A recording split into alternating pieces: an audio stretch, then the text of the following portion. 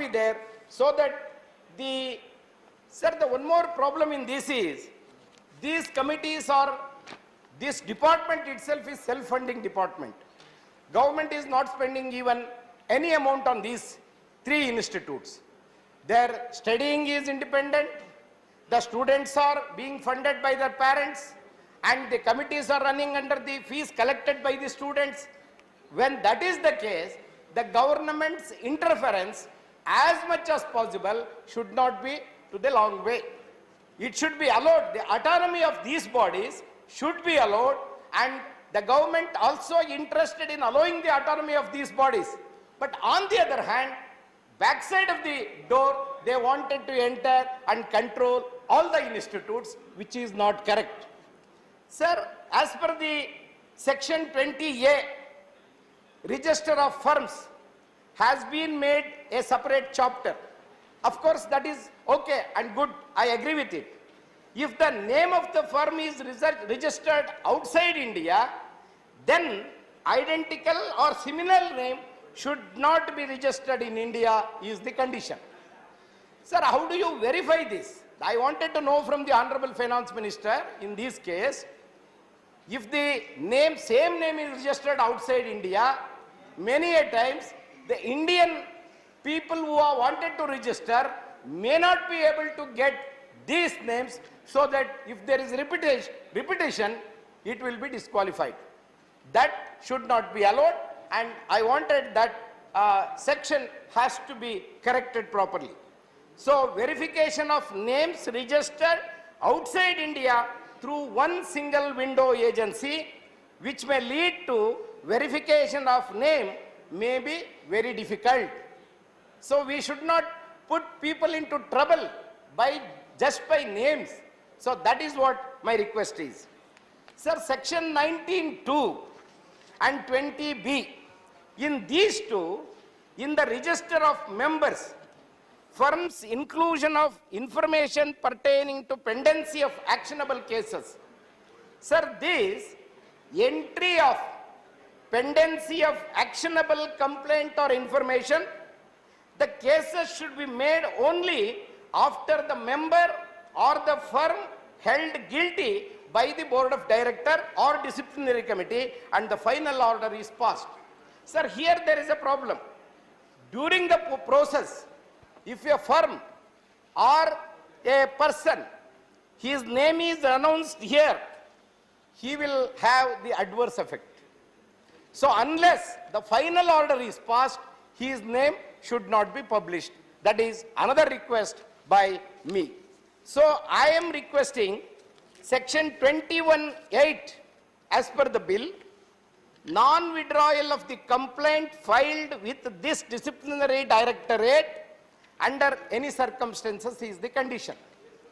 Sir, I just wanted to ask the Honorable Finance Minister again, if anybody files a submission or files to the disciplinary directorate, if they are not allowed to withdraw their own things after the correction by them, what is the problem for the disciplinary committee is my question. Why it should not be allowed to withdraw? Sir, can we be so strict that treating these firms, treating these persons as criminals under these acts? So I sincerely request the government allowing withdrawal of the complaint filed before them must be there.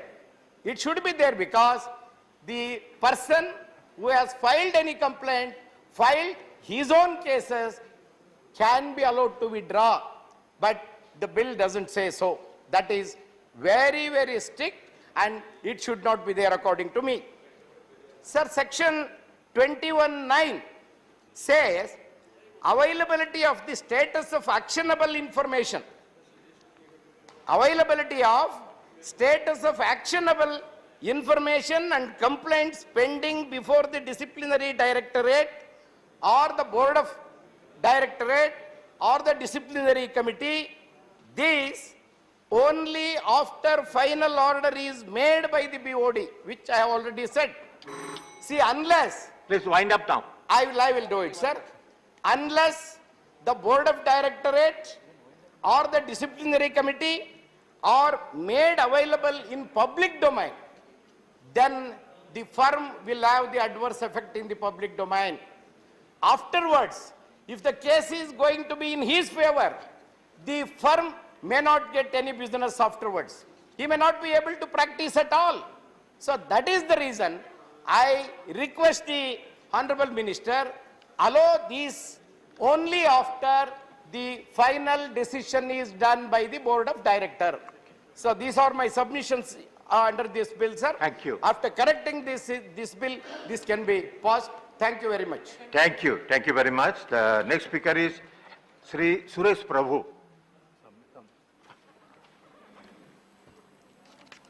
So thank you, sir.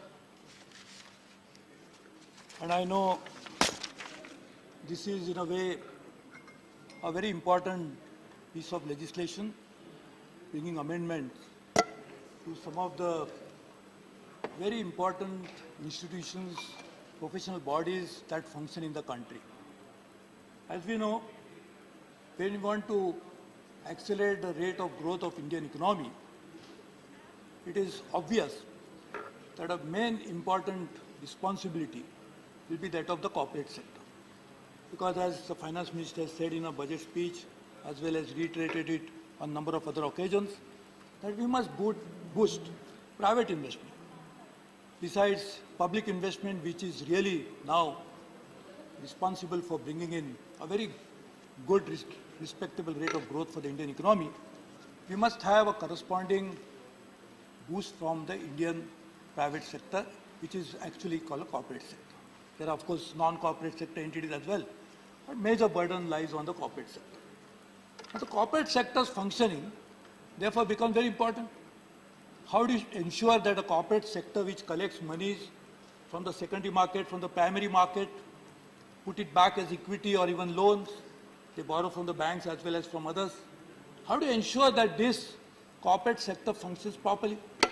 So, in a collective wisdom of this parliament, we passed a law just 2 years after the independence, way back in 1949, when we created Indian Chartered Accountant Institute, we created subsequently Cost and Works Accountant Institute, also Company Secretary Institute. These are the three major professional bodies which have a very important role to play in ensuring that corporate sector functions properly, and they have to also make sure that their own function is also transparent. How can you guarantee that a sector which has to rely on such entities and the members who are getting the membership flowing out of the charter of these institutes, how do they maintain properly? So their functioning also has to be proper.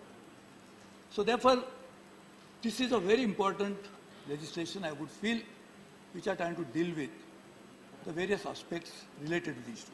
There are, of course, few provisions which are sought to be amended. Let me, first of all, Honorable Chairperson, I would like to disclose my interest. I am a chartered accountant by training. And I used to also practice as a chartered accountant for quite some time before, I don't know, rightly, wrongly, I decided to come into public life. And now I completed 40 years in public life, 26 years in the parliament. So I don't know, it was a right decision, wrong decision, I don't know.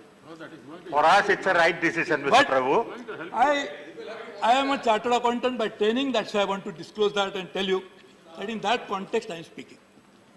So, I was asking my institute of which I am a member, that I heard that you are opposing this bill tooth and nail. I said, why are you opposing it? They said, no, I think there is some misconception, we are not opposing. So I said, where are you supporting? So I collected from them that they are almost on several points, they have accepted a proposal which was mooted by the ministry. So it's a good thing that there was a dialogue between the government and I, knowing my Honorable Minister, who I have worked for many, many years, that she will definitely consult somebody without doing anything like this, so I really appreciate it. So therefore, it is not true that Institute of Chartered Accountants of India, I cannot speak on behalf of the other two institutes because I am not a member of them, but they are not fully opposed everything that has been said in the bill. So there have been a lot of acceptance of the proposal, including determine the fee for the entry of the name in the register, powers to discipline chartered accountant firms, that is section 21A, 21B, increasing quantum of punishment, maintenance of register of firms, duration of council term, finance of the council, increasing the penalty for falsely claiming to be a member, etc., etc. So now, this is a good thing that new amendments are being proposed. The stakeholders were consulted, and therefore, in that spirit, I feel it is also necessary to understand if there are any apprehensions on the part of members of the Chartered Accountant Institute as well as other institutes. So on the first one, I think this is very important to note, is related to disciplinary action to be taken. As we know, no one can dispute the fact that every institute and every member of that institute must function in a manner which has to be firstly in accordance with the law, but also in line with the professional conduct rules that have been framed from time to time.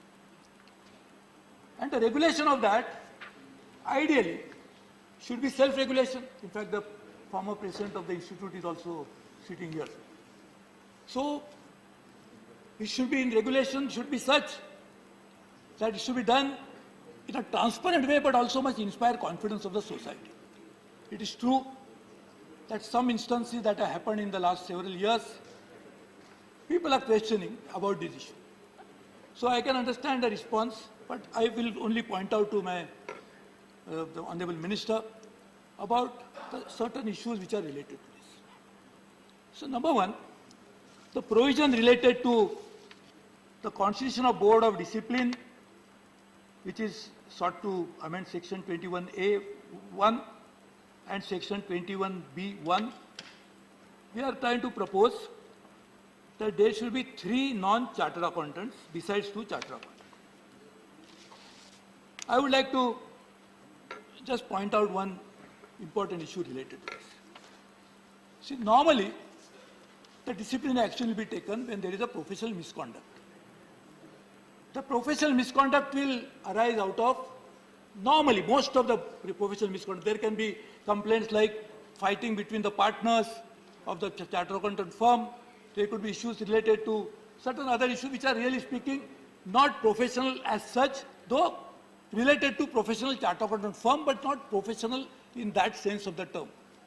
So what is professional misconduct largely will come out of a very important issue related to balance sheet and profit loss account, broadly you can say financial statements. Now these financial statements had to be prepared, and I was saying in context of, there is another chartered accountant sitting here, Mr. Gujral. So these statements which are prepared in case of corporate sector, particularly largely which are related to us, under the Companies Act.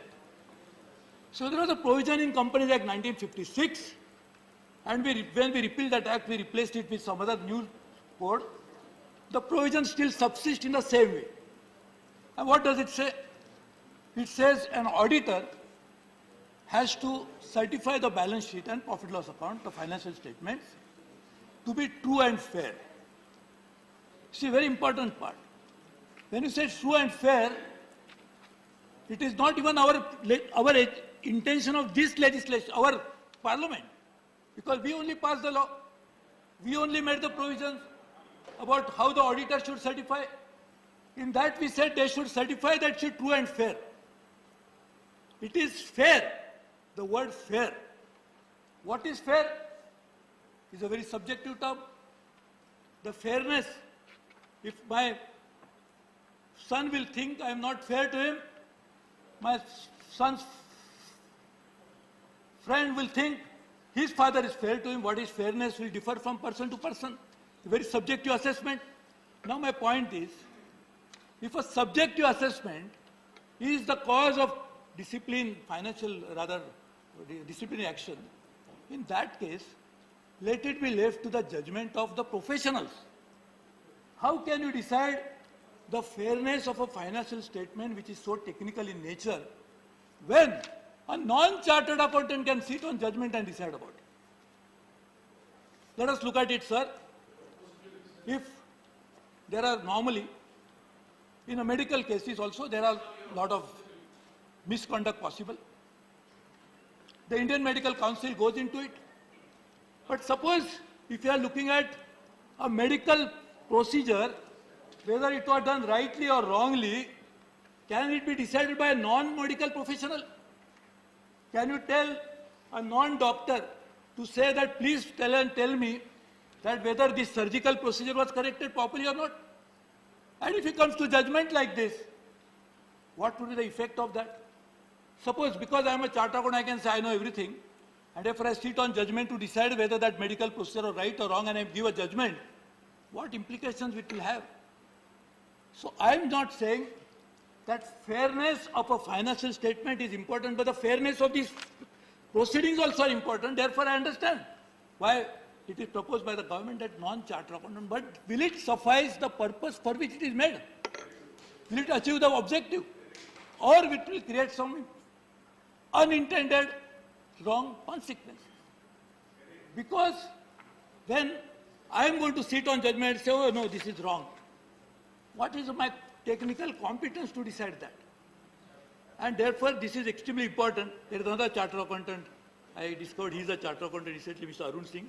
So we are very few. We are a minority. So please bear with us. So sir, I was saying that this disciplinary action to be taken, and as I said, largely it flows from financial statements. And as I said, financial statements are also certified in a way that should not be done to give an impression about a statement which is completely wrong or misleading. So what is misleading and what is wrong is actually very important. And therefore, all over the world, because this is what is the practice followed most of the countries in the world, at least the advanced ones, what is important therefore is, there has to be some sort of a codification of this. How do you make sure that true and fairness has been achieved when the balance sheet was signed by a chartered accountant or the auditor in that case? So auditing is a technical term which we use. But what is auditing really speaking? End of it, you are giving an assurance. So audit is a function which gives assurance to all those who want to rely on that statement. So it's a public statement, public document, and in case of companies, obviously it's a public document. It is available on the website of Register of Companies, anybody can access it. In case of listed companies, it is available with the stock exchanges, respective stock exchanges where you are listed. So in this case, it is very important that there is an auditing standard on auditing SA 200. What does it say?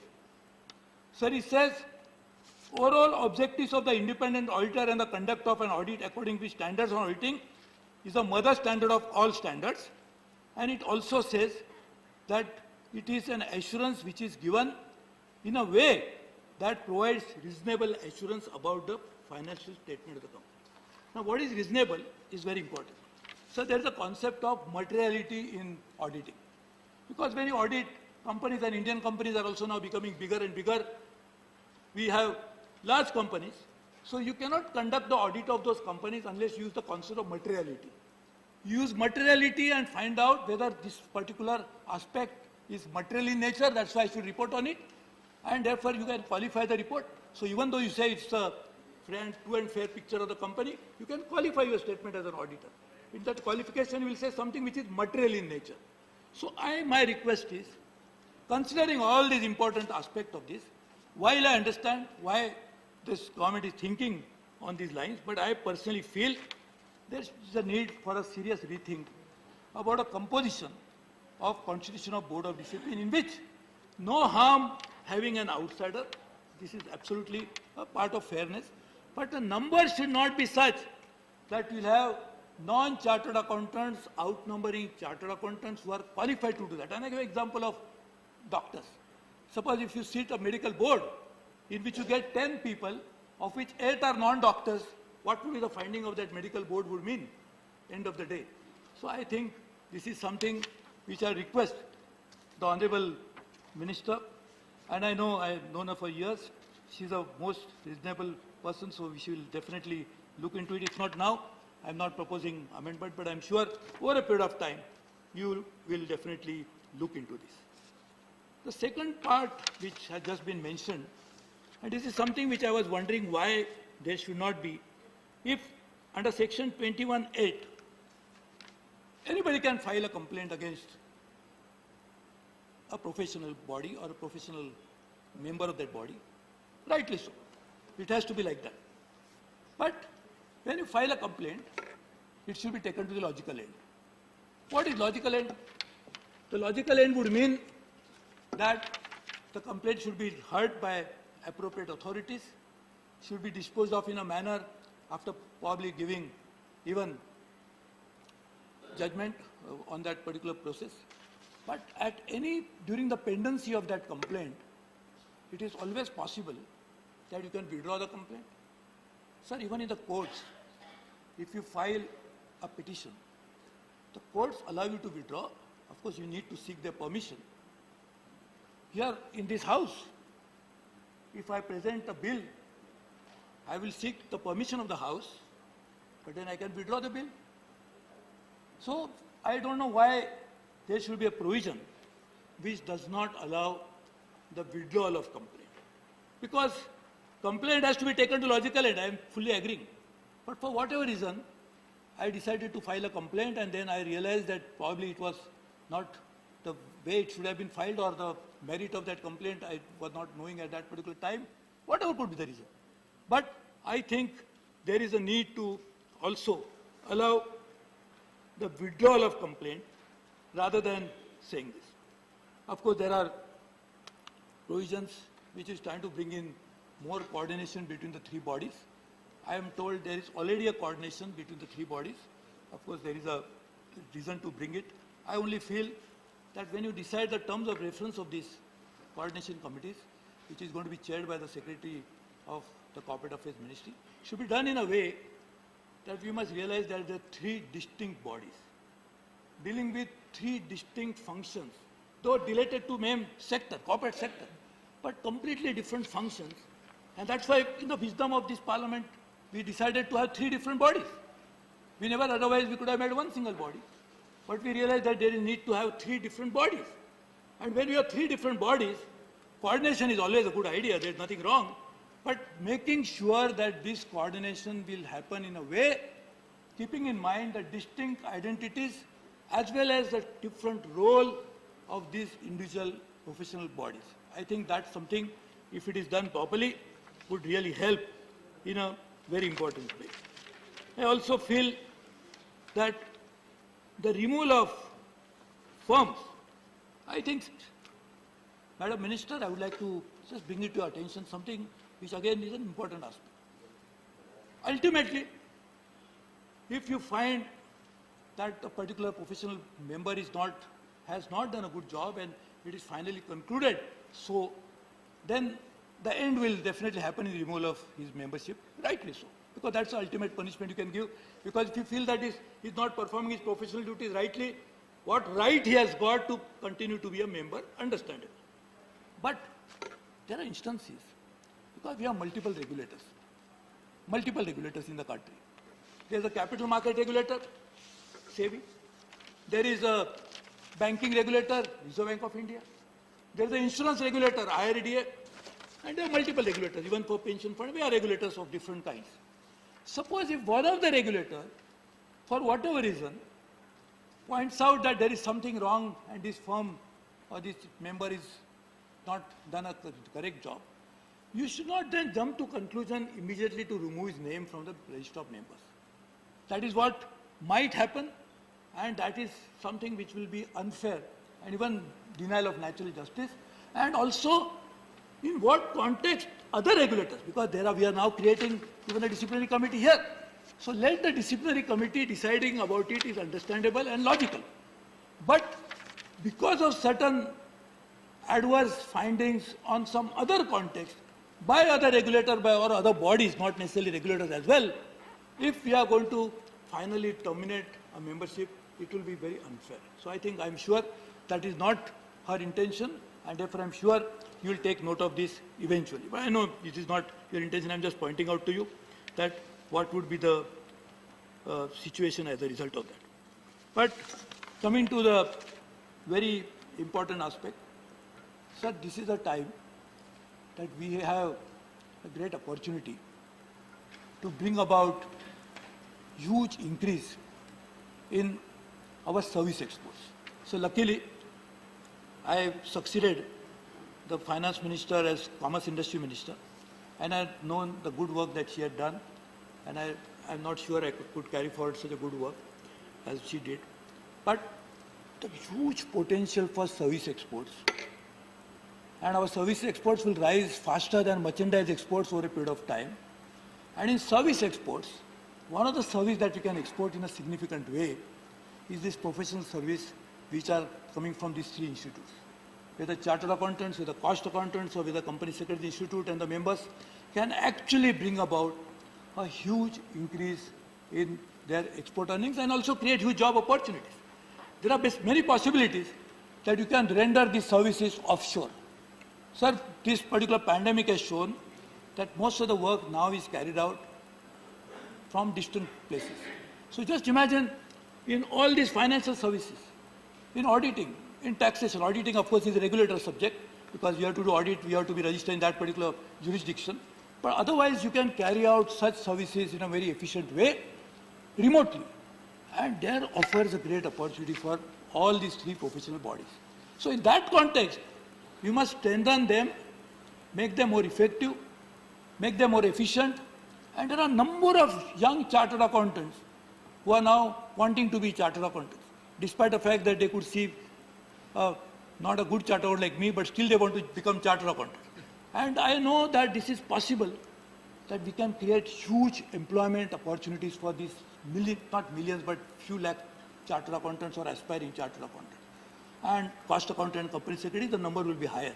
So I feel, realizing this, we should keep, I'm just going to. So we'll really need to strengthen these professional bodies. I'm sure we'll take these appropriate measures along with this amendment that we are doing. We'll also work on ensuring that this potential that these particular three professional bodies hold will be exploited to the fullest. Sir, thank you very much. Thank you, Mr. Prabhu. The next speaker is Srimati Mausam Noor. Thank you, sir. I rise today to oppose the Chartered Accounts, Cost and Works Accounts and Company Secretaries Amendment Bill. And I'd like to thank my party for giving me an opportunity to speak on this important bill. So let me begin by pointing out on behalf of All India Trinamool Congress that something fundamental has changed in how our parliament functions. While this particular bill has been scrutinized by the standing committee, the scrutiny percentage of bills in general has fallen. So in the 15 Lok Sabha, it was 71%. In the 16 Lok Sabha, it dropped to 25%. What is the number now? In the 17 Lok Sabha, as of December 2021, it was a dismal 13%. Sir, my question is the government taking the parliament for granted? Sir, this government is not allowing the discussions on national issues which are affecting the masses, such as the burning issue of price rise. Bills such as these are important to ensure prevention of white-collar crimes and high-value fraud. But what about the loot happening to the common people today in the name of fuel price hike? We are discussing cost and chartered It's a shameful accountant. burden on their livelihoods. Speak on the bill. Speak on the bill. More shameful that we as their elected representatives are prevented from speaking on it in Parliament. Sir, I would like to state the grounds on why I rise to oppose this bill. So number one, this amendment bill proposes a radical change in the composition of the bodies which regulate the functioning of important members of the financial sector. This bill proposes the presiding officer of disciplinary boards formed be a government nominee and not a member of the institutes. In case an additional board is formed by any of the three committees, the presiding officer and one of the two members must not be members of the institute and will be chosen from a roster of people provided by the government. So not only does this allow for non-sector experts to influence the functioning of an industry-specific institute, but also gives the union government the power to interfere in the matters of a trade body. This is in direct contradiction to one of the government's favorite achievements, ease of doing business. What happened to the 2014 promise of minimum government and maximum governance? The inclusion of non-domain experts into the body and as the president is detrimental to both quality and morale. While there has been instances of accounting fraud, bringing in an outsider to regulate the sector may lead to situations where the outsider has no expertise and is unable to understand and suitably check fraud. So my second point would be the bill does not address the issue of ICAI whimsical censoring. Sir, in the recent past, ICAI has used the penal provisions to arbitrarily censor the content that some chartered accountants posted on social media. So the new bill does not address this issue. A suitable middle ground must be reached between the need to regulate by the government and prevent outreach by the members and the need for domain expertise in regulating such a technical field. In other technical institutions, such as the Bar Council of India too, the members are from the field. The government, however, seems to be making a habit of stepping into expert fields as it has done with the National Medical Commission. While government nominated members can provide requisite regulatory oversight, there must be a way of ensuring they are people with the necessary domain expertise. So the third point, the bill provides for disclosure of pending complaints or actionable information against members and firms. Disclosing details of pending complaints before finding guilt may tarnish their professional reputation and goes against the first principles of grievance redressal that complaints be evaluated and acted upon in a free and fair manner. Any premature disclosure is not only against the judicial decision-making process, but also an open invitation to unethical interference. We can't be living in a country where we shoot first and ask questions later.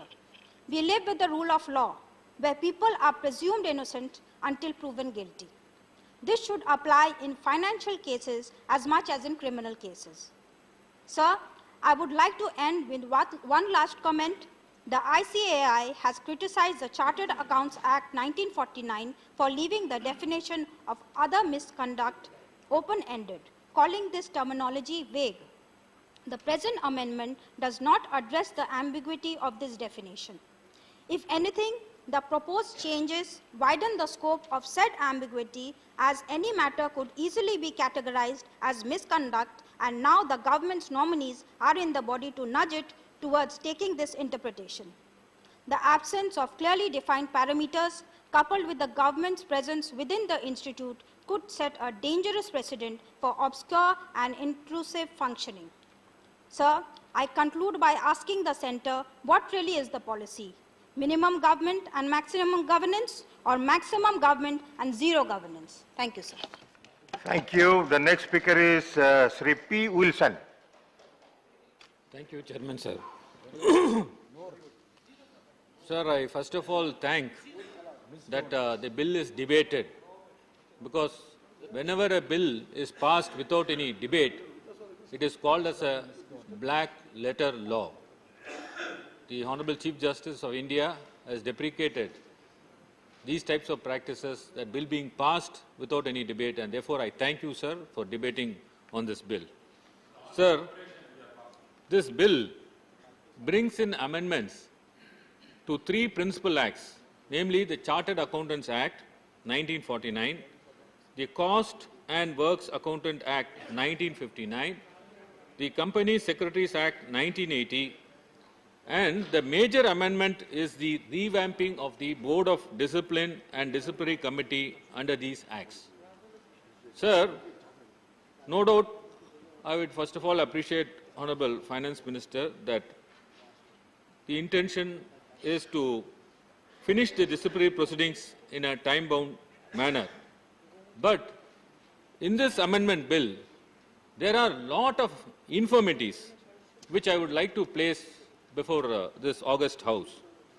Sir, the bill seems to curtail the role of the professionals and the elected representatives of the governing council in each of the professional institutes, in the disciplinary bodies and in the disciplinary matters. Sir, first of all, I would say clause 21(8) says that you can't withdraw a complaint given to a body. Sir, my question is, how can you prevent a person from withdrawing the complaint? You can't compel a person to prosecute a complaint which is not interested in it. Therefore, sir, this is going against the well-settled legal principles. Sir, there are two disciplinary bodies, namely Board of Discipline, which acts as a disciplinary authority in case of misconducts falling under the first schedule and is empowered to impose minor penalties like censure, temporary suspension up to 6 months and fine of rupees 1 lakh, and which is now increased to 2 lakhs under the amendment bill. The other disciplinary authority, sir, is the disciplinary committee, which deals with the second schedule misconducts and is capable of imposing punishment not only restricted to censure, but permanent removal or removal for any specific period, and impose fine which may extend to 5 lakhs, which is now increased to 10 lakhs under the amendment bill. Sir, reading of clause 22 of the bill shows that the Board of Discipline constituted under the original section 21(a) is now substituted with a new provision wherein it is revamped. Earlier, the Board of Discipline had 3 members, wherein all of them could be the members of that institute of the same profession. Out of the 3 members, 2 would be nominated by the council, including the presiding officer, and 1 by the union government. Sir, in the amendment bill, the present Board of Discipline under clause 22 will have only 1 member nominated by the council, and other 2 members should not necessarily be the members belonging to the institute. Thus, the lay persons are brought inside this disciplinary committee. Sir, what they have to do with this professional body, sir, that too in disciplinary matters. Sir, the presiding officer of the Board of Discipline will now be a non-member. He is a lay person. Thus, the professional or the members of the institute is reduced to 1 in the Board of Discipline, which is empowered to impose minor punishment. Furthermore, the power to nominate the other 2 non-members is given to the central government, reducing the work of the council to the status of preparation of the panel alone. Under the amendment bill, the union government, by nominating 2 out of 3 persons, assumes the bureaucratic control over the Board of Discipline of all the 3 professional bodies of respective councils, and the Amendment Act enables the same. Sir, will it not compromise the independency of these professional bodies? What the central government has to do with these professional bodies? Honorable Union Minister has to explain with regard to this.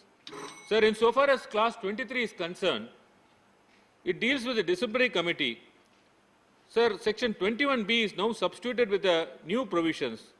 Under this clause, the elected president or a vice president of the council who was acting as the presiding officer are now removed from the disciplinary committee altogether, and the committee is now taken over by lay persons who are non-members of the councils. He will now be nominated by the central government, and he will be acting as a presiding officer. Apart from this non-member, there will be 2 other non-members nominated by the central government. By virtue of the amendment bill, council can only nominate 2 of its members. Thus, sir, Conclude out now. of 5 Conclude members, now. sir, 2 minutes, sir. Thus, out of 5 members, only 2 members shall be the professionals, and other 3 will be the non-members, non-professional members who are lay persons nominated by the union government. Sir, on the contrary, in the Principal Act, all 5 members, including the president or vice president, shall be a professional and shall be the member of that institute. Thus, sir, the number of professional persons are reduced Thank in you. the disciplinary Thank you, Mr. committee. Wilson. Sir, 2 minutes, Thank sir. you very much. 2 minutes, sir. 2 minutes, sir. No, Sir, no. this discipline- Your 1 time minute, is sir. over. 1 minute, I have I'll given finish. you said 1 minute, sir. 2 I'll minutes, finish I have now. given I'll 2 conclude, minutes I'll conclude, more. sir. Now you have no time. I'll Please conclude, conclude. sir. Please conclude. Sir, I'll call my the question other is- speaker. Sir, my question is, how can a disciplinary body with a majority of members being lay persons nominated by the union government can deal with the allegations of the misconduct which involves a high degree of technicalities owing to the profession? Why should the central government control these disciplinary bodies, and why is that the central government is Thank poking you. its nose into Thank these you. bodies? The next speaker Only is last, Sujit sir, Kumar. last, sir, only one Sri point. Sujit Kumar. Sir, 1 minute, sir. 1 minute, sir. 1 minute, sir. Your, Sir, your 1 time is minute. Sir, over. the- Nothing will go on record now. I have called the next speaker. Please, please, please take your seat. Please take your seat. Mr. Kumar. Please take your seat, Mr. Kumar. Sir, I, on behalf of my party, Biju Janata Dal, stand to support the amendment bill, which has been brought to revamp the working of the three professional bodies. In a reply in Lok Sabha, the Honorable Finance Minister has asserted that this amendment bill will not infringe on the autonomy of these three institutes, and I have no reason to doubt her assertions. Rather, sir, I feel the amendments will make these three bodies more accountable and enable them to adopt global best practices and also reform and speed up the disciplinary mechanism of these institutes. Sir, the disciplinary track record of at least one of these institutes, the Institute of Chartered Accountants of India, has come under the scanner in recent months, and no less than the Honorable Prime Minister has flagged it once at the time of launch of the GST. Sir, the statement of objects and reasons of the bill states that it seeks to address the conflict of interest between the administrative and the disciplinary arms of the institutes.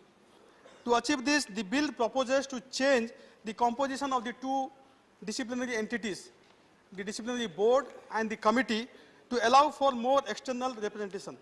Sir, here I would like to very respectfully disagree with my former speakers, very erudite and very learned speakers, Suresh Prabhu ji, Honorable Member Hanumantia ji, and also Mr. P. Wilson, who have apprehensions that non-CS should not be members of the disciplinary committee, and they have argued how can such a technical subject as accountancy be understood by non-CAs. Sir, very respectfully, I disagree with them. This is akin to saying that only a chartered accountant is competent to understand matters of disciplinary proceedings, because disciplinary proceedings by very nature are non-adversarial in nature, and they are based on the principles of natural justice. So, sir, if a doctor, if a person who is not a doctor can make a good health minister, if a person who is not an electrical engineer can make a good power minister, why can't a non-CA be part of the disciplinary committee? Because it's at the end of the day based on principles of natural justice. Sir, the bill also seeks to achieve speedy disposal of cases by providing for time-bound disposal of cases. Sir, the Parliamentary Standing Committee, which had deliberated this bill at length and applied its mind, has also supported the amendments.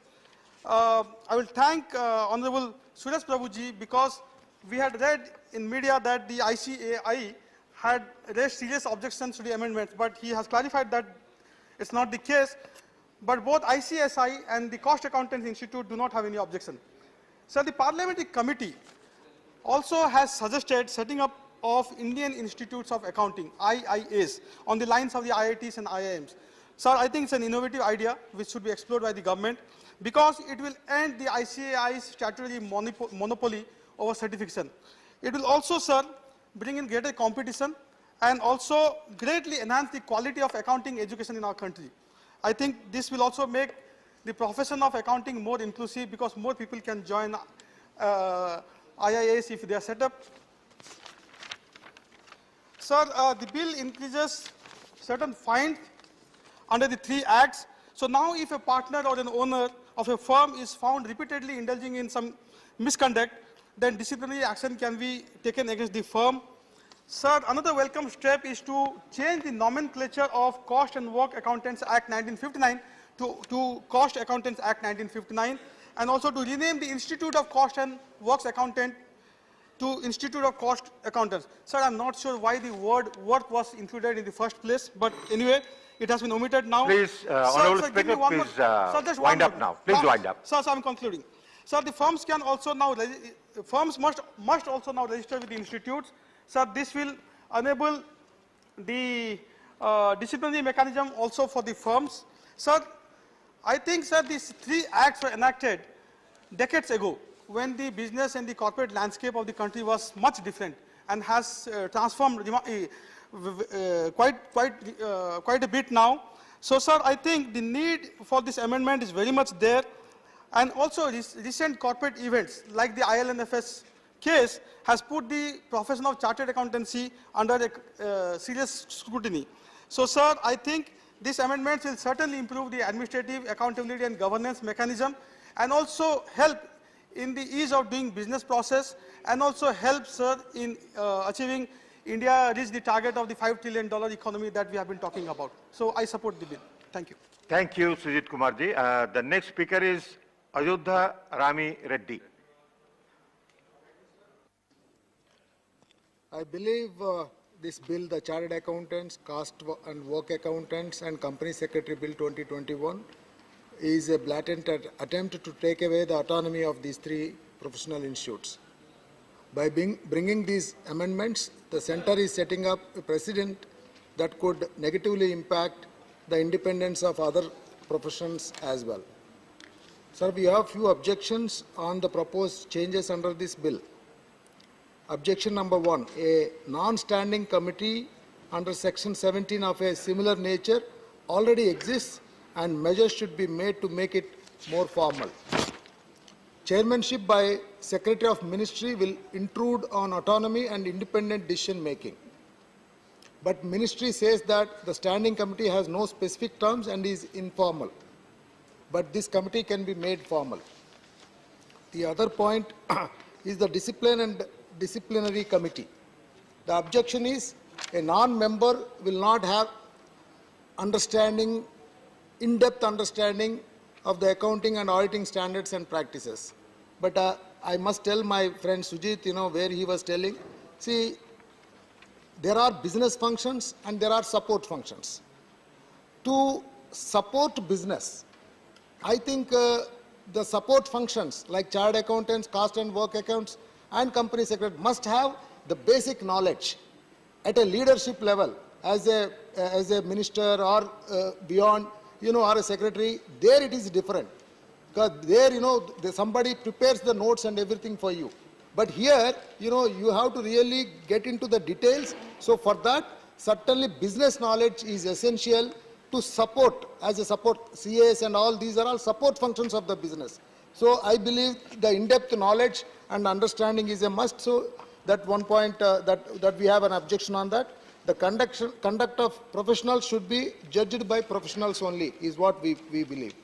Then there are more chronic problems in judiciary. If you look at the government, by amending the CA bill, wants independence of adjudication of disciplinary proceedings, then this problem is more chronic in judicial system, which has more far-reaching consequences and even a threat to democracy. Judges are appointed by a group of judges, judges are transferred by a group of judges, and also promoted by a group of judges. And even framing of charges against an errant judge shall be done by judges according to Judges Enquiry Act 1968. So my submission is, the government is reforming the disciplinary committees of chartered accountants and also doctors, why not judges? Also till date, no judge of the High Court or the Supreme Court has been impeached. And even the CBI has to seek sanction of the concerned High Court if it has to proceed even against a retired judge. Where is the fairness here? Then coming back to the liability of firms for misconduct of partner. Clarity is needed on many issues. Repeatedly found guilty, not defined. If a person is a partner in more than one firm, whether all firms are liable, then if all partners of a single firm are found guilty of misconduct, but not repeatedly, will action be taken against the firm? Whether it is applicable in case of limited liability partnership, and if so, it would be unlawful to conduct whole firm or for misconduct. Action against entire firm will cause hardship to all other partners and employees who are faultless. Please wind up. Yeah, final, sir. Just similar way for, suo motu proceedings. The bill disallows disciplinary directorate to make investigations to suo motu without any precondition of reason to believe.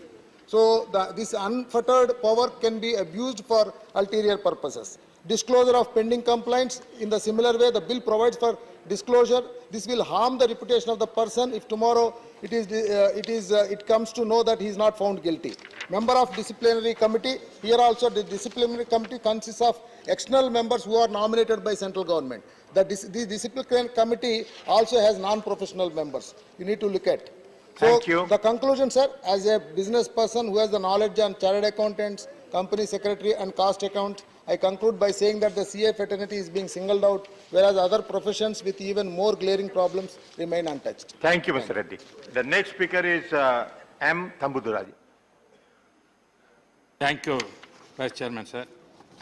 As other members previously said, the persons who are not knowing a chartered accountant, whether they can deal all these things.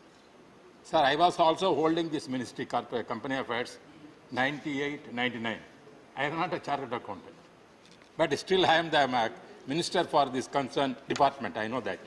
At that time, I visited many conferences conducted by this Cost Chartered Accountant Association, and has attended many conferences. They requested so many demands, what to do and what are things. Here, with a good intention, our government has brought such amendments. Because already former finance minister, Mr. Chidambaram, raised when Madam was here discussing a finance appropriation bill at that time. Where is the confidence of private investors in the country? See, to create the confidence of the private investors only, this chartered accounts has to be regularized. That is more important. Because some members raised concern about that. If at all you are entering in the autonomy of this thing, what will happen? Dr. Anumataya said, see, whatever the rules we are bringing, to regularize only the Parliament is bringing, not any intention to interfere or belittle them. That is not our intention. Sir, here also, some of the proposals already been accepted and legal changes are being undertaken in consult with the institutions. The institutions already accepted and consulted by the government. They are accepted the amendments, certain things that is brought up. Sir, and also there was a demand from the Institute of Cost Accounts of India. When I was minister at that time, they used to come and meet me. They have to be treated along with the chartered accountants. That kind of thing they are demanding. But most of the things always conflict is that chartered accounts and cost accountants, this association, that has to be sorted out. That is I am requesting Honourable Minister, she will take up that issue. This is very important, sir. And also, sir, even the Prime Minister, the disciplinary track record of ICAE had come under the scanner a few years ago, with even the Prime Minister NARENDRAMODI flagging it at the time of the launch of goods and service tax. Sir. Sir, this is even Prime Minister aware of all these things. Our cabinet, all the cabinet knows that what is going on. Therefore, with the good intention, government has brought this kind of amendment. Therefore, I appreciate and welcome that. I support this bill, support the amendments brought by the Honourable Finance Minister. As former Minister for the company, supporting this. Thank you. Thank you. Thank you. The next speaker is Bisambar Prasad Nisad. धन्यवाद उपसभापति महोदय इसके पहले मैं आज चूंकि त्रेता के संगमेरपुर के महाराजा निषाद राज गो की आज जयंती है, मैं इस मौके पर सभी देशवासियों को बधाई देना चाहता हूं। आज मंत्री जी सदन में chartered accountant cost and work accountant company secretary संशोधन बिल लाई हैं। अब जब ये धरातल पे आएगा तब पता चलेगा सच्चाई क्या है। मानो इन्होंने सेक्शन 9A में संशोधन किया है और चाहते हैं कि भारत सरकार का सचिव नियुक्त हो। काउंसिल पहले से है जिसमें केंद्र सरकार के 8 नामी होते हैं, इसकी क्या जरूरत थी। मनोहर देश में 3,41,000 करीब सीए हैं, 7 लाख विद्यार्थी हैं। आज हम देख रहे हैं कि जब परीक्षाएं हो रही हैं, चाहे सीए की हो, तमाम परीक्षाएं, उत्तर प्रदेश में तो सारी परीक्षाओं के पेपर लीक हो रहे हैं। तो जिस तरह से हो रहा है, और इसमें एक संशोधन इन्होंने किया, 21A 21B में संशोधन करना चाहते हैं। मानवर इस परिप्रेक्ष्य में जो दृढ़ नियामक संस्थान न केवल देश की कंपनियों को सुचारू रूप से चलाने में सहायता करता है, बल्कि देश की जनता के धन को घोटालों से भी बचाते हैं। लेकिन भारत की अर्थव्यवस्था धोखाधड़ी और घोटालों से अछूती नहीं रही है। बड़े बड़े घोटाले देश के अंदर हुए हैं, चाहे वो यूपीए की सरकार रही हो, चाहे एनडीए की सरकार हो। इस सरकार के सत्ता में आने से पहले हुए हर्ष मेहता सिक्योरिटी स्कैम 1992, ट्राइस और India limited scam 1975-76, the global trust bank, Ketan Parikh scams 2001, Satyam computers limited 2008, Ranbaxy laboratories scam 2008, national spot exchange limited. Nishad ji bill पर बोलिए, डिस्कशन दूसरा है, आप दूसरे बोल रहे हैं। नहीं, वही बता रहे, तमाम जो घोटाले हुए मानो आप बिल पर बोले तो इसे बता रहे ना। तो ये जो माननीय मंत्री जी लाई हैं, तो चूंकि आधा अधूरा लाई हैं, इसमें हम चाहते हैं कि इसमें जो गलतियां हैं वो सुधर जाए, सिलेक्ट कमेटी को चला जाए। तो जो उसमें हमारे सदन में जो है करीब 6 मेंबर सीए हैं, सब लोग उसके सिलेक्ट कमेटी के मेंबर रहें, उसमें जांच लें, नहीं बाद में तमाम कठिनाई आती हैं, बाद में फिर बिल में संशोधन करना पड़ता है। तो माननीय मंत्री चाहेंगे कि इसको सिलेक्ट कमेटी भेज दिया जाए। धन्यवाद। धन्यवाद। The next speaker is John Brittas. Your time is 3 minutes. Everyone. Sir, I stand to oppose the bill, and I think that after having heard Suresh Prabhuji, Honorable Finance Minister would be contemplating to withdraw the bill, because a ruling party member has firmly put across the objections towards this bill. Though Mr. Thambidurai is supporting the minister without having any portfolio in the government, I don't know why the government should pursue with this bill, because cutting across party lines, there have been opposition to this bill.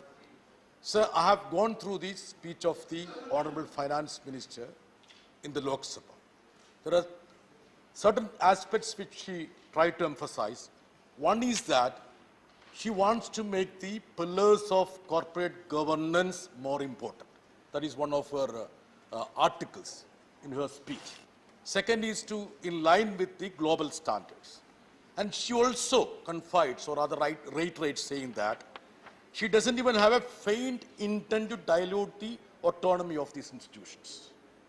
These are the cardinal points on which she actually spoke in Lok Sabha, apart from saying that she doesn't have any interest in the money of these organizations.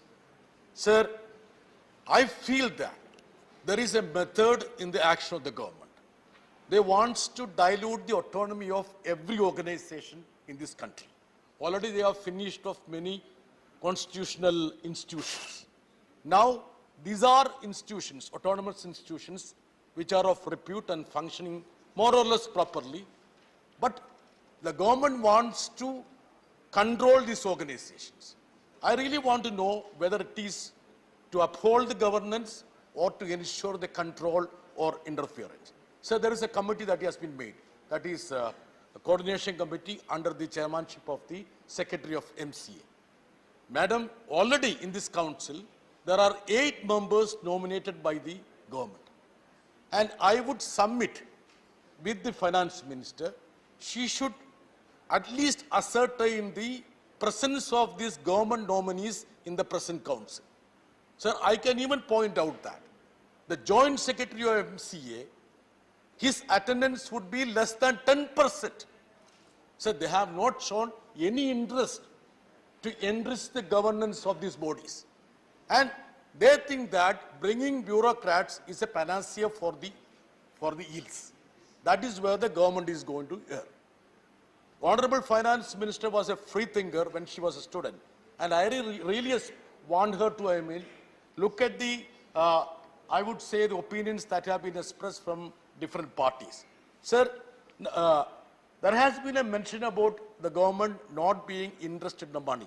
Is it not a fact that these institutions put together contributed something like 28 crores for the PM Care Fund? Is it not a fact?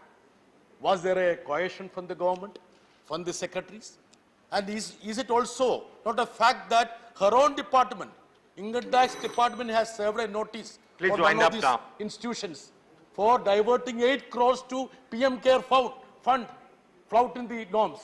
So there are so many issues. I would certainly urge upon the government that if at all they are interested to protect the autonomy of the organization, they need to enrich the autonomy instead of trying to creep it and also interfere with the functioning of this organization. Sir, just now a report has come that only 8% of the autonomous organizations submit their periodic audit reports. 8% only. 92% of the central organizations, approximately 400 in number, they don't even submit their audited reports. The government is not interested in that. The government is interested in these. Thank you, Mr. Vitas. Your time is over. I have given you 1 minute more. It's over now. 1 minute, sir. It's Just over. 1 minute. Please Sir, conclude. I'll sir, call the next speaker. Just see the amount at the disposal of these organizations. 2,499 crores for the Institute of Chartered Accounts of India. And for Institute of Cost Accounts of India, 359 crores. And Institute of Company Secretaries, 885 crores. You want the bureaucrats to interfere and interrupt? Thank Is you. it that what Thank the you. government wants? I really wish that Suresh Prabhu's counsel Thank prevails you. over the Honorable Sri Anil Desai. Thank you, Vice Chairman, sir. Thank you for allowing me to speak on this Chartered Accountants, Cost Accountants and Company Secretaries Amendment Bill 2022. Sir, ICAI Act 1949, which governs the activities of the Chartered Accountants in India, is a 73 years old organization, and under the autonomous status which was granted to it, has been working efficiently in its sphere of activities and discharging its obligations quite deftly. And under the present mechanism, there are government nominated members on the council, 8 are there. May I know from the Honorable Minister what feedback the government has received regarding their work record in discharging their responsibilities as of today? You may get an insight on their work performance. So what changes government intends to bring in by appointing more non-CA members in different bodies? In respect of constitution of Board of Discipline and formation of disciplinary committee, the main objection being raised by the Chartered Accountants is about appointing non-chartered accountants, non-cost accountant and non-company secretary as the presiding officer of the disciplinary committees of the respective bodies. So their contention is that this amendment will damage it because conduct of professionals like CA or ICWs or company secretaries should be judged by the professionals of the similar nature. Similarly, coordination committee, which is off day, that is presently it is in the shape and it is doing its job quite fairly, then what is the necessity of bringing about one more or formation of a new coordination committee? Secondly, sir, government has already set up NFRA, that is National Finance Reporting Authority, to oversee the auditing profession and accounting standards in India. In 2018 it was formed, and it has the powers to investigate professional misconducts of chartered accountants for listed companies and non-listed companies also. Sir, today more than 10,000 chartered accountants have been rendering free of charge, that is honorary services in looking after the affairs of this chartered accountants institution.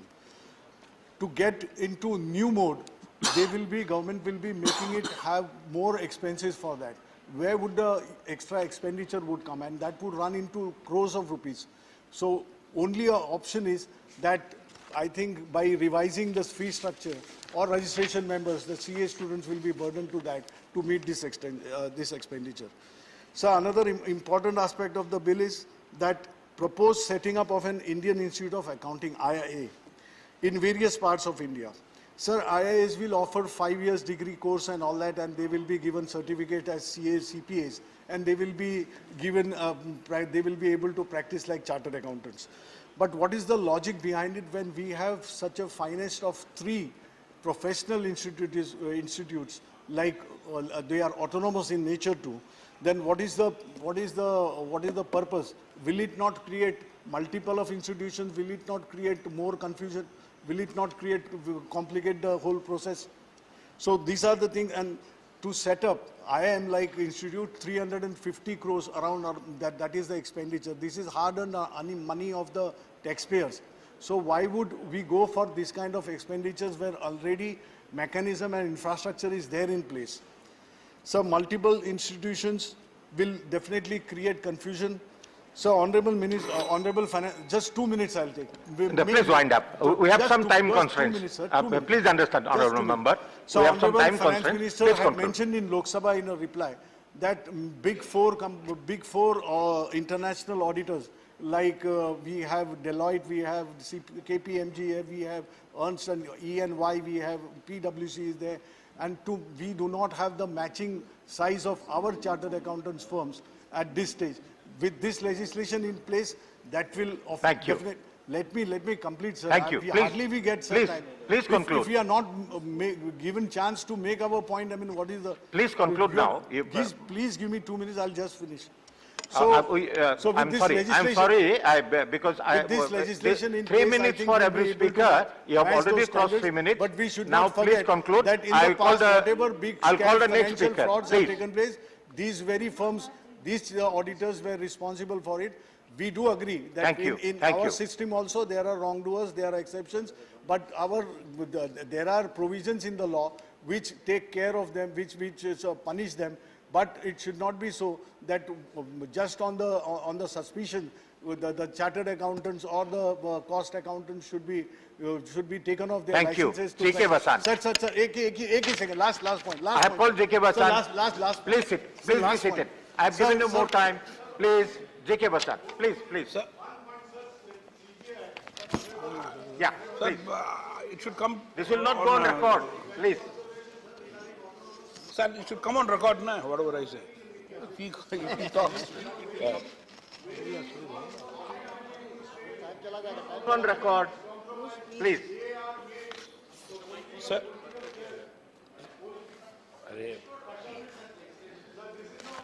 Sir.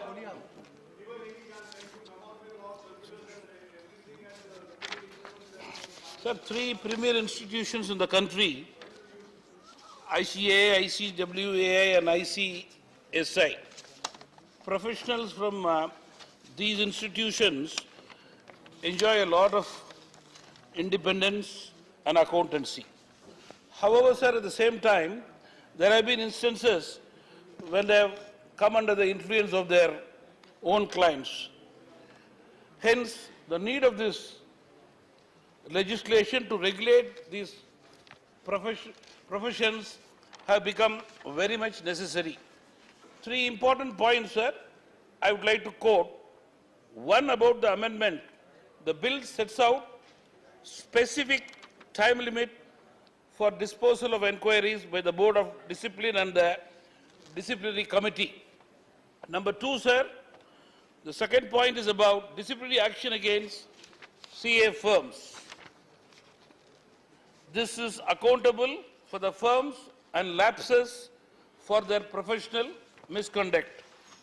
The third point is about setting up a coordination committee, sir. The committee will have an important role in overseeing the development and harmonization of these 3 premier institutions. It also provides specific functions, sir, for the coordination between the committees, sir. Overall, sir, I feel the amendment bill is very timely in setting up an institutional mechanism to ensure that the professionals in the field of accounting and corporate secretaryship and also institutions themselves to maintain the highest standards of performance and ethics for all time to come. Thank you, sir. Thank you, Mr. Vasan. The next speaker is K. Ravindra Kumar.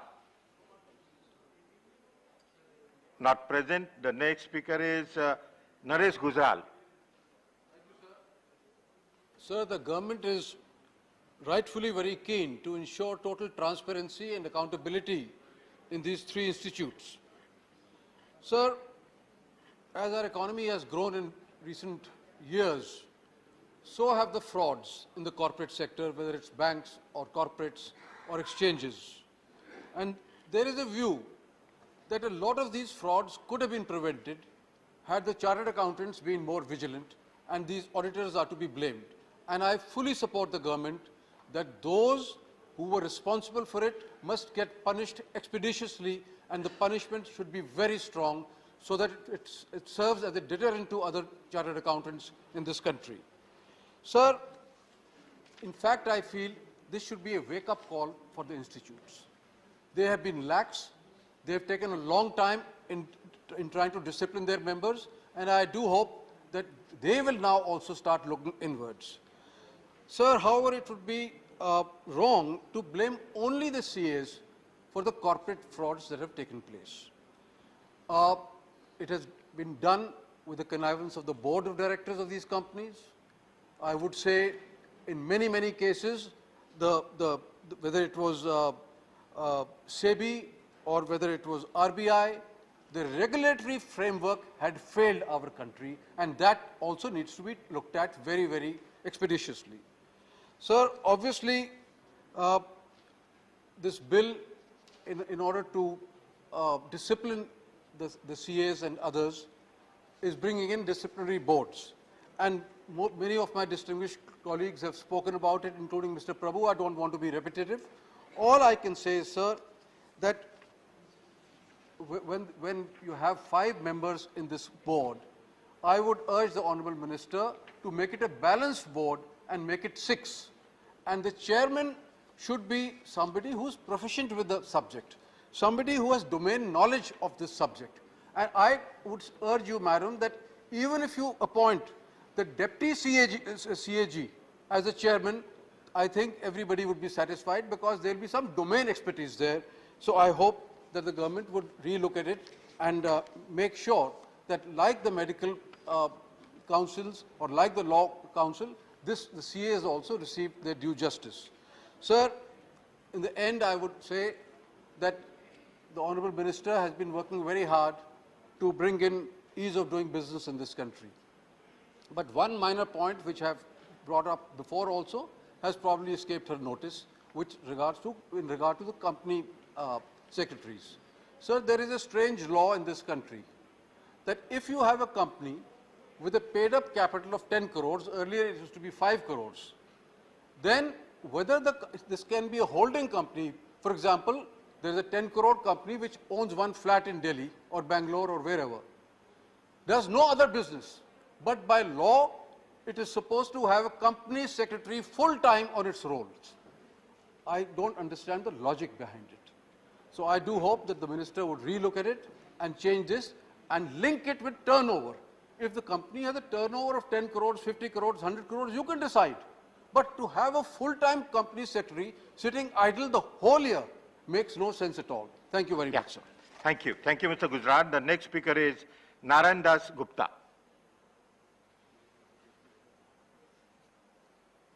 Thank you, sir, for allowing me to speak on this amendment bill on account of Chartered Accountants Act 1949, Cost and Accountant 1959, and the Companies Act 1980. Sir, because I had the opportunity and privilege to head this Institute of Chartered Accountants, I know from the day one when the institute came into being in 1949 under an Act of Parliament. That was and even before the Constitution came, Constitution of India, that was adopted on 26 November 1949. Before that, I would like to share with this august house the history of this institute. It came with this idea that because there was a deficit of trust in the financial statement, that's why there was a debate in the Parliament, and this responsibility was given to the institute with total autonomy in terms of this was an autonomous body in all respects. Even, sir, the expenses in today's date, we have on record around 340,000 members, 7 lakh students. In that way, 1 million, a family of a 1 million members we have in today's date. And the responsibility which were given, whether it is accounting standard, audit standard, quality of the audit, or the disciplinary mechanism, that is a very robust system in the institute. As far as examination is concerned, For the last 74 years, we are conducting examinations, and at no point of time there was any complaint of any leakage of the papers, as per the requirement. Second thing, sir, for the members of I will just give the background of that. In today's date, this institute is working through the council, elected body. 32 members are elected from the 5 regions, and 8 are nominated by the Government of India. Through this process, it is working. There is a representation from the Ministry of Company Affairs. There is a representation from the CAG, representation from the other government department that is working. And now the disciplinary mechanism also. There is a two-tier system, disciplinary board and disciplinary committee. Board decide whether there is a prima facie guilty or not. And if he found prima facie guilty, matter is referred to disciplinary. I would like to share with this August House, for the last 75 years, whatever decision have been taken by the disciplinary, they have been subject to the scrutiny of the tribunal, High Court, Supreme Court, and hardly any decision has been reversed. This is because of the robust system in place in the institute. I don't think why there is a need of changing. As our Tambudurai, our colleague in the House, he said he was a minister for the Ministry of Company Affairs, but he was not a chartered accountant. Why not? Sir, can a non-judicial person preside over any judicial proceedings? This is a question minister can become, but we cannot compare that way. Sir, I have just to submit that. Now, there are amendment 1A, 9A of this Amendment Act. They say coordination committee. What is the need of this coordination committee? When there is a council, there are members, 8 members of the government nominees. Similarly, in disciplinary committee, and there are more than 40 committees of the institute, where in each committee there is representation from the government, from the apex body, business apex body. There is there. That way, this is a system. Thank you, Mr. Gupta. Pardon, sir, because these amendments which have been proposed, coordination committee, disciplinary mechanism, these are not required. The institute is known for its independence, its integrity, its excellence. Thank you. This is a tinkering with the independence of the institute. I will request the Honourable Minister, through you, sir, that if the amendments are not required at all, I am not going individually amend. And if there is because we are here, 6 members chartered accountant in this house, I will request. Thank you. This matter may be referred to the select committee. This is what I will say. Sir Charles Darwin, the father of modern science, has said, it is not just the species that is the fittest that survives, but what survives most is the species that is the most responsive to change. Sir, as a rule of nature and as a responsible opposition, we are certainly responsive to change and reform, sir.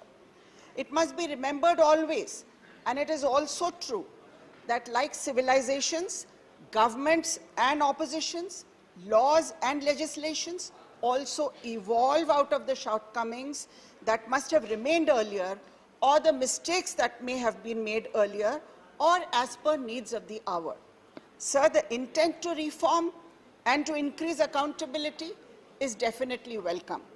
Coming from a dynamic and highly capable finance minister who has a good grip over her subject, there is little scope to disagree. But there is definitely scope for suggestions and raising a concern or two without going into repetition. More important is that the concerns of all stakeholders need to be addressed before going further, sir. The views of the ICAI and the view of the Standing Committee must be taken into consideration more sensitively, I feel, as per the views of the speakers who were speaking earlier. While the intent of the bill is effective coordination, the apprehensions expressed by them and the dilution of autonomy and decision-making must be suitably addressed before the passage of the bill is my view, sir. My concern here is the intent of the government is to regulate CACS, but the larger question is, do we have the required infrastructure and manpower for the proposed additional responsibilities? Has the government planned to address this issue? While speaking about manpower, The officers are already overburdened with work. Are we going to be recruiting more officers for this process? Currently, the recruitment via UPSC is declining year after year. So this is an important issue, sir. Sir, the bill provides for disclosure of pending complaints or actionable information against members of the institutes and firms registered with them.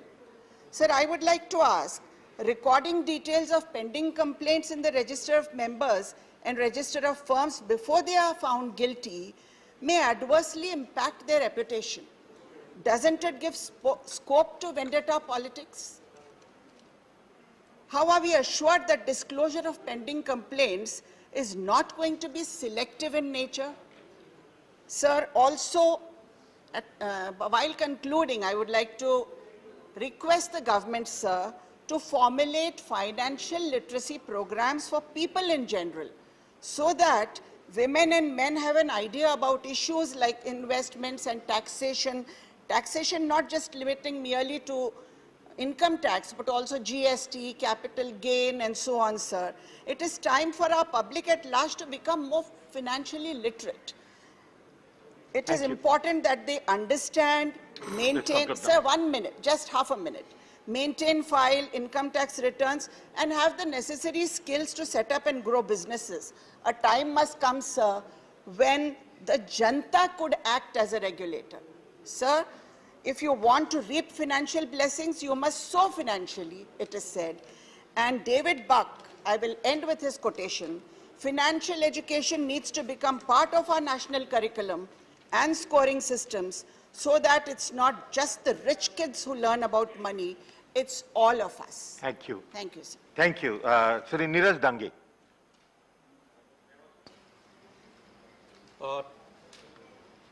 केंद्र सरकार हर एक पर, चाहे वो व्यापारी हो, doctor हो, उद्योगपति हो, शिक्षक हो, सरकारी कर्मचारी हो, स्टूडेंट हो, अधिकारी हो, अमीर हो, गरीब हो, किसान हो, दुकानदार हो, या फिर चार्टर्ड अकाउंटेंट ही क्यों नहीं हो, सभी पर अपना एक शिकंजा कसना चाहती है और सभी को अपने कंट्रोल में रखना चाहती है। यही हर बिल में, हर कानून में अपने तरीके से उसे बदला जा रहा है या संशोधित किया जा रहा है, ताकि देश के ऊपर उसे जबरदस्ती थोपने का कार्य सरकार कर रही है, और ये विधेयक भी उसी का एक उदाहरण है। मैं कुछ पंक्तियां सरकार पर कहना चाहूँगा। नफरत हो जाएगी तुझे अपने ही किरदार पर, अगर मैं तेरे ही अंदाज में तुझसे बात करूं। हम बात करते हैं institute of chartered accountants of India को हम अगर मोटे तौर पर समझने की कोशिश करते हैं तो chartered accountants, cost and work accountants and company secretaries, ये तीनों ही इंस्टीट्यूट जो हैं, इनके मैनेजमेंट, इनके संबंधित काउंसिल्स जो हैं वो संभालते हैं। और इसी प्रकार से अगर किसी तरह का मिसकंडक्ट अगर होता है तो उसको रोकने के लिए एक डिसिप्लिनरी मैकेनिज्म है, और तीनों काउंसिल्स में समन्वय स्थापित करने के लिए एक कोऑर्डिनेशन कमेटी भी है। मैं समझता हूं कि chartered accountants, cost and work accountants and company secretaries से संबंधित व्यवस्था को स्वायत्त रूप से मजबूत बनाने के लिए जरूरत है, ना कि इनके अनुशासन तंत्र को सुदृढ़ करने के नाम पर सरकारी हस्तक्षेप करने की आवश्यकता है और स्वतंत्र कामकाज को बाहरी तौर से प्रभावित करने की। यह प्रस्तावित बिल अगर इसकी विवेचना करते हैं तो प्रमुख मुद्दों पर यह बिल अपने कथित उद्देश्यों से भटकता हुआ नजर आ रहा है। हम उन प्रमुख मुद्दों पर जो है बात करना चाहेंगे। मैं ध्यान आकर्षित करना चाहूंगा सदन का। हम बात करेंगे डिसिप्लिनरी मैकेनिज्म की। यह bill institute of chartered accountants of India and अनुशासन समिति, जो कि इसकी एक शाखा है, उसके इर्द गिर्द घूमता है, और प्रस्तावित बिल में एक स्वतंत्र डिसिप्लिनरी मैकेनिज्म जो है उसका उद्देश्य पूर्ण नहीं होता है। ऐसे में बिल में प्रस्तावित disciplinary board and disciplinary committees के प्रिजाइडिंग ऑफिसर्स जो संबंधित इंस्टीट्यूट के सदस्य नहीं होंगे, उन्हें केंद्र सरकार द्वारा संबंधित काउंसिल्स द्वारा तैयार किए गए व्यक्तियों के एक पैनल में से नॉमिनेट किया जाएगा, और इसके अलावा डिसिप्लिनरी बोर्ड में एक बाहरी व्यक्ति को नॉमिनेट किया जाएगा, और डिसिप्लिनरी कमेटी के अंदर 2 बाहरी व्यक्तियों को केंद्र सरकार के द्वारा नॉमिनेट किया जाएगा। यह कदाचित इस बिल के उद्देश्यों के अनुरूप नहीं हो सकता है। बिल के उद्देश्यों और कारणों के विवरण में कहा गया है कि इंस्टीट्यूट्स के एडमिनिस्ट्रेटिव और डिसिप्लिनरी आर्म्स के लिए विधेयक में डिसिप्लिनरी इंस्टीट्यूट्स की संरचना को बदलने का प्रस्ताव है, ताकि अधिकाधिक बाहरी हस्तक्षेप और प्रतिनिधित्व को अनुमति मिल सके। सर मेरा समय कितना था? How much time I have? आपका टाइम है, बोले। हाँ, have you finish? How much time I have been allotted sir? आपका समाप्त हुआ क्या? आप और बोलना चाहेंगे? Yes sir. आपका समय यस है, सर। आप बोल सकते हैं। ध्यान देने योग्य बात यह कि वर्तमान स्ट्रक्चर के तहत तीनों इंस्टीट्यूट्स की डिसिप्लिनरी कमेटी के बाहरी सदस्यों को केंद्र सरकार द्वारा स्वतंत्र रूप से नॉमिनेट किया जाता है और सीए अधिनियम के तहत केंद्र सरकार स्वतंत्र रूप से डिसिप्लिनरी बोर्ड में एक सदस्य को नॉमिनेट करती है। यह स्पष्ट नहीं है कि एडमिनिस्ट्रेटिव और डिसिप्लिनरी कार्यों के बीच कॉन्फ्लिक्ट ऑफ इंटरेस्ट को कैसे एड्रेस किया जाएगा। 3 सदस्यों के बोर्ड में सदस्यों के रूप में 2 गैर सीए की नियुक्ति के प्रावधान का अप्रत्याशित प्रभाव हो सकता है, क्योंकि सीए के काम को मुख्य रूप से गैर सीए द्वारा आंका जाएगा। गैर सीए सदस्यों को अकाउंटिंग स्टैंडर्ड्स और auditing, scope of audit, basic concepts of audit जैसे सत्य और निष्पक्ष भौतिकता परीक्षण आदि का गहन ज्ञान नहीं होगा। ऐसे में बिल के अंतर्गत यह प्रस्तावित किया गया कि अनुशासन समिति के प्रिजाइडिंग ऑफिसर के पद पर केंद्र सरकार द्वारा एक नॉन सीए व्यक्ति पदस्थापित किया जाएगा। इसके पीछे सरकार की क्या गोपनीय मंशा है, यह समझ से परे। अभी तक आईसीएआई में प्रेसिडेंट या वाइस प्रेसिडेंट ही प्रिजाइडिंग ऑफिसर्स बनते आए हैं एवं आईसीएआई के का कहना है कि भविष्य में भी यही प्रक्रिया वो अपनाना चाहते हैं। वर्तमान में अनुशासन समिति में 5 सदस्य थे, जिसमें से 3 आईसीएआई से थे तथा 2 सरकारी नामित थे। अब सरकार एक और नामांकित व्यक्ति की नियुक्ति कर रही है, जिससे अनुशासन समिति में 2 सरकारी नामांकितों से बढ़कर के 3 सरकारी नामांकित व्यक्ति हो जाएंगे। प्रोफेशनल्स के आचरण को केवल प्रोफेशनल्स द्वारा ही आंका जाना चाहिए, क्योंकि वह पेशे की तकनीकी नीतियों और परिषद द्वारा निर्धारित आचार संहिता और उनकी व्यवहारिकता या जटिलताओं की समझ सकता है, जिसे बाहरी व्यक्ति को समझने में, मैं समझता हूं कि वो बाहरी व्यक्ति समझने में सक्षम नहीं होगा। सीधे तौर पर, जैसा पहले हमारे एक वक्ता ने भी कहा, प्रिजाइडिंग ऑफिसर का नॉन सीए होना ऐसा दुष्प्रभाव डाल सकता है जो कि एक मेडिकल स्टूडेंट को सर्जरी सिखाने के लिए किसी इंजीनियर को भेज दिया जाए, और इस तरह का उल्टा कार्य मौजूदा सरकार ही कर सकती है, मेरा यह कहना है। बिल के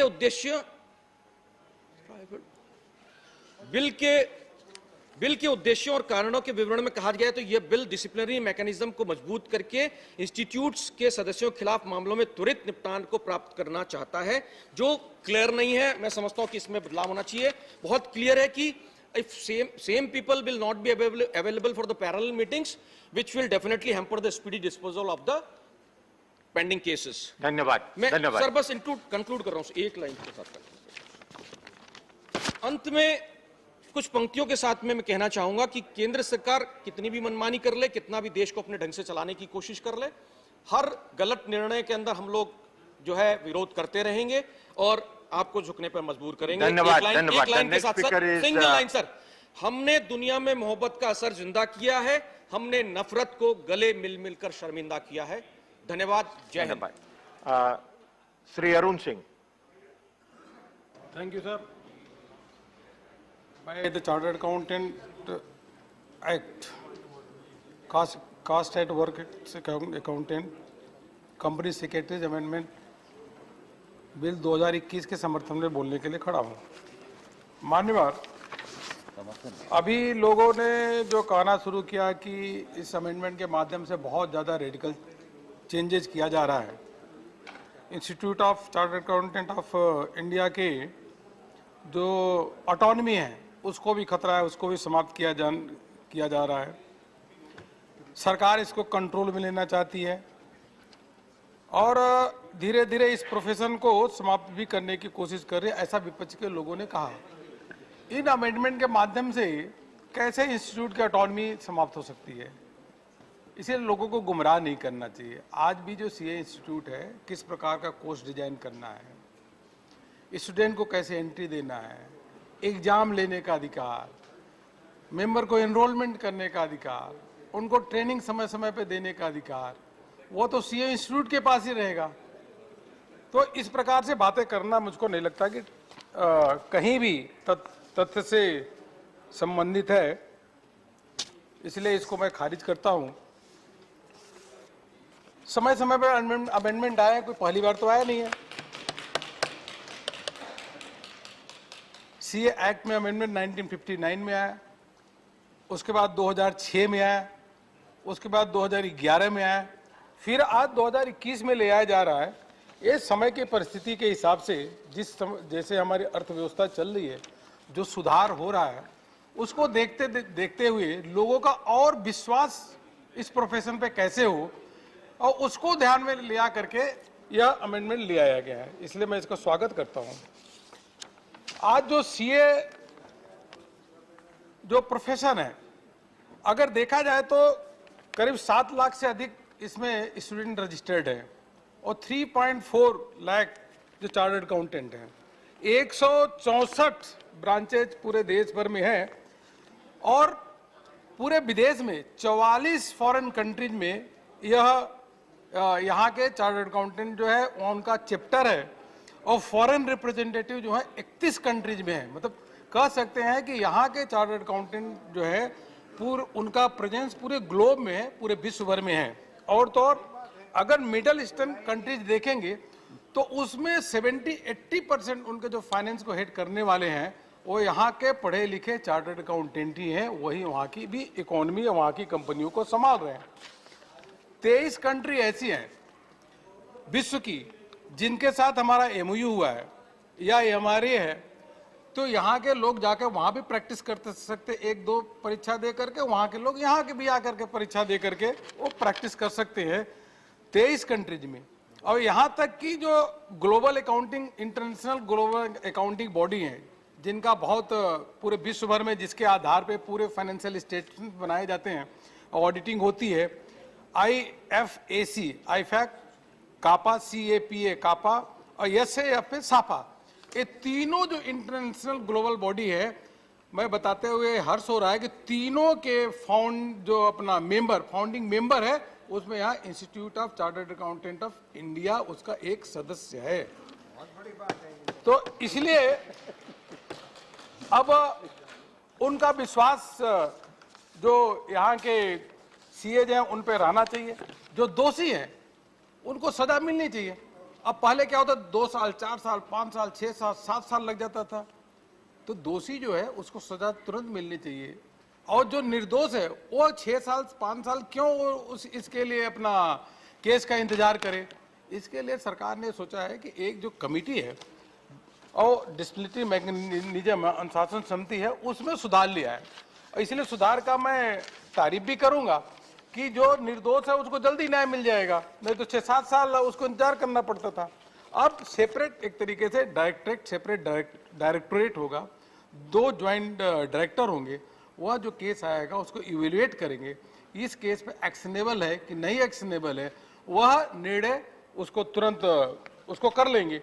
और अगर वह एक्शनेबल है तब जाकर अनुशासन समिति के पास जाएगा, और वह भी समय रहते हुए 180 दिन में केस का निपटारा कर देगा। तो इससे कहीं बहुत बड़ा यह चेंज जो ले आया गया है, ये अच्छा ही है। इससे मुझको लगता है कि काफ़ी प्रोफेशन है उस पर लोगों का और विश्वास बढ़ेगा। आए दिन अखबार में पढ़ते हैं कि एक चार्टर्ड अकाउंटेंट पकड़ा गया, होता तो एक चार्टर्ड अकाउंटेंट पकड़ा गया, लेकिन सोसाइटी का विश्वास उससे उठता है। तो इसलिए यह अच्छा ही प्रोविजन है। इसके साथ साथ कुछ इसमें यूनिफॉर्मिटी ले आई गई है। जैसे कास्ट अकाउंटेंट है, कंपनी सेक्रेटरी है, उनके जो है 4-4 साल के टर्म होते थे, तो अभी अमेंडमेंट करके इन सभी का जो है तीनों का 4-4 साल का टर्म रहेगा, जो काउंसिल के मेंबर होंगे।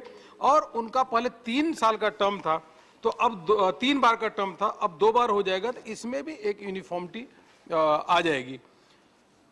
इस बिल में एक और अच्छी बात है, पहले क्या होता था, मेंबर्स की जब फीस बढ़ाई जाती थी और स्टूडेंट की भी अगर फीस की रिवीजन होती थी तो गवर्नमेंट से अप्रूवल लेनी पड़ती थी। और इस बिल के माध्यम से कहा गया है कि मेंबरशिप जो फीस है उसका इंक्रीज करने का अधिकार काउंसिल के पास ही रहेगा, वह काउंसिल उसके फीस के बारे में डिसीजन ले सकता है। और इसमें एक हमको और अच्छा दिख रहा है कि जो पेनाल्टी क्लाज है उसको बढ़ाया गया है। पहले पेनाल्टी जो थी बहुत कम थी, उस पेनाल्टी को अगर कोई दोषी है तो उस पर 10 लाख रुपए का पेनाल्टी लगाया जाएगा, और कोई हैबिचुअल ऑफेंडर है, 5 साल में लगातार ऑफेंस कर रहा है, तो उस पर 50 लाख का उस पर पेनाल्टी लगाया जाएगा। ये अच्छा कदम है। इससे लोग जो है मैं थोड़ी जो कुछ लोग जो गलत करते हैं, खौफ रहेगा, और उनको सबक मिलेगा और वो ऐसा काम नहीं करेंगे। इसका भी अच्छा ही इसके लिए भी अच्छा ही इसमें मैं समर्थन करता हूं। और सेक्रेटरी जो इंस्टीट्यूट के सेक्रेटरी होता है उसको अधिक एम्पावर किया गया है। That is also good move of the government कि वो CEO रहेगा, so he will be able to take the decision timely and appropriately, वो उसको डिसीजन को लेने का समय पे ले लेगा। और कुल मिलाकर के पूरे के पूरे जो भी अमेंडमेंट है वो उसकी सराहना करता हूँ। कुछ लोगों ने जरूर एप्रहेंशन व्यक्त किया है, लेकिन वैसा वो सच नहीं है। लोगों को डरने की आवश्यकता नहीं है। अच्छा काम करो तो क्यों डरोगे।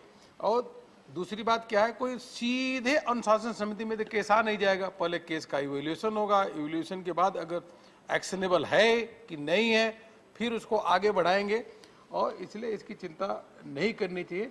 हमें गर्व है कि आज जो CA जो प्रोफेशन के लोग हैं वह ग्लोबल स्टैंडर्ड अभी नहीं, बहुत शुरू से उसको मानते हैं, अडॉप्ट करते हैं, और वो globally they are well aware of.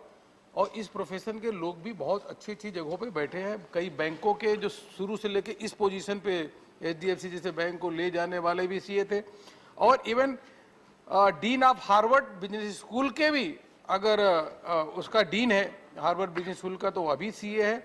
और बहुत सारे ऐसे नाम हम बता सकते हैं, यहाँ तक कि 80% जो कंपनियां हैं, कंपनी के जो CFO हैं वो अभी चार्टर्ड अकाउंटेंट ही हैं। मैं इस बिल का समर्थन करते हुए अपनी बात समाप्त करता हूं, और इस बिल के माध्यम से अवश्य रूप से सोसाइटी में कॉन्फिडेंस बढ़ेगा। और जैसे हम इकोनॉमिक रिफॉर्म के लिए और एडमिनिस्ट्रेटिव रिफॉर्म के लिए आगे बढ़े हैं, उसमें भी काफ़ी अच्छा कंट्रीब्यूशन होगा। और ईज ऑफ डूइंग बिजनेस जो है उसमें भी इसका एक कुछ न कुछ जरूर योगदान आगे रहेगा। बहुत बहुत धन्यवाद आपको। धन्यवाद माननीय अरुण जी। माननीय अब्दुल वहाब जी, माननीय अब्दुल वहाब नॉट प्रेजेंट। माननीय विनय विश्वम जी।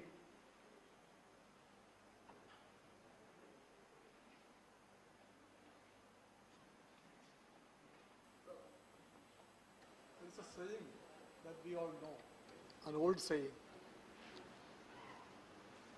The one who pays the fiddler has the right to decide the tune also. It is applicable to everything nowadays. In the market-friendly days, when it became market fundamentalism in the country and the whole world, it is the moneyed people and the rich people that decide the character, the habit, activities of everything. Not only for the CAs, chartered accountants, even for the government bodies, for the government itself, it is the truth that they decide the tune.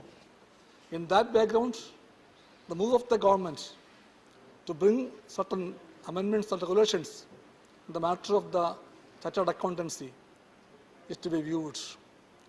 There is a feeling that the professional character of the profession is going to be eroded by the involvement or intrusion of the government.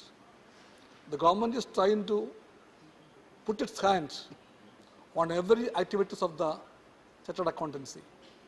It's mainly a professional task, and that professional character has to be upheld. I don't know the present government or the bill would appreciate how much, to what extent, this basic necessity of the chartered accountancy. Sir, the Board of Discipline, the main controlling body of the whole profession, how it is going to be conducted and how it's going to be constituted.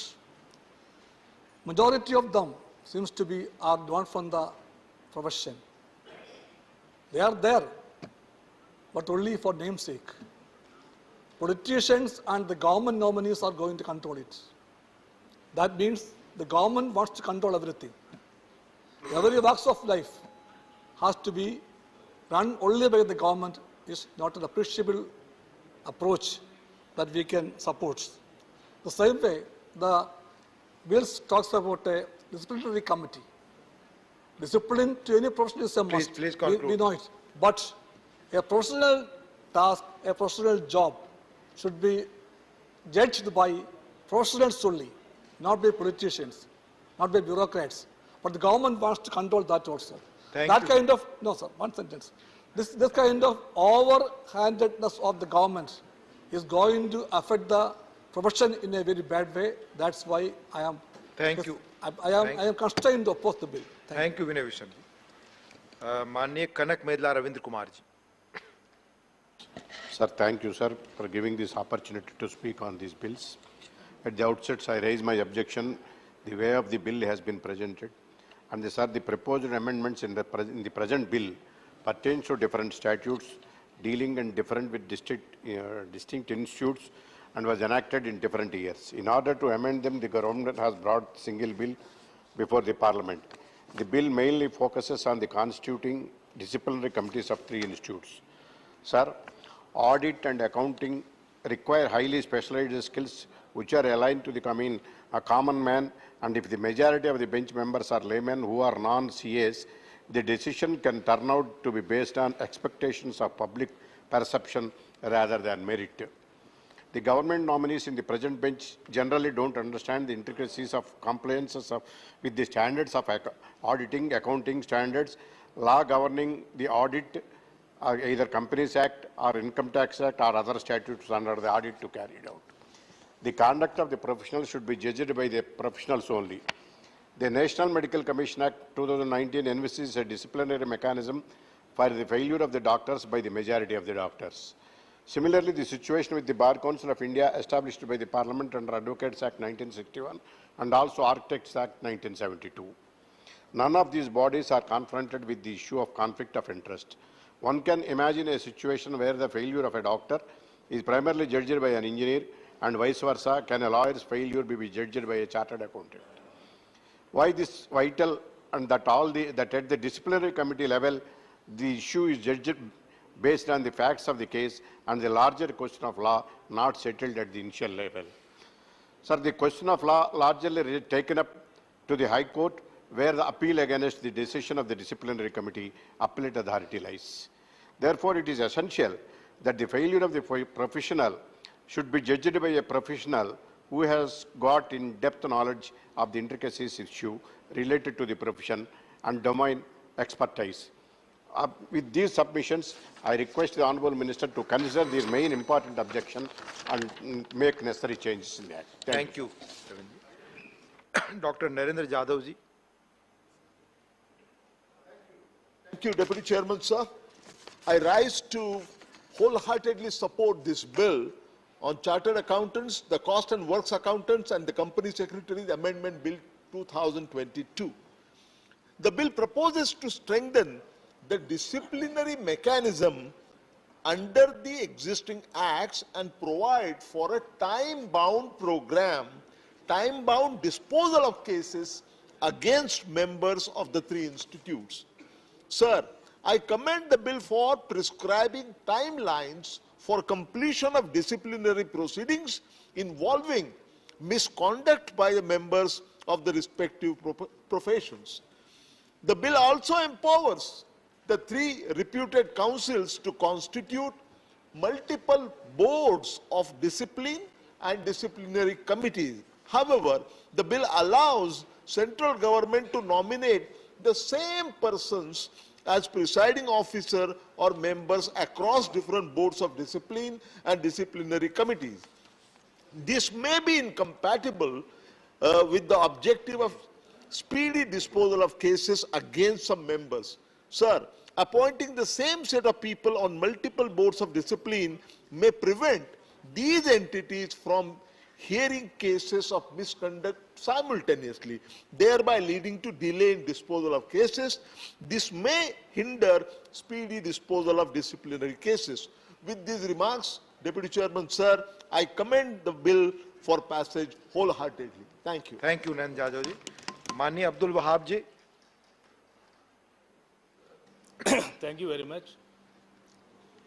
Regarding this bill, I appreciate our minister, but only thing is, the there's a constitute of some other committees. From 1948 itself, our company secretary and CSR, very famous in the world, in India also. But now outside agencies coming. There is the only thing I have to point out. The existing, this for disciplinary action, some other agencies coming. So it will dilute the quality of our company secretaries and what is happening today. I urge our minister to reduce the number of other government nominees and please don't give to outside agencies for the disciplinary actions. Thank you. Thank you. माननीय सुशील कुमार मोदी जी। महोदय, मैं इस bill के समर्थन में बोलने के लिए खड़ा हुआ हूँ। उपसभापति महोदय, पिछले 5 वर्षों के अंदर 5 लाख से ज़्यादा कंपनियों का नाम कंपनी रजिस्ट्रार के रजिस्टर से हटाना पड़ा। केवल 2 साल में 17, 18 और 89 में 3,79,000 जो कंपनीज थी उनका नाम हटाना पड़ा और ये पाया गया कि ज़्यादातर कंपनियां bank fraud, cheating, round tripping इन सारी चीज़ों के अंदर शामिल हैं और इन 5 लाख में करीब 2.38 लाख कंपनियां जो थी वो शेल कंपनियां थी। एक ही एड्रेस पर 100 कंपनियां हैं, एक ही और बड़ी संख्या में ऐसी कंपनीज थी जिनका न कोई पता ठिकाना था न कोई इनकी जगह थी। तो सचिव महोदय, क्यों ये बिल लाना पड़ा, आप इसी से अंदाज कर सकते हैं। और इन सारी शेल कंपनियों के पीछे कहीं ना कहीं कोई सीए का दिमाग था, कहीं ना कोई सीए उसके अंदर शामिल था।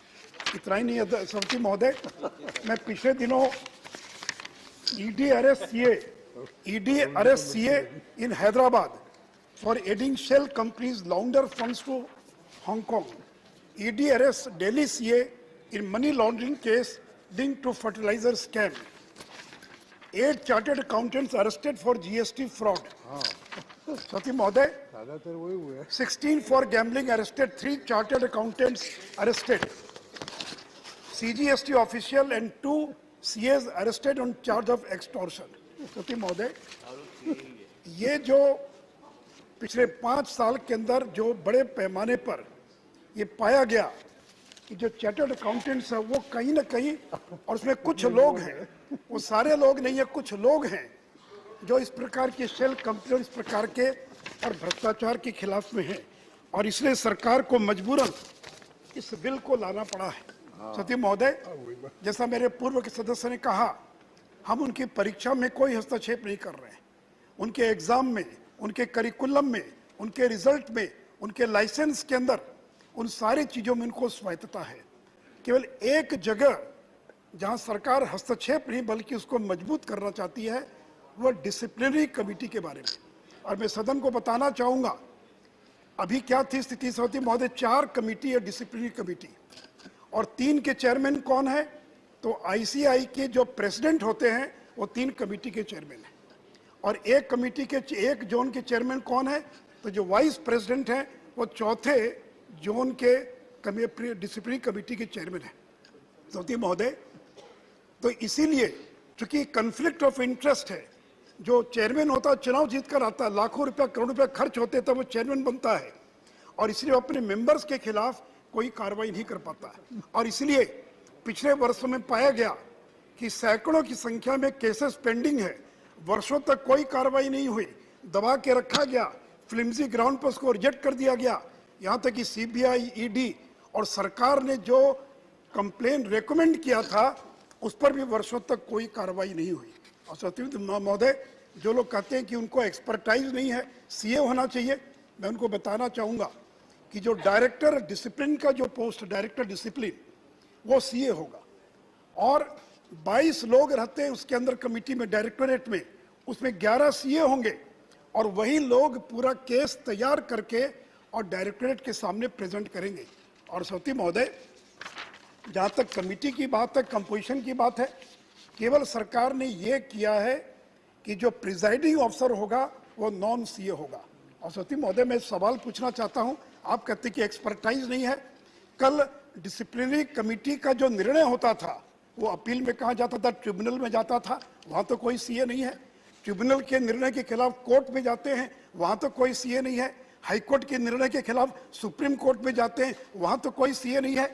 तो सती महोदय, केवल कन्फ्लिक्ट ऑफ इंटरेस्ट, जो विरोधाभास था, कन्फ्लिक्ट था, उसी को केवल दूर करने का प्रयास किया गया और केवल ये कहा गया है कि जो डिसिप्लिनरी कमिटी है उसका जो प्रिजाइडिंग ऑफिसर होगा वो नॉन सीए होगा। और पहले सरकार नॉमिनेट करती थी सौती महोदय उसके मेंबर्स को, लेकिन अब सरकार नॉमिनेट नहीं करेगी।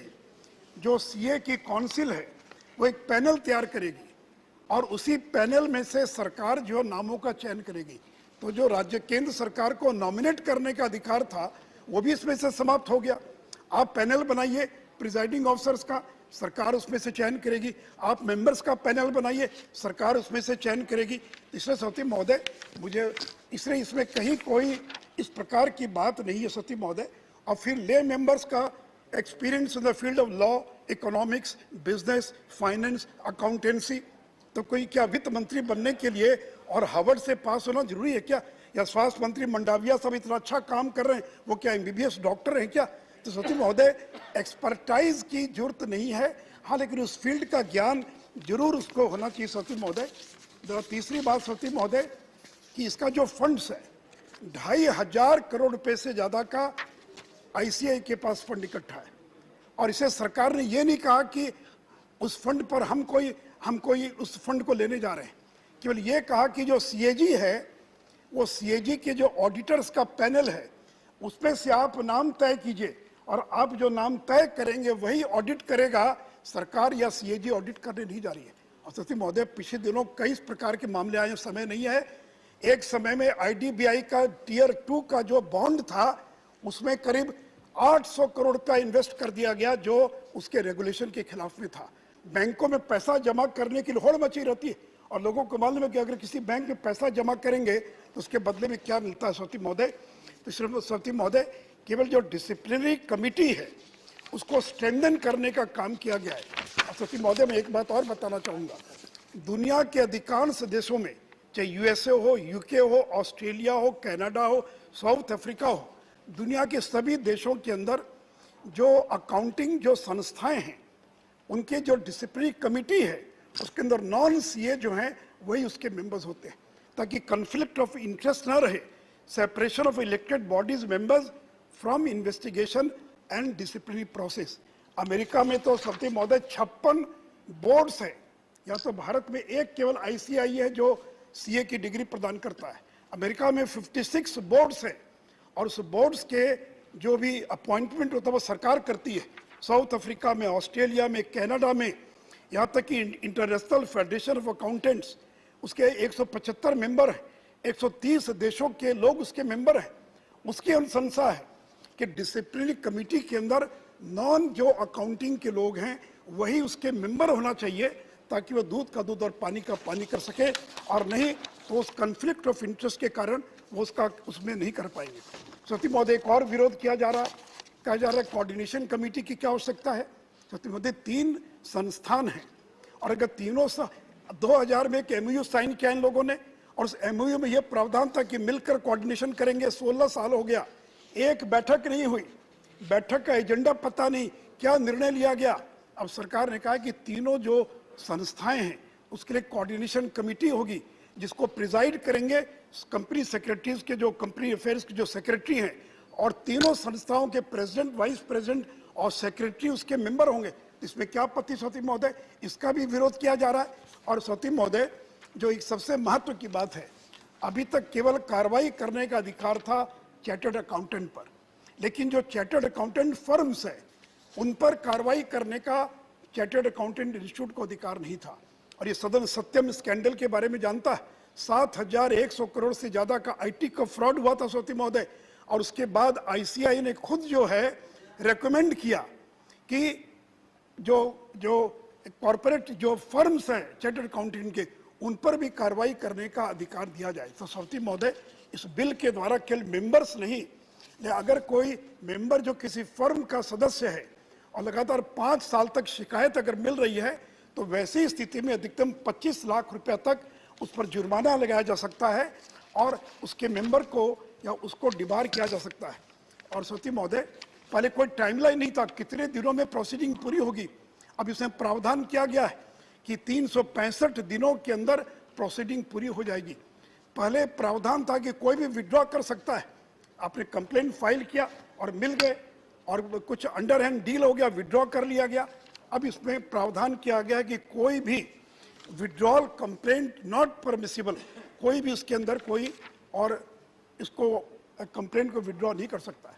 और सती महोदय, पहले जो चेयरमैन था उसी को सेक्रेटरी का भी पावर था, सारे पावर्स चेयरमैन के पास थे। अब नया प्रावधान किया गया है कि जो प्रेसिडेंट होगा, जो चेयरमैन होगा और जो सेक्रेटरी होगा, दोनों के पावर के अंदर और विभाजन किया गया, दोनों के पावर को अलग अलग किया गया है।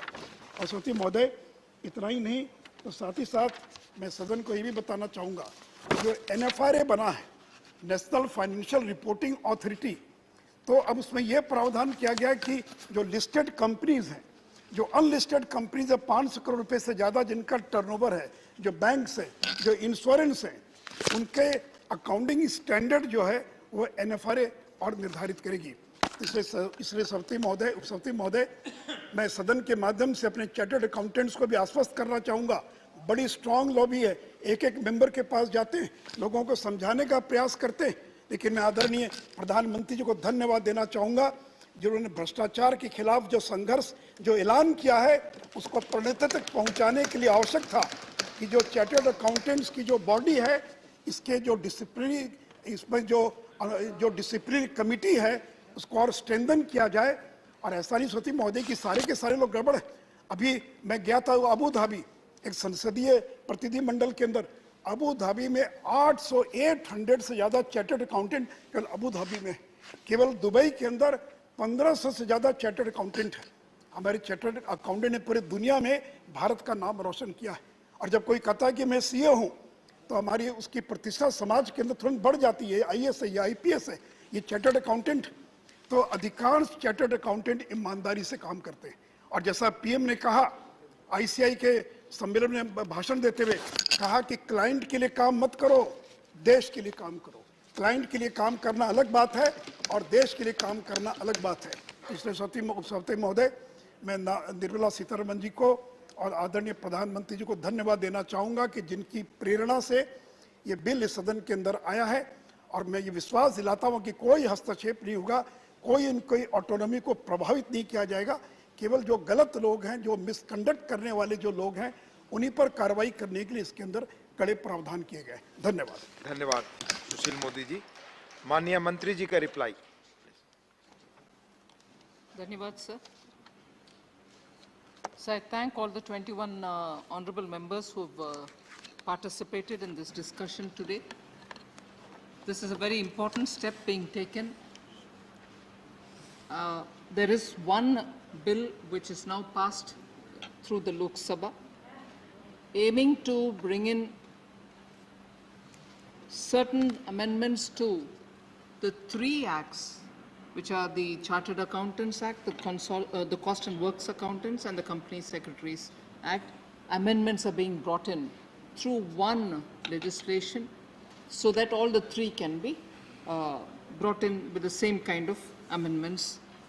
And that has been after good consultation with the legislative department, who have advised us that one amendment through one legislation, the three can be amended, because the objective is similar. Objective is also to bring all the three on par and strengthen all the three of them without in any way affecting the autonomy that they enjoy. Now, this is not done purely by discussions that have been held by the ministry. There has been a very well constituted committee, the Meenakshi Datta Ghosh Committee, which was formed in April 2017, and who submitted their report in September of 2017. And 2017, all the recommendations have been studied in detail, and in an era where self-regulatory model has already come into question, global best practices are very clearly saying this model probably cannot actually meet up with all the expectations professional bodies have to, characterize themselves with. And therefore, the Meenakshi Datta Committee has given a lot of inputs on how to make these more robust. Equally, sir, in the last 8 years, particularly when after Prime Minister Modi 2014 onwards started giving a lot of attention to the economy, particularly in supporting all sections which have the inclination towards becoming entrepreneurs, giving startup the ecosystem that they so require, and making sure that the startups ecosystem is not just a blessing for metropolitan cities. We also aligned ourselves with the tier 2, tier 3 cities where smaller entrepreneurs are also being addressed through financial inclusion and through the stand-up program. Today is the day when stand-up was launched several years ago in 2016 by Prime Minister Modi, and the Stand-up India together with Startup India show that companies today are eager to register themselves as LLPs, and many companies and LLPs have got incorporated in the last few years. And because these LLPs are bringing in a newer kind of environment, we also see that the requirement for regulating them also needs to be robust. So the country has witnessed rapid changes in the way in which the economy is now being profiled, and therefore, even with the Companies Act and even with the IBC, we need to see how the LLP can make these companies which are smaller, driven by individuals who have innovative ideas and who today are contributing to the Indian economy in a very big way. So at this time, the sanctity of the audited financial statement, which is where all the chartered accountants' role come into play, has got to be maintained, has got to be given its due position, and we need to have, therefore, audit and certification quality. We need to also have a favorable investment climate being brought in. And therefore, a line which I said in the Loksabha, I like to repeat here, I recognize the importance of the three pillars, the chartered accountants, the cost accountants, and the company secretaries in the corporate governance structure. And if the corporate governance structure has really got to be robust to meet with the global investment expectations about our standards of audit, about our standards of investment policy, about how auditing certificates are being given, we need to have greater robustness brought in, and also a level of accountability brought in. Many members have made my explaining a bit lesser because they recognize that since after Satyam scandal, subsequently till 2013 when the ILFS scandal happened, we have repeatedly been questioned about the number of failing chartered accountants or chartered accountants who did not deliver as was the expectation through the letter and spirit of the Act needed to be acted upon. And in that, you find that over and over again, questions are being asked as to why wouldn't it be a more transparent process.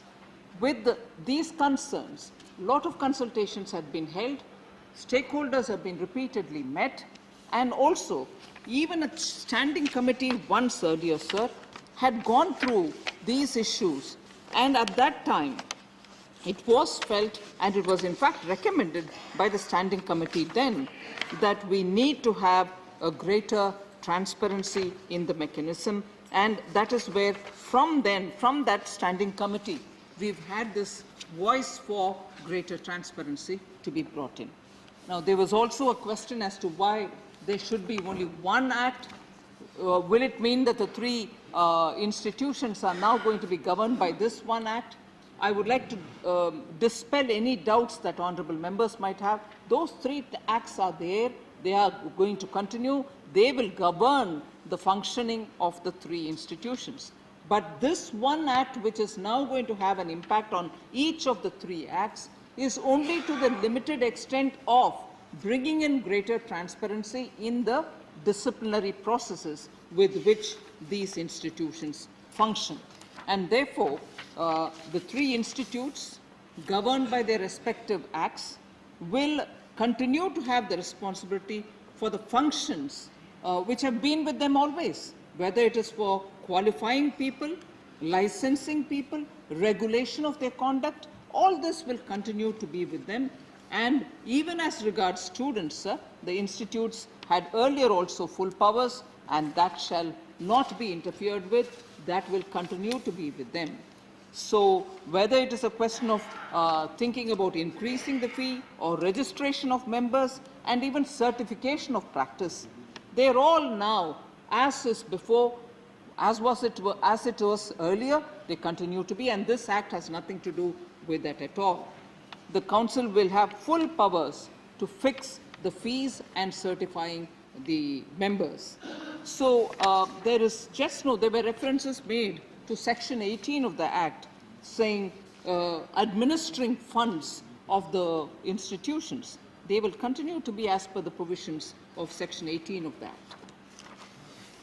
So there is no change at all in the composition of the councils responsible for the management of affairs of the institutes. The ICA has 40 members, 8 of them government nominees, 32 elected members. ICSI and the Institute of Cost Accountants of India, 5 government nominees and 15 elected members. The institutes, therefore, shall continue to function under overall control, guidance and supervision of their respective councils, which are as per their acts. So, therefore, sir, I just want to emphasize that in the proposed amendments, the Council shall continue to constitute these bodies as per the existing practice. Government will not constitute them. That has to be, I would like to reiterate that point, that the government does not constitute these. There will also be no change in the number of members in these bodies. So I want to assure members that the proposal which are in the Act will have to be laid bare to understand it. The coordination committee, about which a lot of members have spoken, it may be noted, sir, that the 2 other institutes, the cost accountants and the company secretaries of India, have not objected. In fact, the Chartered Accountants institution also in September of 2019 itself, under the chairmanship of the Secretary of Corporate Affairs, has also agreed in a meeting with the Secretary of Corporate Affairs in September 2019, agreed for the constitution of a coordination committee. So I don't think we should have any doubts if one of the institute has not supported and the other 2 have. All the 3 have, in fact, been in favor of forming the coordination committee. So I just want to highlight the fact, sir, that in the year 2000, in an MOU which was signed by the ICSI, which is the company secretaries, with the ICAI and the Cost Accountants Institution, a coordination committee was formed indeed. There was a coordination committee, but it has not even worked all right. So unless this new coordination committee is going to come into play, the old one being a point of reference where members have raised this question saying such a committee exists, why do you want a new one? It is only because the old one has not even taken off. It is important to understand also, sir, that this coordination committee is not a new idea at all, not only for the 3 institutions, but there are institutions like IIMs, Indian Institute of Management, which have a coordination committee. The IIIT has a coordination committee. In fact, even for those who have voiced concern, saying, why should a lay person be heading the committees? There should be a member who understands chartered accountancy. I'd like to say whether it is the NAFRA, which is the NFRA, or even the IIITs, sir. The IIIT's chairman is the minister himself. So none of their functioning has gotten affected negatively just because a non-professional member is being brought in. Globally, the conduct of chartered accountants who are auditors and public interest entities are regulated by independent authorities. That is what is happening with NAFRA also. The PCAOB of USA, the FRC in UK, the ASCI in Australia, the IRBA in South Africa, the CPAB in Canada are all headed by people who are not professional chartered accountants. So the National Financial Reporting Authority, the NAFRA, sir, which actually looks at public interest enterprises, many members did speak about it, are also dealing with these matters with non-members, with lay members. So their independence from the profession has not in any way undermined the decision-making that they have been all the while engaging in.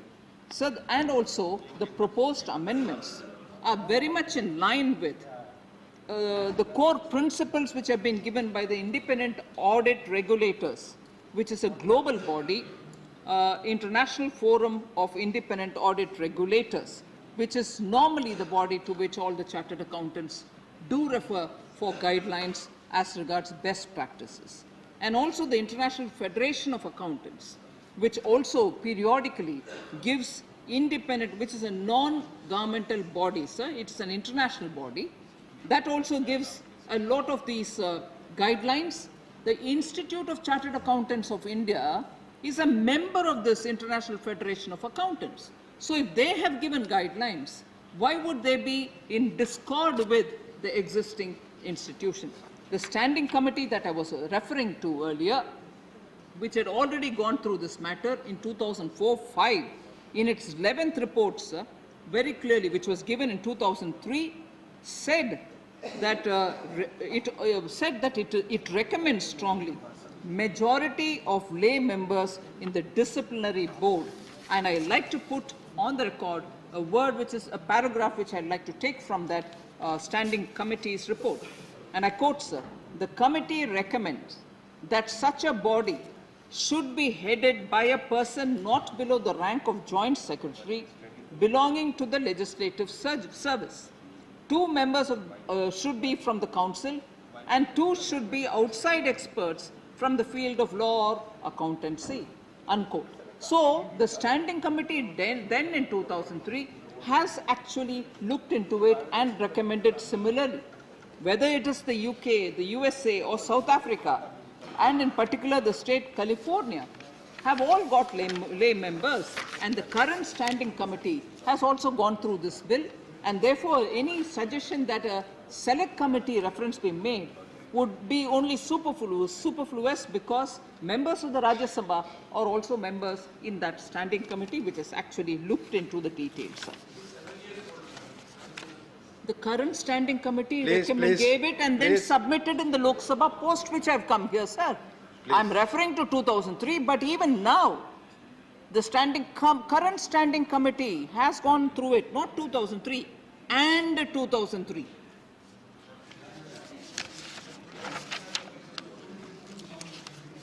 So I just wanted to therefore highlight one concern some members have referred to here, saying why should the status of an actionable complaint be already put up? Won't it hurt the cause because till it is proven that the person is guilty, why should you put it out? So putting the status of an actionable complaint, sir, in public domain or entering them in the register of members, many of them have also highlighted that, does not intend to victimize the member.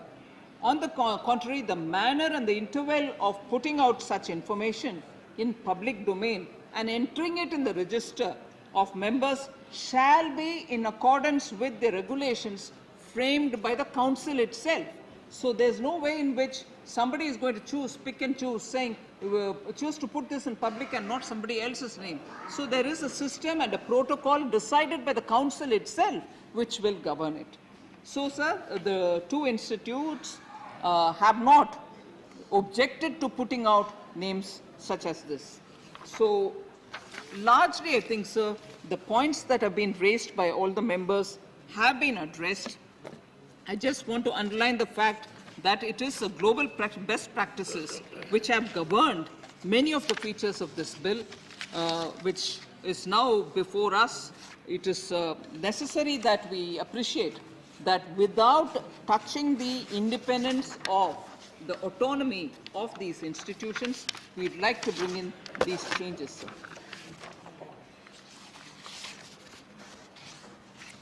So I think largely the points which have been raised by the members have been addressed, and therefore I appeal to all the members to kindly pass this as has come from the Loksabha, because this is with an intention of making the three institutions a lot more transparent in their disciplinary matters and raise the quality of the disciplinary processes.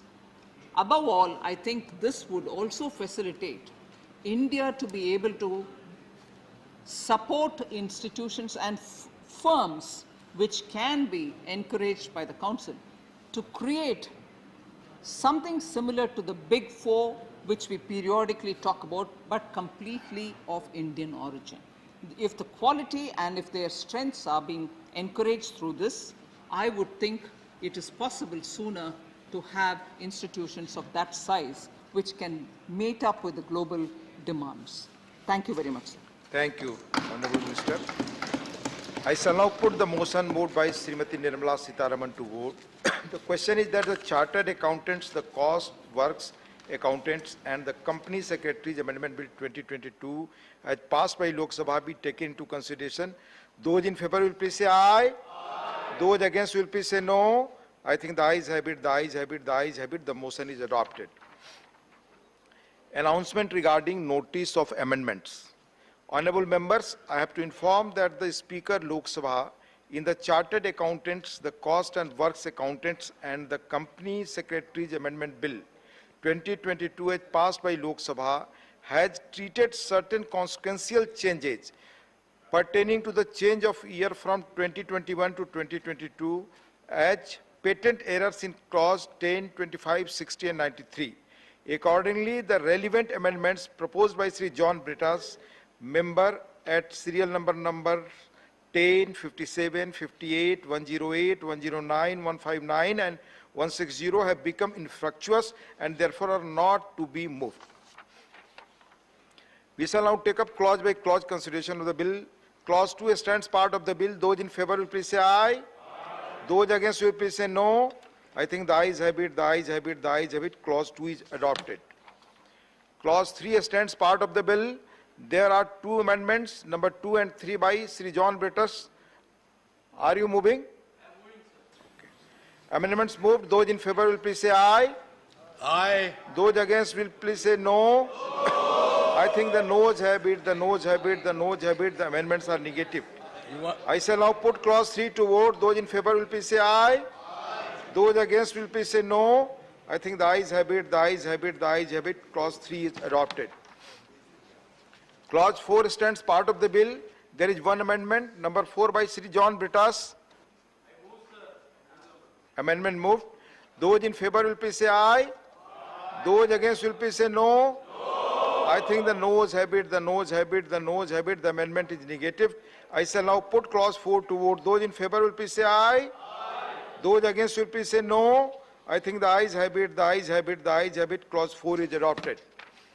Clause 5 stands part of the bill. There is one amendment, number 5 by Sri John Brittas. Sir, along with Suresh Prabhuji. Amendment moved. Those in favor will please say aye. Aye. Those against will please say no. I think the noes have it, the noes have it, the noes have it. The amendment is negative. I shall now put clause 5. I shall now put clause 5 to vote. Those in favor will please say aye. Aye. Those against will please say no. I think the ayes have it, the ayes have it, the ayes have it. Clause 5 is adopted. Clause 6 stands part of the bill. There is one amendment, number 6 by Sri John Brittas. I move, sir, again. Amendment moved. Those in favor will please say aye. Aye. Those against will please say no. I think the noes have it, the noes have it, the noes have it. The amendment is negative. I shall now put clause 6 to vote. Those in favor will please say aye. Aye. Those against will please say no. No. I think the ayes have it, the ayes have it, the ayes have it. Clause 6 is adopted. Clause 7 stands part of the bill. There is one amendment, number 7 by Sri John Brittas. Amendment moved. Those in favor will please say aye. Aye. Those against will please say no. I think the noes have it, the noes have it, the noes have it, the amendment is negative. I shall now put clause 7 to vote. Those in favor will please say aye. Those against will please say no. I think the ayes have it, the ayes have it, the ayes have it. Clause 7 is adopted. Clause 8 stands part of the bill. There is one amendment, number 8 by Sri John Britas. I am moving. Amendment moved. Those in favor will please say aye. Aye. Those against will please say no. I think the noes have it, the noes have it, the noes have it. The amendment is negative. I shall now put clause 8 to vote. Those in favor will please say aye. Those against will please say no. I think the ayes have it, the ayes have it, the ayes have it. Clause 8 is adopted. Clause 9 stands part of the bill. There are two amendments. Number 9 by Sri John Britas. Number 164 by Sri Vinay Viswamji. Amendments moved. I shall now put the amendment moved by Sri John Britas to vote. Those in favor will please say aye. Aye. Those against will please say no. I think the noes have it, the noes have it, the noes have it. The amendment is negative. I shall now put the amendment moved by Sri Vinay Vishwam to vote. Those in favor will please say aye. Aye. Those against will please say no. I think the noes have it, the noes have it, the noes have it. The amendment is negative. I shall now put clause 9 to vote. Those in favor will please say aye. Those against will please say no. I think the ayes have it, the ayes have it, the ayes have it. Clause 9 is adopted. Clause 10 stands part of the bill. There is one amendment, number 11 by Sri John Britas.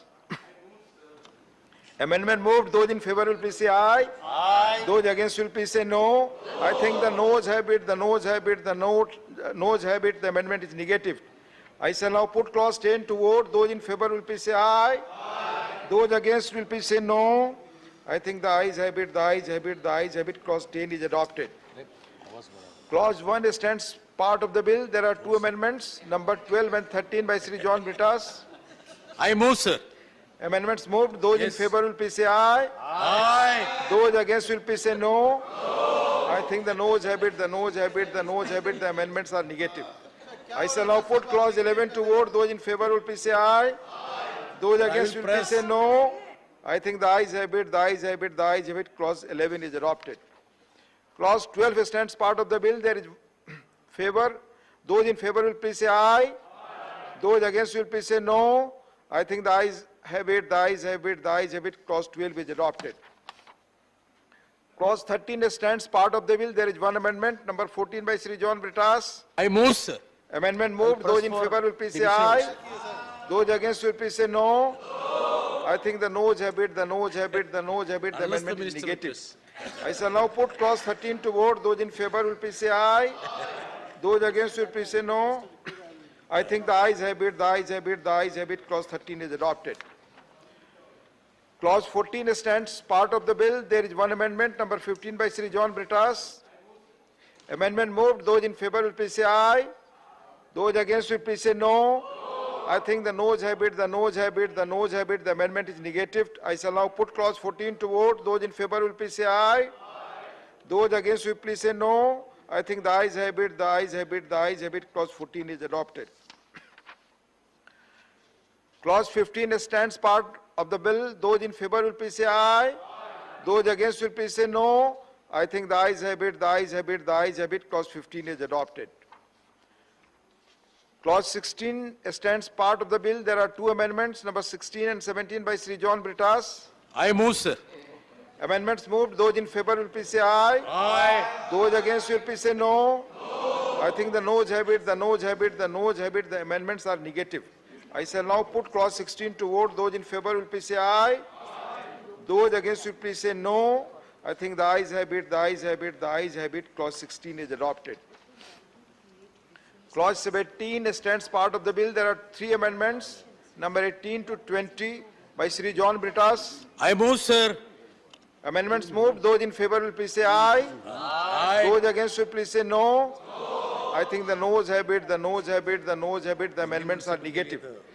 I shall now put clause 17 to vote. Those in favor will please say aye. Those against will please say no.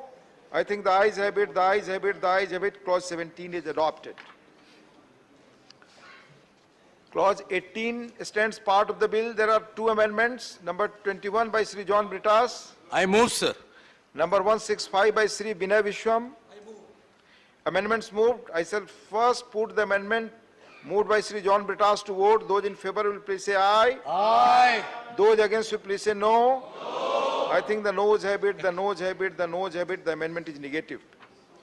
I shall now put the amendment moved by Sri Vinay Vishwam to vote. Those in favor will please say aye. Aye. Those against will please say no. I think the noes have it, the noes have it, the noes have it. The amendment is negative. I shall now put clause 18 to vote. Those in favor will please say aye. Those against will please say no. I think the ayes have it, the ayes have it, the ayes have it. Clause 18 is adopted. Clause 19 stands part of the bill. There is one amendment, number 22 by Sri John Britas. I do move, sir. Amendment moved. Those in favor will please say aye. Aye. Those against will please say no. I think the noes have it, the noes have it, the noes have it. The amendment is negative. I shall now put clause 19 to vote. Those in favor will please say aye. Those against will please say no. I think the ayes have it, the ayes have it, the ayes have it. Clause 19 is adopted. Clause 20 stands part of the bill. There is one amendment, number 166 by Sri Vinay Vishwam. Amendment moved. Those in favor will please say aye. Aye. Those against will please say no. I think the noes have it, the noes have it, the noes have it. The amendment is negative. I shall now put clause 20 to vote. Those in favor will please say aye. Those against will please say no. I think the ayes have it, the ayes have it, the ayes have it. Clause 20 is adopted. Clause 21 stands part of the bill. There are three amendments. Number 23 to 25 by Sri John Britas. I move, sir. Amendments moved. Those in favor will please say aye. Aye. Those against will please say no. I think the noes have it, the noes have it, the noes have it. The amendments are negative. I shall now put clause 21 to vote. Those in favor will please say aye. Those against will please say no. I think the ayes have it, the ayes have it, the ayes have it. Clause 21 is adopted. Clause 22 stands part of the bill. There are 17 amendments. Number 26 to 41 by Sri John Britas. I move, sir. Number 167 by Sri Binay Vishwamji. Amendments moved. I shall first put the amendments moved by Sri John Britas to vote. Those in favor will please say aye. Aye. Those against will please say no. I think the noes have it, the noes have it, the noes have it. The amendments are negative. I shall now put the amendment moved by Sri Binay Vishwam to vote. Those in favor will please say aye. Aye. Those against will please say no. I think the noes have it, the noes have it, the noes have it. The amendment is negative. I shall now put clause 22 to vote. Those in favor will please say aye. Those against will please say no. I think the ayes have it, the ayes have it, the ayes have it. Clause 22 is adopted. Clause 23 stands part of the bill. There are 16 amendments. Number 42 to 56 by Sri John Britas. Number 168 by Sri Vinay Vishwamji. Amendments moved. I shall first put the amendments moved by Sri John Britas to vote. Those in favor will please say aye. Aye. Those against will please say no. I think the noes have it, the noes have it, the noes have it. The amendments are negative. I shall now put the amendment moved by Sri Vinay Vishwam to vote. Those in favor will please say aye. Those against will please say no. I think the noes have it, the noes have it, the noes have it. The amendment is negative. I shall now put clause 23 to vote. Those in favor will please say aye. Those against will please say no. I think the ayes have it, the ayes have it, the ayes have it. Clause 23 is adopted. Clause 24 to 26 stand part of the bill. Those in favor will please say aye. Those against will please say no. I think the ayes have it, the ayes have it, the ayes have it. Clause 24 to 26 are adopted. Clause 27 stands part of the bill. There are two amendments, number 59 and 60 by Sri John Britas. Amendments moved. Those in favor will please say aye. Aye. Those against will please say no. I think the noes have it, the noes have it, the noes have it. The amendments are negative. I shall now put clause 27 to vote. Those in favor will please say aye. Those against will please say no. I think the ayes have it, the ayes have it, the ayes have it. Clause 27 is adopted. Clauses 28 to 41 stand part of the bill. Those in favor will please say aye. Those against will please say no. I think the ayes have it, the ayes have it, the ayes have it. Clauses 28 to 41 are adopted. Clause 42 stands part of the bill. There is one amendment, number 61 by Sri John Britas. I move, sir. Amendment moved. Those in favor will please say aye. Those against will please say no. I think the noes have it, the noes have it, the noes have it. The amendment is negative. I shall now put clause 42 to vote. Those in favor will please say aye. Those against will please say no. I think the ayes have it, the ayes have it, the ayes have it. Clause 42 is adopted. Clause 43 stands part of the bill. There is one amendment. Number 62 by Sri John Britas. Sir. Amendment moved. Those in favor will please say aye. Aye. Those against will please say no. I think the noes have it, the noes have it, the noes have it. The amendment is negative. I shall now put clause 43 to vote. Those in favor will please say aye. Those against will please say no. I think the ayes have it, the ayes have it, the ayes have it. Clause 43 is adopted. Clause 44 stands part of the bill. There is one amendment, number 63 by Sri John Britas. I move, sir. Division चाहिए क्या? Amendment moved. Those in favor will please say aye. Those against will please say no. I think the noes have it, the noes have it, the noes have it. The amendment is negative. I shall now put clause 44 to vote. Those in favor will please say aye. Please. Those against will please say no. I think the ayes have it, the ayes have it, the ayes have it. Clause 44 is adopted. Clause 45 stands part of the bill. Those in favor will please say aye. Those against will please say no. I think the ayes have it, the ayes have it, the ayes have it. Clause 45 is adopted. Clause 46 stands part of the bill. There is one amendment, number 64 by Sri John Britas. I move, sir. Amendment moved. Those in favor will please say aye. Those against will please say no. I think the noes have it, the noes have it, the noes have it. The amendment is negative.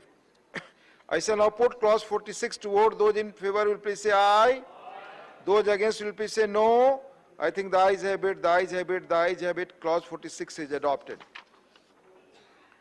Clauses 47 and 48 stand part of the bill. Those in favor will please say aye. Those against will please say no. I think the ayes have it, the ayes have it, the ayes have it. Clauses 47 and 48 are adopted.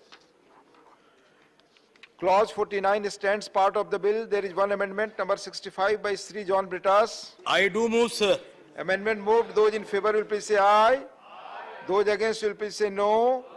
I think the noes have it, the noes have it, the noes have it. The amendment is negative. I shall now put clause 49 to vote. Those in favor will please say aye. Those against will please say no. I think the ayes have it, the ayes have it, the ayes have it. Clause 49 is adopted. Clause 50 stands part of the bill. Those in favor will please say aye. Those against will please say no. I think the ayes have it, the ayes have it, the ayes have it. Clause 50 is adopted. Clause 51 stands part of the bill. There are two amendments, number 66 and 67 by Sri John Britas. I move, sir. Amendments moved. Those in favor will please say aye. Those against will please say no. I think the noes have it, the noes have it, the noes have it. The amendments are negative. I shall now put clause 51 to vote. Those in favor will please say aye. Those against will please say no. I think the ayes have it, the ayes have it, the ayes have it. Clause 51 is adopted. Clause 52 stands part of the bill. There are three amendments. Number 68 to 70 by Sri John Britas. I move, sir, strongly. Amendments moved. Those in favor will please say aye. Aye. Those against will please say no. I think the noes have it, the noes have it, the noes have it. The amendments are negative. I shall now put clause 52 to vote. Those in favor will please say aye. Those against will please say no. I think the ayes have it, the ayes have it, the ayes have it. Clause 52 is adopted. Clause 53 stands part of the bill. There is one amendment, number 71 by Sri John Britas. To move, sir. Amendment moved. Those in favor will please say aye. Those against will please say no.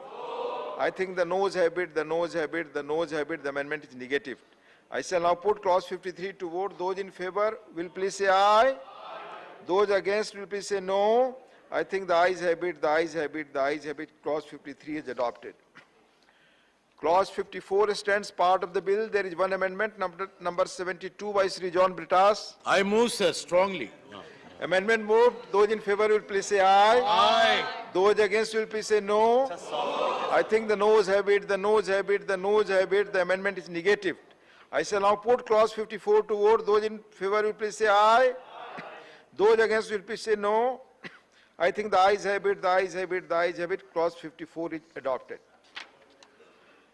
Clause 55 stands part of the bill. Those in favor will please say aye. Those against will please say no. I think the ayes have it, the ayes have it. Clause 55 is adopted.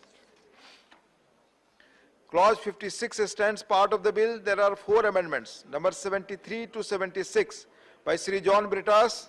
I move very politely, sir. Amendments moved. Those in favor will please say aye. Those against will please say no. I think the noes have it, the noes have it, the noes have it. The amendments are negative. I shall now put clause 56 to vote. Those in favor will please say aye. Those against will please say no. I think the ayes have it, the ayes have it, the ayes have it. Clause 56 is adopted. Clause 57 stands part of the bill. There are 16 amendments. Number 77 to 92 by Sri John Britas. No, sir. Strongly, amendments very strongly. moved. Those in favor will please say aye. Those against will please say no. I think the noes have it, the noes have it, the noes have it. The amendments are negative. I shall now put clause 57 to vote. Those in favor will please say aye. Those against will please say no. I think the ayes have it, the ayes have it, the ayes have it. Clause 57 is adopted. Clause 58 stands part of the bill. There are 15 amendments. Number 93 to 17 by Sri John Britas. Move, sir. 07. Number 93 to 107. Are you moving? Amendments moved. Those in favor will please say aye. Those against will please say no. I think the noes have it, the noes have it, the noes have it. The amendments are negative. I shall now put clause 58 to vote. Those in favor will please say aye. Those against will please say no. I think the ayes have it, the ayes have it, the ayes have it. Clause 58 is adopted. Clauses 59 to 61 stand part of the bill. Those in favor will please say aye. Those against will please say no. I think the ayes have it, the ayes have it, the ayes have it. Clauses 59 to 61 are adopted. Clause 62 stand part of the bill. There are two amendments, number 110 and 111 by Sri John Britas. I move, sir. Amendments moved. Those in favor will please say aye. Aye. Those against will please say no. I think the noes have it, the noes have it, the noes have it. The amendments are negative. I shall now put clause 62 to vote. Those in favor will please say aye. Those against will please say no. I think the ayes have it, the ayes have it, the ayes have it. The clause 62 is adopted. Clauses 63 to 67 stand part of the bill. Those in favor will please say aye. Those against will please say no. I think the ayes have it, the ayes have it, the ayes have it. Clauses 63 to 67 are adopted. Clause 68 stands part of the bill, though there is one amendment, number 112 by Sri John Britas. I do move, sir. Amendment moved. Those in favor will please say aye. Those against will please say no. I think the noes have it, the noes have it, the noes have it. The amendment is negative. I shall now put clause 68 to vote. Those in favor will please say aye. Those against will please say no. I think the ayes have it, the ayes have it, the ayes have it. Clause 68 is adopted. Clauses 69 to 74 stand part of the bill. Those in favor will please say aye. Those against will please say no. I think the ayes have it, the ayes have it, the ayes have it. Clauses 69 to 74 are adopted. Clause 75 stand part of the bill. There is one amendment, number 113 by Sri John Britas. I move, sir. Amendment moved. Those in favor will please say aye. Aye. Those against will please say no. I think the noes have it, the noes have it, the noes have it. The amendment is negative. I shall now put clause 75 to vote. Those in favor will please say aye. Those against will please say no. I think the ayes have it, the ayes have it, the ayes have it. Clause 75 is adopted. Clause 76 stands part of the bill. There is one amendment, number 114 by Sri John Britas. No, sir. Amendment moved. Those in favor will please say aye. Those against will please say no. I think the noes have it, the noes have it, the noes have it. The amendment is negative. I shall now put clause 76 to vote. Those in favor will please say aye. Those against will please say no. I think the ayes have it, the ayes have it, the ayes have it. Clause 76 is adopted. Clause 77 stands part of the bill. There is one amendment, number 115 by Sri John Britas. I move, sir. Amendment moved. Those in favor will please say aye. Those against will please say no. I think the noes have it, the noes have it, the noes have it, the amendment is negative. I shall now put clause 77 to vote. Those in favor will please say aye. Those against will please say no. I think the ayes have it, the ayes have it, the ayes have it. Clause 77 is adopted. Clause 78 stands part of the bill. Those in favor will please say aye. Those against will please say no. I think the ayes have it, the ayes have it, the ayes have it. Clause 78 is adopted. Clause 79 stands part of the bill. There is one amendment, number 116 by Sri John Britas. Since the minister has promised to review it later. Please, are you moving? I'm not moving. Are you moving? Not moving. I shall now put clause 79 to vote. Those in favor will please say aye. Those against will please say no. I think the ayes have it, the ayes have it, the ayes have it. Clause 79 is adopted. Clauses 80 and 81 stand part of the bill. Those in favor will please say aye. Those against will please say no. I think the ayes have it, the ayes have it, the ayes have it. Clauses 80 and 81 are adopted. Clause 82 stands part of the bill. There is one amendment, number 117 by Sri John Britas. Are you moving or not? Further not moving because they are very tired. Please, be specific. Not moving. Not moving, sir. I shall now put clause 82 to vote. Those in favor will please say aye. Those against will please say no. I think the ayes have it, the ayes have it, the ayes have it. Clause 82 is adopted. Clause 83 stands part of the bill. Those in favor will please say aye. Those against will please say no. I think the ayes have it, the ayes have it, the ayes have it. Clause 83 is adopted. Clause 84 stands part of the bill. There are two amendments, number 118 and 119 by Sri John Britas. I shall now put clause 84 to vote. Those in favor will please say aye. Those against will please say no. I think the ayes have it, the ayes have it, the ayes have it. Clause 84 is adopted. Clause 85 stands part of the bill. There are three amendments. Number 120 to 122 by Sri John Britas. Not moving, sir. I shall now put clause 85 to vote. Those in favor will please say aye. Those against will please say no. I think the ayes have it, the ayes have it, the ayes have it. Clause 85 is adopted. Clause 86 stands part of the bill. There is one amendment, number 123. John Britas, are you moving? I shall now put clause 86 to vote. Those in favor will please say aye. Those against will please say no. I think the ayes have it, the ayes have it, the ayes have it. Clause 86 is adopted. Clause 87 stands part of the bill. There is one amendment, number 124 by Sri John Britas. Moving, sir. Amendment moved. Those in favor will please say aye. Aye. Those against will please say no. I think the noes have it, the noes have it, the noes have it. The amendment is negative. I shall now put clause 87 to vote. Those in favor will please say aye. Those against will please say no. I think the ayes have it, the ayes have it, the ayes have it. Clause 87 is adopted. Clause 88 stands part of the bill. There is those in favor will please say aye. Those against will please say no. I think the ayes have it, the ayes have it, the ayes have it. Clause 88 is adopted. Clause 89 stands part of the bill. There are three amendments. Number 125 to 127 by Sri John Britas. Moving, sir. Amendments moved. Those in favor will please say aye. Those against will please say no. I think the noes have it, the noes have it, the noes have it. The amendments are negative. I shall now put clause 89 to vote. Those in favor will please say aye. Those against will please say no. I think the ayes have it, the ayes have it, the ayes have it. Clause 89 is adopted. Clause 90 stands part of the bill. There are 16 amendments. Number 128 to 143 by Sri John Britas. Moving, sir. Amendments moved. Those in favor will please say aye. Those against will please say no. I think the noes have it, the noes have it, the noes have it. The amendments are negative. I shall now put clause 90 to vote. Those in favor will please say aye. Those against will please say no. I think the ayes have it, the ayes have it, the ayes have it. Clause 90 is adopted. Clause 91 stands part of the bill. There are 15 amendments. Number 144 to 158 by Sri John Britas. Move, sir. Amendments moved. Those in favor will please say aye. Those against will please say no. I think the noes have it, the noes have it, the noes have it. The amendments are negative. I shall now put clause 91 to vote. Those in favor will please say aye. Those against will please say no. I think the ayes have it, the ayes have it, the ayes have it. Clause 91 is adopted. Clauses 92 to 94 stand part of the bill. Those in favor will please say aye. Those against will please say no.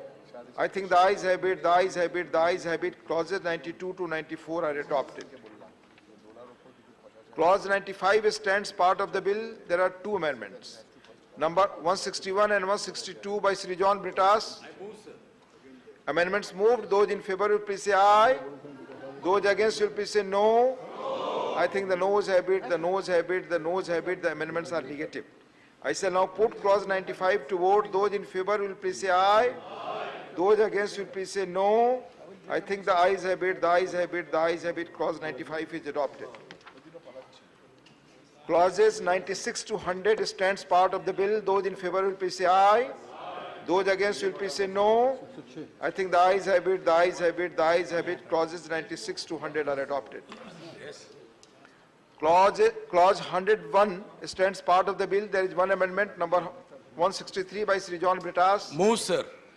Amendment moved. Those in favor will please say aye. Those against will please say no. I think the noes have it, the noes have it, the noes have it. The amendment is negative. I shall now put clause 101 to vote. Those in favor will please say aye. Those against will please say no. I think the ayes have it, the ayes have it, the ayes have it. Clause 101 is adopted. Clauses 102 and 106 stand part of the bill. Those in favor will please say aye. Those against will please say no. I think the ayes have it, the ayes have it, the ayes have it. Clauses 102 to 106 are adopted. Clause 1 stands part of the bill. There is one amendment, number 1 by Sri John Britas. I move, sir. Amendment moved. Those in favor will please say aye. Aye. Those against will please say no. I think the noes have it, the noes have it, the noes have it. The amendment is negative. I shall now put clause 1 to vote. Those in favor will please say aye. Those against will please say no.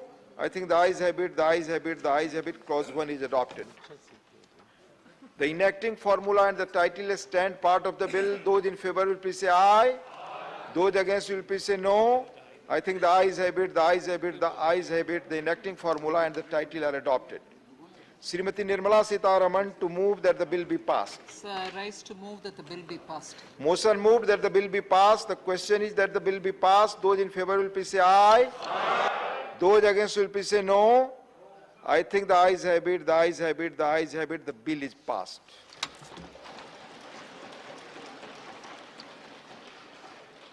The Delhi Municipal Corporation Amendment Bill 2022. Shri आपके letter का जवाब जा माननीय please माननीय सदस्य please take your seats. मैं clear करना चाहूंगा, माननीय संजय जी का पत्र मिला था, माननीय चेयरमैन के यहां से उनका जवाब भी गया। अभी एक पत्र चेयर को मिला हमारे सदस्य माननीय गोयल जी से। दोनों लोगों ने सवाल उठाया है कि बिल के इंट्रोडक्शन यहां नहीं हो सकता। दरअसल बिल ऑलरेडी इंट्रोड्यूस हो चुका है, यहां कंसिडरेशन और पासिंग के लिए आया है। प्लीज नंबर 1 मैं लेट मी कंप्लीट। नंबर 2 इसके कॉन्स्टिट्यूशनल वैलिडिटी पर वो हाउस तय करेगा। ये एस्टेब्लिश परंपरा है जब से आपकी संसद काम कर रही है। There are in number of rulings, मैंने खुद इस पर डिटेल में रूलिंग दी है। रूलिंग से भरे पड़े हुए प्रेसिडेंट की हाउस तय करेगा, आप डिस्कशन से तय करेंगे, ये आपको स्वीकार करना है।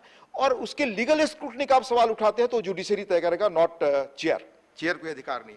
Shri Amit Shah to move no permission, nothing is going on record, nothing is going on record. Shri Amit Shah to move a motion for consideration of the Delhi Municipal Corporation Amendment Bill 2022. उपसभापति महोदय, मैं प्रस्ताव करता हूं कि दिल्ली नगर निगम अधिनियम 1957 का और संशोधन करने के लिए विधेयक पर लोकसभा द्वारा पारित रूप में विचार किया जाए। माननीय मंत्री जी बोलना चाहेंगे आप? जी, उपसभापति महोदय, सबसे पहले तो मैं आपको धन्यवाद देना चाहूँगा कि आपने मुझे चर्चा का यहाँ पर बिल पेश करने का मौका दिया है। महोदय, ये बिल जो मैं लेकर आया हूँ, ये राजधानी दिल्ली के तीनों नगर निगमों को एकीकरण के उद्देश्य से लाया गया बिल है। मान्यवर, दिल्ली का कुल क्षेत्र लगभग 1484 वर्ग किलोमीटर है। एनडीएमसी और दिल्ली कैंट को छोड़कर पूरे दिल्ली की सिविक सेवाओं की जिम्मेदारी ये 3 नगर निगमों की है। और एनडीएमसी और कैंट के इलाकों को छोड़ देते हैं तो लगभग 1484 में से 1400 वर्ग किलोमीटर लगभग 95% क्षेत्र इसकी जिम्मेदारी दिल्ली नगर निगम के ये 3 बांटे गए निगमों की है। लगभग 1,20,000 कर्मचारी ये सिविक सेवाओं की जिम्मेदारियों का निर्वहन करते हैं। मैं ये इसलिए बताता हूं कि इसी से तीनों नगर निगमों का सुचारू रूप से काम करना कितना महत्वपूर्ण है वो स्पष्ट हो जाता है। राजधानी के अंदर ही राष्ट्रपति भवन, सर्वोच्च अदालत, प्रधानमंत्री कार्यालय, प्रधानमंत्री निवास, ढेर सारे देशों के राजदूतों के निवास, उनके कार्यालय, और जब भी राष्ट्राध्यक्ष किसी भी देश के आते हैं तो राजधानी की उनकी मुलाकात बहुत स्वाभाविक बनती है। उस स्थिति में राजधानी की सिविक सेवाओं का महत्व और बढ़ जाता है। वो सुचारू रूप से चालू रहे, वो नागरिकों के लिए, दिल्ली के नागरिकों के लिए और देश के लिए भी इतना ही महत्वपूर्ण है। मान्यवर, इस संशोधन जो मैं लेकर आया हूं उस पर बाद में सभी सभासदों से इनके विचार सुनने के बाद मैं जवाब दूंगा। उसके पहले मैं इसका एक इतिहास बताना चाहता हूं। मान्यवर, 1883 से पंजाब डिस्ट्रिक्ट बोर्ड एक्ट के तहत ये नगर निगम काम करता था। 1957 में एक कानून के द्वारा दिल्ली का म्युनिसिपल प्रशासन एस्टैब्लिश किया गया। उसके अंदर 93, 1993 में और 2011 में इसको अमेंड किया गया और 2012 में राष्ट्रीय राजधानी क्षेत्र दिल्ली शासन द्वारा दिल्ली नगर निगम संशोधन अधिनियम लाकर दिल्ली नगर निगम को 3 निगम निकायों में बांट दिया गया। उत्तरी दिल्ली नगर निगम, दक्षिणी दिल्ली नगर निगम और पूर्वी दिल्ली नगर निगम। और बांटने के कारण को भी मैंने गृह मंत्रालय में बहुत खंगाला है, मगर किसी भी फाइल पर कोई कारण उपलब्ध नहीं हुआ। एक प्रकार से आनंद फानंद में बिल लाया गया। किस उद्देश्य से लाया गया वो तो जो लाए हैं वो ही बता सकते हैं, परंतु रिकॉर्ड पर इसके कोई उद्देश्य उपलब्ध नहीं है। मान्यवर 10 साल हो गए। जो अनुभव आया है ये अलग प्रकार का है। स्वाभाविक रूप से जब ये निगम बांटे गए होंगे, बंटवारा हुआ होगा, उद्देश्य अच्छा ही होगा, सेवाओं के सुधार का होगा, दिल्ली की सिविक सेवाएं और मजबूत हो वो होगा, परंतु परिणाम ऐसा नहीं आया। और परिणाम ऐसा ना आने के कारण क्या है, इसमें 4 मुख्य कारण नजर में आए हैं। एक तो तीनों नगर निगमों द्वारा जो नीतियां अपनाई जा रही है वो अलग अलग है। तो एक ही शहर में नीतियों की दृष्टि से एक वाक्यता नहीं है। और वो क्यों नहीं है? क्योंकि तीनों नगर निगमों को जब बांटा गया तब उसके वित्तीय संसाधन और दायित्व का ठीक से आकलन नहीं किया गया। मैं सभी रिकॉर्ड देखकर जिम्मेदारी के साथ इस सदन को बता सकता हूं कि 2 नगर निगम तो वित्तीय रूप से सस्टेन ही नहीं हो सकते। इस प्रकार से उसका बंटवारा किया गया।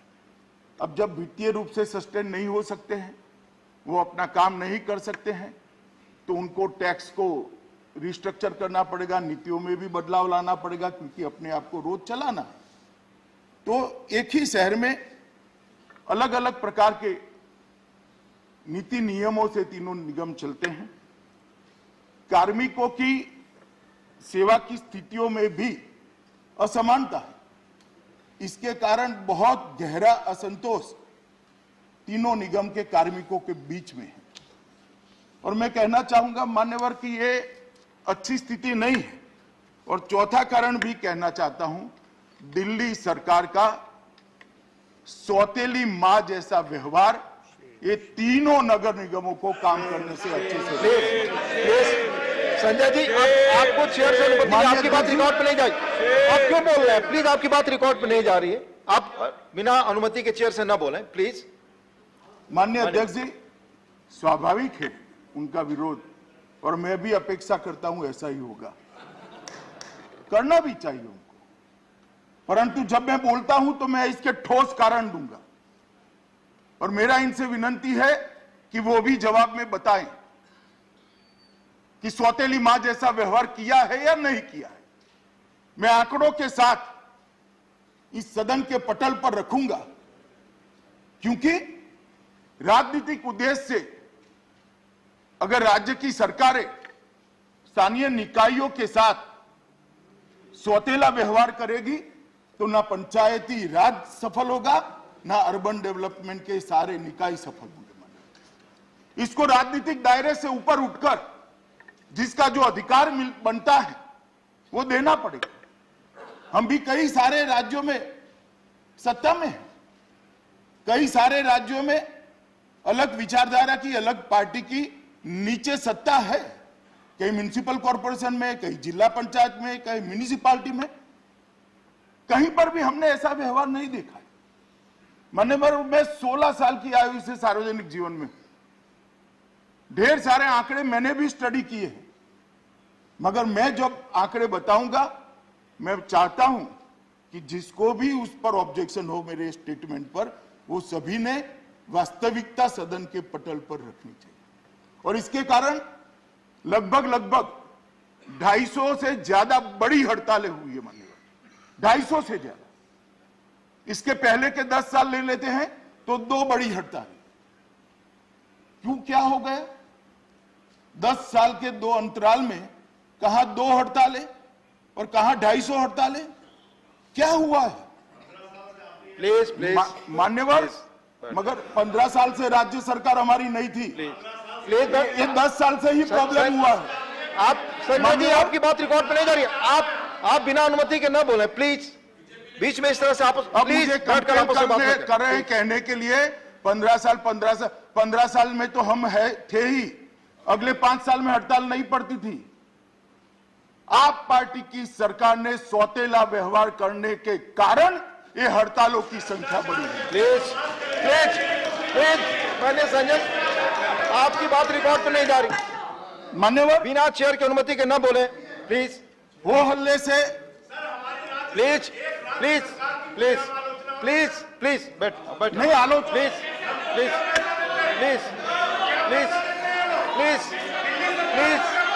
कोई बात रिकॉर्ड पे नहीं जा रही आपकी, प्लीज। कोई बात रिकॉर्ड पे नहीं जा रही आपकी, प्लीज। माननीय मंत्री जी, प्लीज। मान्यवर, आलोचना करने के लिए तो गृह होता है। आलोचना का अधिकार जिनका इतना है उतना ही मेरा है। मैं कर सकता हूं, आप जवाब भी दे सकते हैं, मगर बीच में टोका टोकी से नहीं दे सकते। प्लीज आपकी पार्टी को जो समय मिला है उसमें तथ्यों के साथ बताइएगा, मैं जरूर उसका जवाब दूंगा, और मैं बाध्य हूं उसका जवाब देने के लिए। मान्यवर, मैं फिर से कहना चाहता हूं कि आप पार्टी की चुनी हुई सरकार के सौतेले मां जैसे व्यवहार के कारण ये निगम ढंग से काम नहीं कर रहे हैं। मान्यवर, तीनों निगमों के बीच में नीतियों के रूप में समानता लाना बहुत जरूरी है। कार्मिकों की सेवा की शर्तों के लिए भी समानता होना बहुत जरूरी है। आर्थिक संसाधन की प्राप्ति और उनके दायित्वों के बीच में भी संतुलन बनाना बहुत जरूरी है और वो तभी हो सकता है जब ये तीनों निगमों को एक कर पूर्ववत स्थिति बहाल की जाए। इसलिए मैं इसको लेकर आया हूं। बहुत सारे सदस्यों ने संशोधन भी रखे, मैंने ध्यान से पढ़े हैं। मैं इसका डिटेल जवाब भी बाद में दूंगा, मगर पहले एक बार मेरा सभी से अपील है कि पार्टी की लाइन से ऊपर उठकर सभी लोग मेरिट्स में चर्चा करें। हमारे खिलाफ भी आप जरूर बोल सकते हैं, आराम से बोलिए, कोई चिंता का विषय नहीं, और मैं हर बात का जवाब भी दूंगा, परंतु बाद में मेरा जवाब भी सुनना चाहिए। धन्यवाद। Motion moved. There are two amendments by Sri John Britas and Sri Sukhendu Sekhar Roy for reference of Delhi Municipal Corporation Amendment Bill 2022 as passed by Loksabha to a select committee of the Rajya Sabha. Members may move their amendments at this stage without any speech. Sri John Britas, are you moving? Sir, I am moving because it has Please. been brought Yes, because yes. of political reasons. Yeah. Mani Sukhendu Sekhar Roy ji, are you moving? Not move.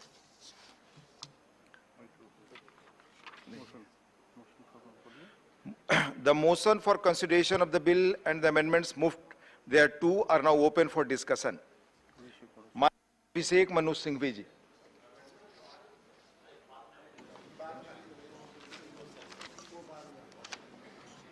Honorable Chair, sir, distinguished members of this distinguished House, August House, as I rise to oppose this bill, I would like to say at the outset, honorable members, that this bill is, among other things, four things.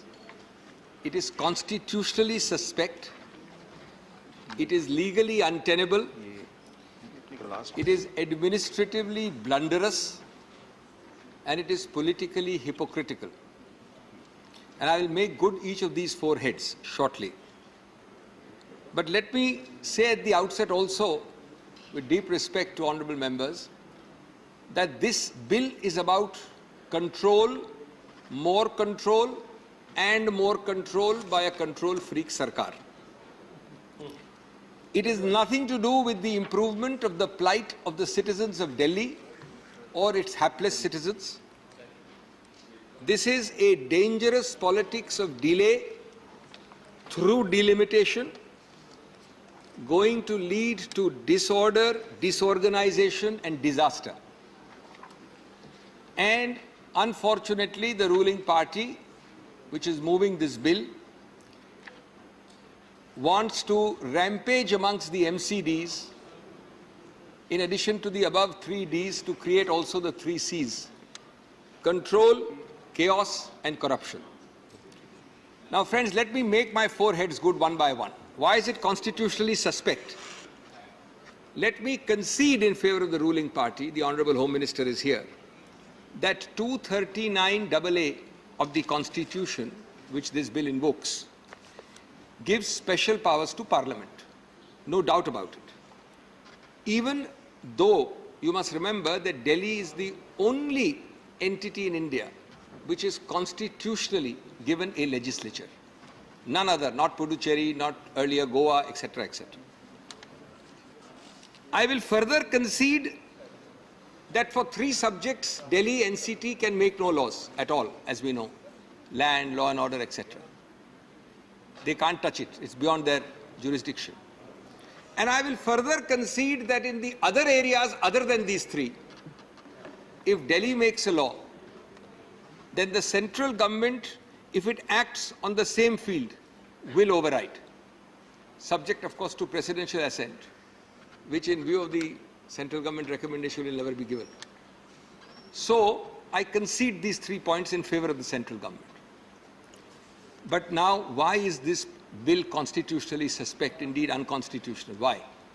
Because, sir, we forget firstly that we are dealing with municipalities. That is the subject. This subject was created by a special amendment to the Constitution, a 74th amendment, with respect to 1993, pursuant to a high-level committee report called the Dr. L.M. Singhvi Committee Report, for decentralization of governance. Secondly, if you pick up this part 9A, part 9 is Panchayat, part 9A is municipalities, you will find that entire provisions, 243, Q, R, S, U, it goes on beyond Z. All of them, on the basis of decentralization, give power to make laws only to a state government for municipalities. Number 3, even though Parliament has overriding powers, it has overriding powers under which provision, sir? Under 239AA. When did 239AA come? It came in 92. You overrode that by a subsequent constitutional amendment, the 74th Amendment, in 1993. Now, where does it leave us? You have a later constitutional amendment, 93, and secondly, you have a special constitutional amendment for municipalities. As a first-year student of law knows that a later and a special law overrides an earlier and a general law. So, sir, I call it constitutionally suspect. It is legislatively incompetent. Of course, it will be challenged. But this approach of this government, कि अभी तो पास कर दो बाद में देखी जाएगी, is hardly behoves a supposedly responsive or responsible government. That's my first point, sir. My second point, the second head is this bill is administratively blunderous. And it assumes that the Janta of India and Delhi eats grass. If improvement of MCD was the object, as the Honorable Home Minister has just said, and I'm sure he will give more facts and figures, then can he tell us how the admitted revenue gap of 2,200 crores just a year ago in these municipalities altogether, that is salary and other pension bill and other expenses of 8,940, these are official figures, sir, minus earnings of 6,725 crores, deficit is 2,200 crores.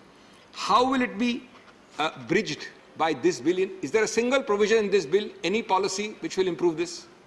So this is supposed to be a bill for improvement. Secondly, will he tell us how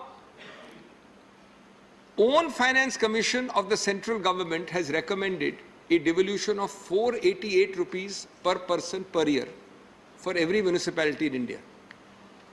488 rupiya prati vyakti prati varsh. That comes, sir, for Delhi for the current year or year ago to 4,087 crores. Sir, did you as the central government give 4,087 crores to the municipality of Delhi? Never. If you check up, you gave to a lot of other municipalities. Not the full amount, but you gave, not to Delhi. Then, sir, it is estimated that if you add up what you have not given to the Delhi municipalities for the last 10 odd years, I'm only taking 10, 11 years, the amount is about 12,000 crores. And you are saying improvement? You are first starving somebody and then saying he should be a healthy, bonny child. You are giving him no water and food and you are saying that we are improving them. Sir, thirdly, have you said anything in this bill about why the municipal corporations tax for property tax only 4 lakh properties, whereas in Delhi the minimum count of properties taxable for property tax is 1.2 million. यानी 12 लाख, उसका 1/3, 4 लाख आप tax करते हैं property tax. Have you, honorable movers of the bill, shown us that your own statement is that this bill will improve by garnishing an additional 200 crores? This is your own estimation. And the gap is 2,200 crores in 1 year. So is this an improvement bill? It is not an improvement bill. MCD, sir, we have to accept it. And I say it as a fact, when I started my law practice, we were told that DDA stood for Don't Do Anything Authority. It is much better if you go to their parks now. Sports parks are very good. Sir, if you call it MCD, the most corrupt department, MCD, that would not be a wrong acronym. Sir, if you put on the top of this bill photographs of the mountains of garbage, if you put on this photographs of this bill of the agony of the Aam Aadmi or the middle level person who goes to the office of MCD, then you will realize that this bill is nothing but political hypocrisy. Sir, मेरा तीसरा पहलू, कि ये किसी प्रकार से सुधार का बिल नहीं है। ये राजनीतिक आडंबर से ओतप्रोत एक विलंब एवं बाधा डालने वाली चाल चली गई है। ये राजनीतिक भय से प्रेरित है। ये परोक्ष उद्देश्य इसका है जो स्पष्ट रूप से कहा नहीं गया है। नाकामी और भ्रष्टाचार से बीजेपी ने एमसीडी का क्या कर दिया है हाल। नाकामी और भ्रष्टाचार से बीजेपी ने क्या कर दिया है एमसीडी का हाल। यदि एकीकरण करना ही था तो क्यों लगा दिए 7 साल या 10 साल? इसका कोई जवाब नहीं है।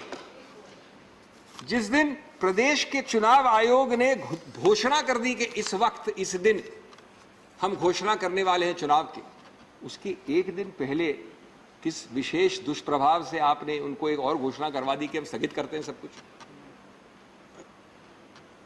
क्या इसलिए क्योंकि मान्यवर क्या इसलिए मान्यवर कि आपने हर संस्था पर सफलता से दुष्प्रभाव करने की पीएचडी करी हुई है? और मैं कहता हूं कि धिक्कार है ऐसी संस्थाओं के और उनके अध्यक्षों के जो इस दुष्प्रभाव पे ध्यान देते हैं या उसके आधार पे एक्ट करते हैं। सर, 272 से 250 करने का औचित्य क्या है जो आपने किया है? इसमें क्या तो हो सकता है? क्या ये जो जादुई बटन है कि 272 से 250 करना एक यात्रा है कुशासन से सुशासन की तरफ, कि 72 को आपने 250 कर दिया? तो इसका उद्देश्य एक ही है। अगर आपने 2 सीट भी कम की होती तो डिलिमिटेशन की आवश्यकता होती, और डिलिमिटेशन का मतलब है विलंब, बाधा। तो क्या यह राजनीतिक आडंबर नहीं है? किस रूप से 272 से 250 बनाने से एक जादुई छड़ी से ये पूरा एमसीडी अगर एकाकीकरण भी हो गया तो भी सुधार हो जाएगी? हमको नहीं बताया जा रहा है। सर, हमारी नहीं सुनते हैं तो कम से कम संविधान की सुन लीजिए, और उच्चतम न्यायालय ने जो अहमदाबाद म्युनिसिपल कॉर्पोरेशन के विषय में कहा था उनकी सुन लीजिए। ये तो विशेष है, गुजरात से है, अहमदाबाद है। जहां तक अनुच्छेद 243U का सवाल है, जरा उसको उठा के पढ़ लें। मैं कोट कर रहा हूं, every municipality unless sooner dissolved, this is a constitutional provision brought in 93, 74th amendment.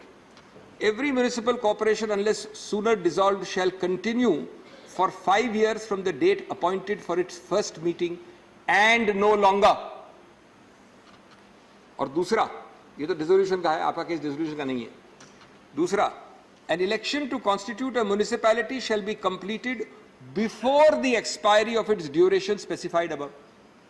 ये सीधा लागू है। आपने जिस दिन घोषणा कर रहे थे चुनाव के कार्यक्रम की, उस दिन आपने ये घोषणा करवा दी। और before the expiry of 6 months from the date of its dissolution. Expiry है तो आपको उसकी एक्सपायरी या इसकी तारीख शायद मई में है, उसके पहले आपको घोषणा चुनाव करना पड़ता है। नंबर 6, जैसा मैंने कहा संविधान नहीं पढ़ते हैं तो कम से कम उच्चतम न्यायालय को तो पढ़ लीजिए।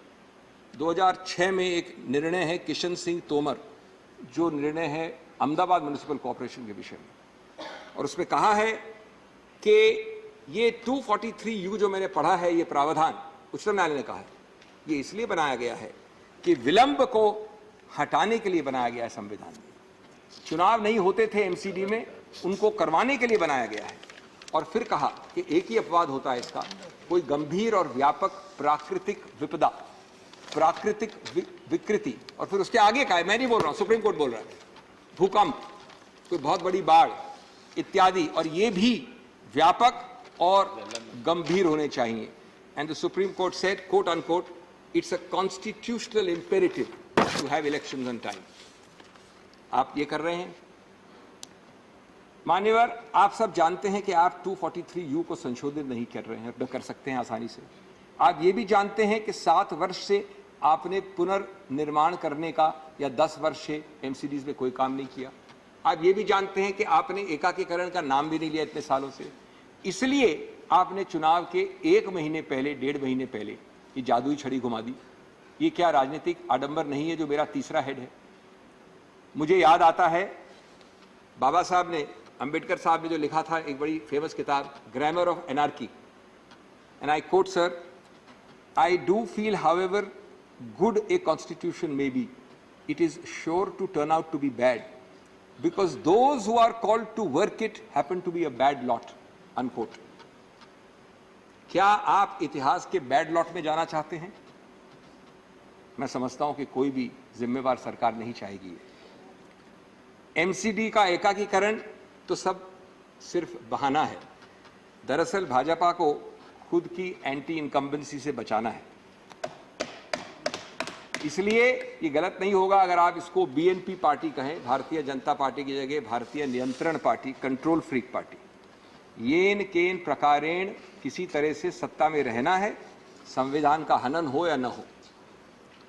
Sir, my fourth and last facet, it is legally untenable. Why, sir? We give the highest importance to decentralization.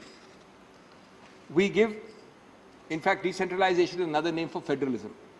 Sir, 1 second aside, it's very interesting. The word federalism or federal is not used anywhere in our constitution, which is the world's second or third largest constitution.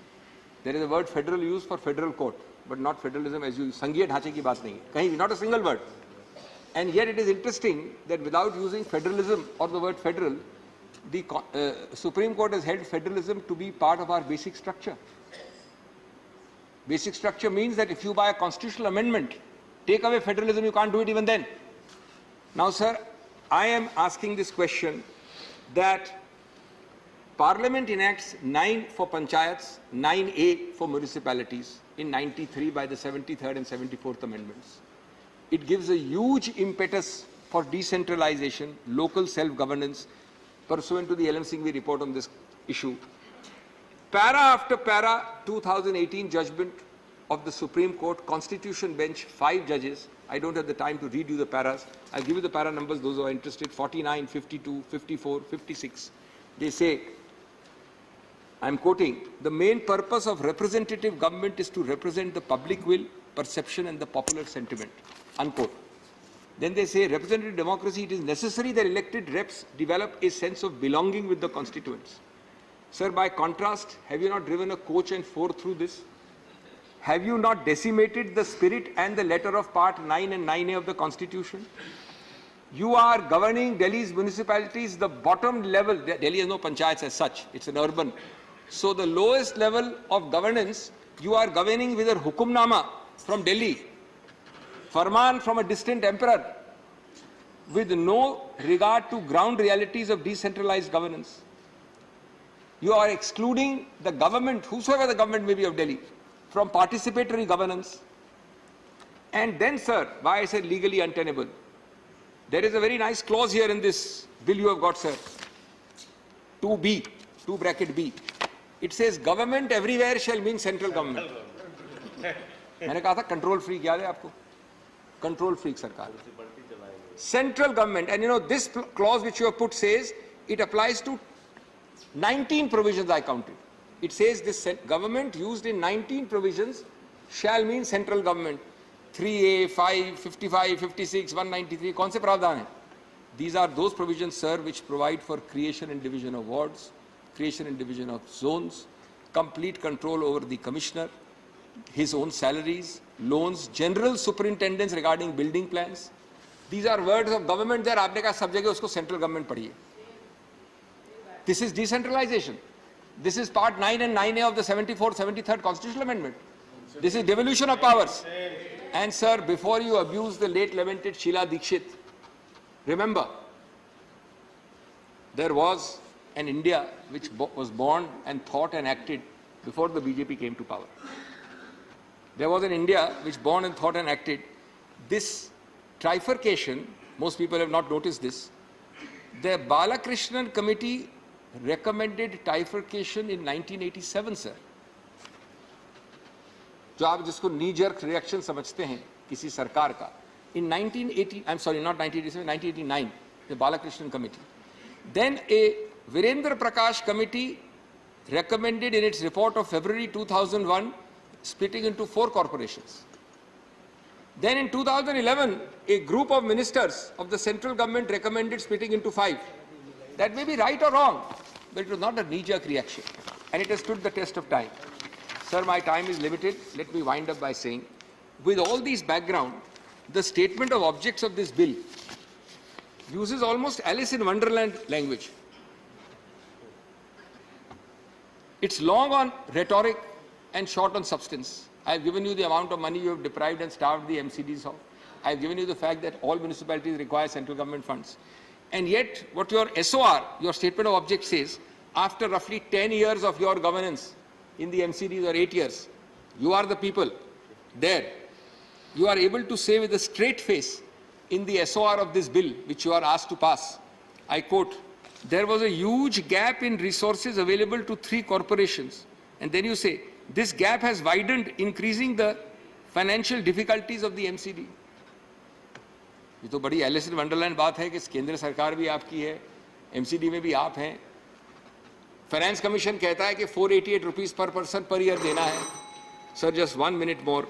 Therefore I would say with respect कि ये बात गलत नहीं है कि हम आहें भी भरते हैं तो हो जाते हैं बदनाम. आप कत्ल भी करते हो तो चर्चा नहीं होता. Sir, when you talk of 272 to 250 delimitation, election postponement, do you talk of the corruption in the MCD under your watch? Do you talk of the mountains of garbage? Do you talk of the annual 2,200 crore deficit? Do you talk of the non-remittance of the central government funds? You don't talk of any of this. Where is the improvement going to be? By just making a jadui chhadi of 272 to 250 or saying trifurcation into unification. Therefore, I can only quote the words immortalized by the late lamented Sushma Swaraj. And I end with that, sir. तू इधर उधर की बात न कर, ये बता दे काफिला क्यों लुटा. तू इधर उधर की बात न कर, ये बता दे काफिला क्यों लुटा. हमें रहजनों से गिला नहीं, तेरी रहबारी का सवाल है. Thank you. Thank you. Doctor Sudhanshu Trivedi ji. Doctor Sudhanshu Trivedi ji. माननीय उपसभापति महोदय, आज मैं यहाँ माननीय गृह मंत्री द्वारा प्रस्तुत MCD एकीकरण बिल के ऊपर समर्थन में खड़ा हुआ हूं. देखिए, हम एकीकरण के पक्ष में हैं, वो विभाजन के पक्ष में हैं. तो हम सदैव अखंडता के पक्ष में रहते हैं, वो खंडता के पक्ष में रहते हैं. ये तो हमारे उनके बीच की सोच का एक सतत अंतर है. अभी हमारे विद्वान मित्र आपस में बात न करें, please. Dr. Singhvi ji, who is a very learned legal luminary, and in a very intellectually loaded initial speech, he has used certain words: suspect, incompetence, control freak, chaos, political blunder. मुझे ऐसा लगा कि शायद ये शब्दों का समायोजन उन्होंने जो भी किया हो, ये मूल रूप से कहीं उनकी पार्टी के भाव से आ रहे थे. मुझे लगा कि अगर यह समायोजन किया जाए, that an incompetent suspect in an penchant for uncontrolled, to have a full control, committed a political blunder and plunged the party into chaos. तो मुझे लगता है ज्यादा बेहतर रहेगा. अब यहां मैं एक बिंदु और ध्यान दिलाना चाहता हूं सभापति, उपसभापति महोदय. आज 5 अप्रैल है. आज के दिन का एक महत्व है. आज से 11 साल पहले यही 4 और 5 अप्रैल के समय अन्ना आंदोलन शुरू हुआ था. दिल्ली की राजनीति में उसका बड़ा महत्वपूर्ण महत्व था, क्योंकि हमारे जो 2 प्रमुख विपक्षी दल हैं, एक के लिए जो कांग्रेस पार्टी थी, उनके लिए वो खलनायक थे जिन्हें जेल में भेजा जा सकता था. दूसरी पार्टी जो आज दिल्ली में सत्ता में है, उनके लिए वो गुरु थे, प्रेरणा के स्रोत थे, पितृ पुरुष थे, पर उन्हें बरगलाया जा सकता था, क्योंकि ये उन्होंने कहा कि उन्हें बरगलाया जा सकता था. तो मैं ये कहना चाहता हूं कि दोनों ने ही गुरु माना. आपकी पार्टी में एक थे जो बहुत गुरु गुरु कहते थे, उन्होंने आपको निपटा दिया, और इधर जो गुरु के चेले थे, उन्होंने गुरु को निपटा दिया. एक हिंदी में कहावत है, नाम तो किसी का लिया नहीं, प्लीज. उपसभापति महोदय, मैंने किसी का नाम नहीं लिया. आपका जो समय होगा इतना ही बोल सकते हैं. कहावत है, जो समय जिसका उसी के अनुसार. एक हिंदी में कहावत है कि गुरु गुड़े रह गए, चेला शक्कर हुई गए. तो वो यहां पर दिखाई पड़ती है. हमने नाम किसी का नहीं लिया है. समझने वाले समझ रहे हैं. बोल रहे हैं, रिकॉर्ड पे नहीं जा रहा है. अब यहां पर मैं कहना चाहता हूं कि इस विषय के ऊपर जो इन्होंने बात कही, इस एकीकरण के 3 डायमेंशन हैं जो इस विषय के ऊपर चर्चा होनी चाहिए. एक संवैधानिक है, एक व्यवहारिक है और एक राजनीतिक है। संवैधानिक दृष्टि से अभी बहुत सी बातें अभिषेक मनु सिंघवी जी ने कही, तो यहां पर मैं कहना चाहता हूं कि माननीय गृह मंत्री जी ने जब लोकसभा में जब इसका उत्तर दिया तो उन्होंने बहुत साफ कहा कि संविधान प्रदत्त व्यवस्था के द्वारा ही इसमें यह परिवर्तन किया जा रहा है। संविधान के जिन अनुच्छेदों का वो उल्लेख करते हैं 246 और 256, वो तो पूर्ण राज्यों पर लागू होते हैं। दिल्ली के संदर्भ में संविधान की धारा 239AA बहुत स्पष्ट है और मैं सदन के सुलभ संज्ञान के लिए यह स्पष्ट कर देना चाहता हूं कि as per the constitution of India the article 239AA special provisions with respect to the Delhi clear cut कहता है, provided further that nothing in this sub clause shall prevent parliament from enacting at any time any law with respect to the same matter, including a law adding to, amending to, varying to, opening, repealing the law so made by the legislative assembly. तो ये संविधान की व्यवस्था के अंतर्गत जो संसद को प्रदत्त अधिकार है उसी के अनुरूप हमारी सरकार ने यह काम किया है। और इतना ही नहीं, जो लोग आज ये कहते हैं कि सरकार को अधिकार नहीं होना चाहिए, वही लोग जनवरी 2016 में जब हाई कोर्ट ने यह पूछा था कि एमसीडी किसके हाथ में है, इसलिए मैं कोर्ट का वो उदाहरण भी कोट करना चाहता हूं। इन जनवरी 2016 when the high court asked who controls the municipal corporation of Delhi, अब समझिए राज्य सरकार क्या जवाब देती है। Delhi government in response said that the MCD did not come under it, but if court directs they are willing to take over the control of the corporation. यानी वो स्वयं तो कह रहे हैं कि हमारे अंडर में नहीं है, मगर हमारी इच्छा है कि यह मेरे अंडर में आ जाए, ये कोर्ट के सामने वो व्यक्त कर रहे हैं। जहां तक उपराज्यपाल के अधिकारों की बात है तो 1991 में राष्ट्रीय राजधानी क्षेत्र का जो एक्ट बना था उसी के अनुसार राज्यपाल को जो प्रदत्त अधिकार हैं जो कांग्रेस शासन के समय में मिले थे, उसी के अनुसार हमारी सरकार ने काम किया है और वो अधिकार एक बार रिव्यू भी हुए हैं सुप्रीम कोर्ट के द्वारा। रिव्यू होने के बाद उन अधिकारों की जो एक प्रकार से कह सकते हैं कि वेटिंग हुई है और उसके द्वारा दिल्ली के उपराज्यपाल या एलजी को यह अधिकार प्राप्त है। अब सभापति महोदय, प्रश्न यह होता है कि अधिकार तो किसी को प्राप्त होते हैं तो वो करता क्या है। इनको अधिकार प्राप्त थे, गृह मंत्री जी ने अभी संकेत किया कि क्या किया था, मगर हमें अधिकार प्राप्त हुए तो माननीय प्रधानमंत्री जी ने उसी प्रदत्त अधिकार का प्रयोग करते हुए 36 लाख बेसहारा लोगों को, झुग्गी झोपड़ी के लोगों को स्थायी मकान देने का काम किया। और न्यायालय और संवैधानिक प्रावधानों के प्रति कितनी ईमानदारी है यह इस बात से पता चलता है कि उसी न्यायालय ने जब यह कहा कि वित्त आयोग का गठन सरकार करेगी और उसके द्वारा निर्धारित पैसा एमसीडी को मिलेगा, मगर कांग्रेस के दौरे हुकूमत में भी 2012-13 में चौथे वित्त आयोग ने 11,323 करोड़ रुपए एमसीडी को देने की संस्तुति की, परंतु वो उन्होंने नहीं दिया। और आज जो सरकार दिल्ली में बैठी हुई है, इसके स्वयं के वित्त आयोग ने यह संस्तुति की कि 40,500 करोड़ रुपए निकायों को चलाने के लिए देने चाहिए। वो तो छोड़िए, सदन में यह प्रस्ताव किया कि हम इतना नहीं देंगे, हम 17,000 करोड़ रुपए देंगे, परंतु जब देने की बात आई तो 6,129 करोड़ रुपए मात्र दिए। इसीलिए गृह मंत्री जी ने उस शब्द का प्रयोग किया था कि एक सौतेला व्यवहार एमसीडी के द्वारा राज्य सरकार के साथ किया गया।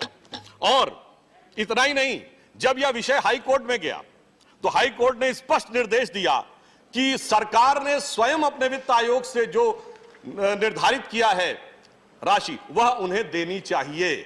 उस हाई कोर्ट को मैं कोट कर रहा हूं, उन्होंने लिखा, we accordingly allow this application to direct the GNCT to release the current financial year the remaining amount due towards the BTA to the three corporations on the basis of their own revised estimate presented in the budget for the year 21-22। यानी high court ने यह कहा कि आपने अपने budget में जो प्रावधान किया है कम से कम उसके अनुसार कर दीजिए, परंतु इसके बावजूद भी पैसा नहीं दिया गया, केवल 674 करोड़ रुपए दिया गया। और फिर उसके बाद संवैधानिकता की जो लोग बात करते हैं, तो मैं विनम्रता से कहना चाहूंगा, जिन लोगों ने सीएए को लेकर अपनी विधानसभाओं में प्रस्ताव पारित किए वो संवैधानिक था क्या? क्या विदेश संबंधी किसी विषय के ऊपर कोई विधानसभा प्रस्ताव पारित कर सकती है? अभी एमसीडी को लेकर बात कर रहे थे अभिषेक मनु सिंघवी जी, क्या राज्य सरकार के द्वारा प्रस्तावित किसी एक्ट के विरुद्ध एमसीडीज को अधिकार है अपने सदन में पारित करने का? नहीं। तो जिन लोगों ने संविधान का माहौल उड़ाया वो आज संवैधानिकता की बात करते हैं। तो इस बात को लेकर बहुत आश्चर्य होता। हां, मैं एक बात जरूर कहना चाहता हूं, जब किसी लॉ को पास होने की बात होती है तो अभी हाल के दिनों में एक बड़ी मजेदार बात हुई। फार्म लॉ है, किसान संबंधी कानून, सबसे पहले जिस राज्य की विधानसभा ने उसके विरुद्ध प्रस्ताव पारित किया वो थी पंजाब, और वो साफ हो गए। और गलती से ही सही, जिस विधानसभा ने सबसे पहले उसके समर्थन में पारित कर दिया था, आम आदमी पार्टी की दिल्ली की सरकार, वो पंजाब में छा गए। तो अब आप सोचिए कि कई बार आप सोचते हैं कि आपने जो लॉ पारित किया है वो क्या किया है, वो सही या गलत, चुनाव का विषय भी इन्होंने इससे जोड़ने का प्रयास किया। तो मैं कहना चाहता हूं कि जो आम आदमी पार्टी की सरकार है, मुझे ऐसा लगता है चुनावों में उन्होंने एक अप्रतिम काम किया है। शायद चुनाव आयोग ने जो उनको चुनाव चिन्ह दिया है वो बड़ा उपयुक्त दिया है। या तो वो झाड़ू फेर देते हैं या झाड़ू फिरवा लेते हैं, बीच की कोई स्थिति नहीं रहती है। जैसे पंजाब में उन्होंने झाड़ू फेर दिया, मगर गोवा में 39 में 35 सीटों पर जमानत जब्त हो गई, उत्तराखंड में 70 में 68 सीटों पर जमानत जब्त हो गई। दोनों जगह उनके मुख्यमंत्री कैंडिडेट की भी जमानत जब्त हो गई।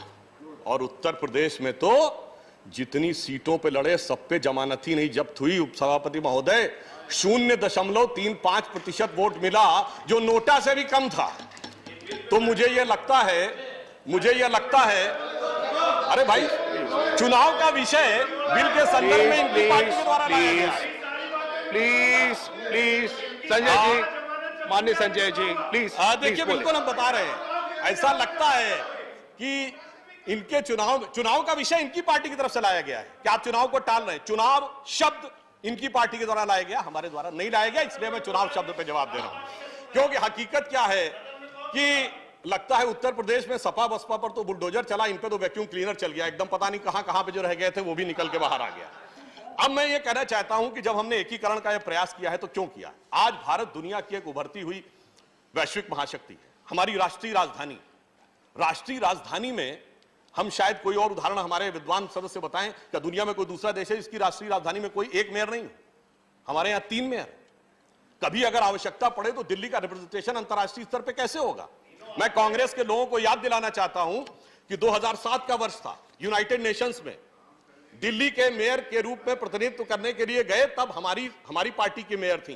प्रणब मुखर्जी जी भी वहां उपस्थित थे, चिदम्बरम जी वहां उपस्थित थे, बान की मून जो कि संयुक्त राष्ट्र संघ के सेक्रेटरी जनरल थे वो भी वहां उपस्थित थे, और दिल्ली ने अपना प्रेजेंटेशन किया। आज आपने ऐसी स्थिति बना दी कि अगर दिल्ली का अंतर्राष्ट्रीय स्तर पर कभी प्रतिनिधित्व करना हो तो वो संभव ही नहीं था। और 2 MCD तो ऐसी बनाई थी कि उनके लिए तो अंतर्राष्ट्रीय मानकों पर जाकर स्थापित होने की संभावना ही बहुत कम थी।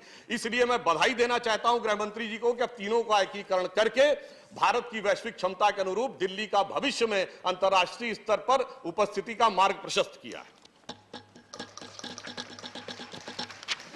अब मैं यहां यह कहना चाहता हूं कि जो डिवीजन हुआ है उसमें संसाधनों का कैसा असंतुलित विभाजन हुआ, जिसका कि संकेत गृह मंत्री जी ने अभी दिया, इसका मैं सिर्फ 2 उदाहरण देना चाहता हूं कि ईस्ट दिल्ली म्युनिसिपल कॉर्पोरेशन के 80% से अधिक क्षेत्र या तो अनऑथोराइज्ड या अनप्लान्ड एरिया में है, जहां से रेवेन्यू का बहुत ही कम सोर्स आता है।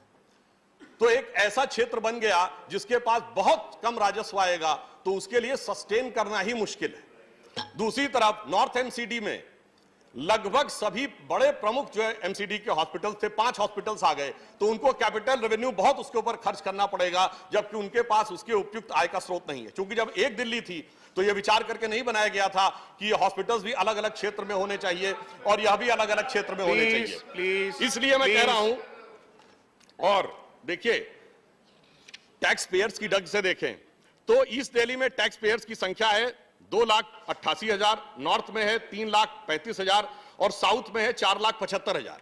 अब ये तो संख्या है, पर गुणवत्ता के आधार पे देखेंगे, संख्या के आधार पे देखेंगे, राशि के आधार पे देखेंगे तो उसमें साउथ दिल्ली की स्थिति बहुत बेहतर नजर आती है। इसलिए संसाधनों का एक बहुत असंतुलित डिस्ट्रीब्यूशन हुआ, जिसकी वजह से यह समस्या और बढ़ती चली गई। और उसमें फिर जब राज्य सरकार के द्वारा न्याय नहीं किया गया तो यह भी आप देखिए, दिल्ली का 1 साल का बजट 75,800 करोड़, MCD के लिए संस्तुति 40,500 करोड़ और आवंटन 6,129 करोड़।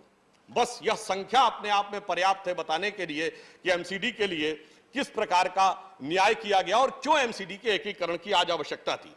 मैं इसलिए तुलना करना चाहता हूं, यदि दिल्ली की एमसीडी की तुलना हो सकती है तो बीएमसी से हो सकती है, बृहन मुंबई म्युनिसिपल कॉर्पोरेशन, जिसका कि बजट 46,000 करोड़ रुपए का है। इसीलिए उसके अनुपात में 40,500 करोड़ रुपए का बजट युक्तिसंगत लगता है, परंतु 6,000 जब दिया जाएगा तो आप सोचिए कि कितनी मुश्किल होती है। परंतु उसके बाद भी मैं बधाई देना चाहता हूं कि एमसीडी ने इस विपरीत परिस्थितियों में भी 2020 में जहां 7.2 लाख बच्चे एनरोल्ड थे तो 22 में 8.70 लाख हुए और 47 नए विद्यालय भी खुले। दूसरी तरफ जो दिल्ली की राज्य सरकार है, स्वयं उसने जो दिल्ली विश्वविद्यालय के कॉलेजेस उनके साथ संबंध है, उसमें करीब 12 कॉलेज हैं, उसके लिए उन्होंने लिख के भेजा कि हमारे पास संसाधन आर्थिक कम पड़ रहे हैं, हमारे लिए यहां पर सैलरी देना संभव नहीं है, जो दिल्ली विश्वविद्यालय के कॉलेज थे। और स्वयं इतना कम इन्होंने संसाधन दिए, इसके बावजूद एमसीडी ने बहुत अच्छे ढंग से उन विद्यालयों का संचालन किया, इसके लिए वो बधाई के पात्र हैं। फिर चाहे दिल्ली के सौंदर्यीकरण का सारा भार एमसीडी के ऊपर हो, 15,000 पार्क हो, 3,700 पार्कों में झूले, 5,82,000 एलईडी लाइट्स लगाई गई, सारा सौंदर्यीकरण हुआ। कोविड के दौरान छतरपुर में एक बड़ा हॉस्पिटल भी बना जिसका उद्घाटन गृह मंत्री जी ने किया था। छोटी छोटी बातों का भी ध्यान रखा गया, जैसे मार्केट में महिलाओं के लिए पिंक टॉयलेट इत्यादि बनाने का भी काम उस समय सरकार के द्वारा किया गया। भले ही दूसरी तरफ किस प्रकार की व्यवस्था थी अलग बात है। दिल्ली जल बोर्ड जो पहले 10 साल पहले प्रॉफिट में था, आज हजारों करोड़ रुपए के, लगभग 57,000 करोड़ रुपए के घाटे में है, वो अपने आप में एक अलग विषय था। तीसरी बात यह थी कि एक ही प्रकार की चीज के लिए एडमिनिस्ट्रेटिव पैराफर्नेलिया बहुत ज्यादा होने की स्थिति उत्पन्न हो गई। 22 विभाग थे, 66 हो गए, 3 मेयर हो गए, 3 कमिश्नर हो गए, 3 विभाग, 3 गाड़ियां और अनेक प्रकार का जो सरकारी पैराफर्नेलिया होता है वो बढ़ता चला गया, जिसके कारण दिल्ली की जनता पर 150 करोड़ रुपए का अतिरिक्त अधिभार बन रहा था, जिसको सरकार ने समाप्त करने का काम किया। एकीकरण होने से काम भी बेहतर होगा। और काम का उदाहरण देते हैं, अगर डीसीपी के 12 जोन हैं और वो यथावत काम कर रहे थे, तो यदि पुलिस के जोन उसी हिसाब से काम कर रहे थे तो प्रशासनिक जोन भी उसी ढंग से काम कर सकते थे, तो दिल्ली की जनता से ये 150 करोड़ रुपए प्रति वर्ष का अधिभार की आवश्यकता नहीं रहेगी। यहां पर मैं यह भी कोट करना चाहूंगा कि दिल्ली सरकार ने 2006 में म्युनिसिपल कॉर्पोरेशन के रिफॉर्म के लिए कमेटी बनाई थी, जिसमें उन्होंने अपने एक फॉर्मर ब्यूरोक्रेट को उसका अध्यक्ष बनाया था। दिसंबर 2020 में उन्होंने लिखा that it was the biggest mistake of then government to break the municipal corporation, which has led to the situation today. He said that his committee has recommended to the then union government, yani 2006 mein, and the Delhi government that MCD of the Delhi was not easily divisible and that its division could bring the multiple problems including the geographical challenges and the inequitable distribution of the resources. तो इसका अर्थ यह हुआ कि आपकी सरकारों ने भी जो समितियां बनाई थी उनमें भी जो व्यावसायिक आपको सजेशन मिला था वो पूरी तरीके से आपने उसको नहीं माना, इसीलिए यह विभेदपूर्ण स्थिति उत्पन्न हुई, जिसकी तरफ इशारा किया गया कि एक नहीं अनेकों स्ट्राइक हुई। 2021 में म्युनिसिपल स्टाफ ने जो स्ट्राइक की उसमें 10 डिफरेंट ओकेजन पे लगभग 7 मिलियन वर्क आवर्स का लॉस हुआ और जनवरी 6 से 21 के बीच में 52,000 इंप्लॉइज इन्वॉल्व हुए और 52,000 इंप्लॉइज का इन्वॉल्व होना अभी तक की सबसे बड़ी स्ट्राइक्स में से एक शुमार किया जाता है। दिसंबर 2020 में मेयर्स ने हंगर स्ट्राइक की मुख्यमंत्री जी के ऑफिस के बाहर बैठकर। अक्टूबर 2019 में 260 टीचरों ने जाकर स्कूल के सामने म्युनिसिपल कॉर्पोरेशन के सामने प्रोटेस्ट किया। 2018 में अगर आप देखें तो सैनिटेशन वर्कर्स को प्रोटेस्ट करना पड़ा। यह कहीं ना कहीं दर्शा रहा था कि किस प्रकार का भेदभावपूर्ण रवैया था और जो एमसीडी का ड्यू था वो नहीं मिल पा रहा था और स्ट्राइक लगातार हुई। जनवरी 2017 में, जनवरी 2016 में, जनवरी 2015 में, परंतु किसी के कान पे जू नहीं रहेंगी। क्यों नहीं रहेंगी? क्योंकि जो पार्टियां थी वो तो, जो पार्टी दिल्ली में थी वो तो नई राजनीति की प्रतीक थी। उनका कहना था नई राजनीति है, तो वो नई राजनीति के प्रणेता थे, तो नई राजनीति पे वो कुछ सुनने को तैयार नहीं थे। और उनकी नई राजनीति की जो पूरी कथा है 11 वर्ष की, हम ये नहीं कहना चाहते, एक ही पंक्ति में अगर कह दूं तो पहले कहते थे राजनीति में नहीं आएंगे, आ गए। फिर कहते थे सारी संसद और विधानसभा के लिए बड़ा आपत्तिजनक शब्द प्रयोग करते थे, असंसदीय होने के कारण मैं प्रयोग नहीं कर रहा हूं, वहां भी आ गए, उसके सिरमौर भी बन गए। शीला दीक्षित जी के लिए अभी हमारे अभिषेक मनु सिंघवी जी तो बोल रहे थे, पर वो भूल गए कि सारे ऑटो के बाहर 2013 में बेईमान जैसा शब्द लिखा हुआ। कहते थे हमारे पास तो सैकड़ों करोड़ की सैकड़ों पन्नों की बुक है, और जब हम लोगों ने कहा कार्रवाई करो तो कहते सबूत ला के दीजिए। ये एक नई राजनीति थी। फिर कहा ना भाजपा समर्थन लेंगे ना कांग्रेस से लेंगे, फिर लिखित में समर्थन मांगा।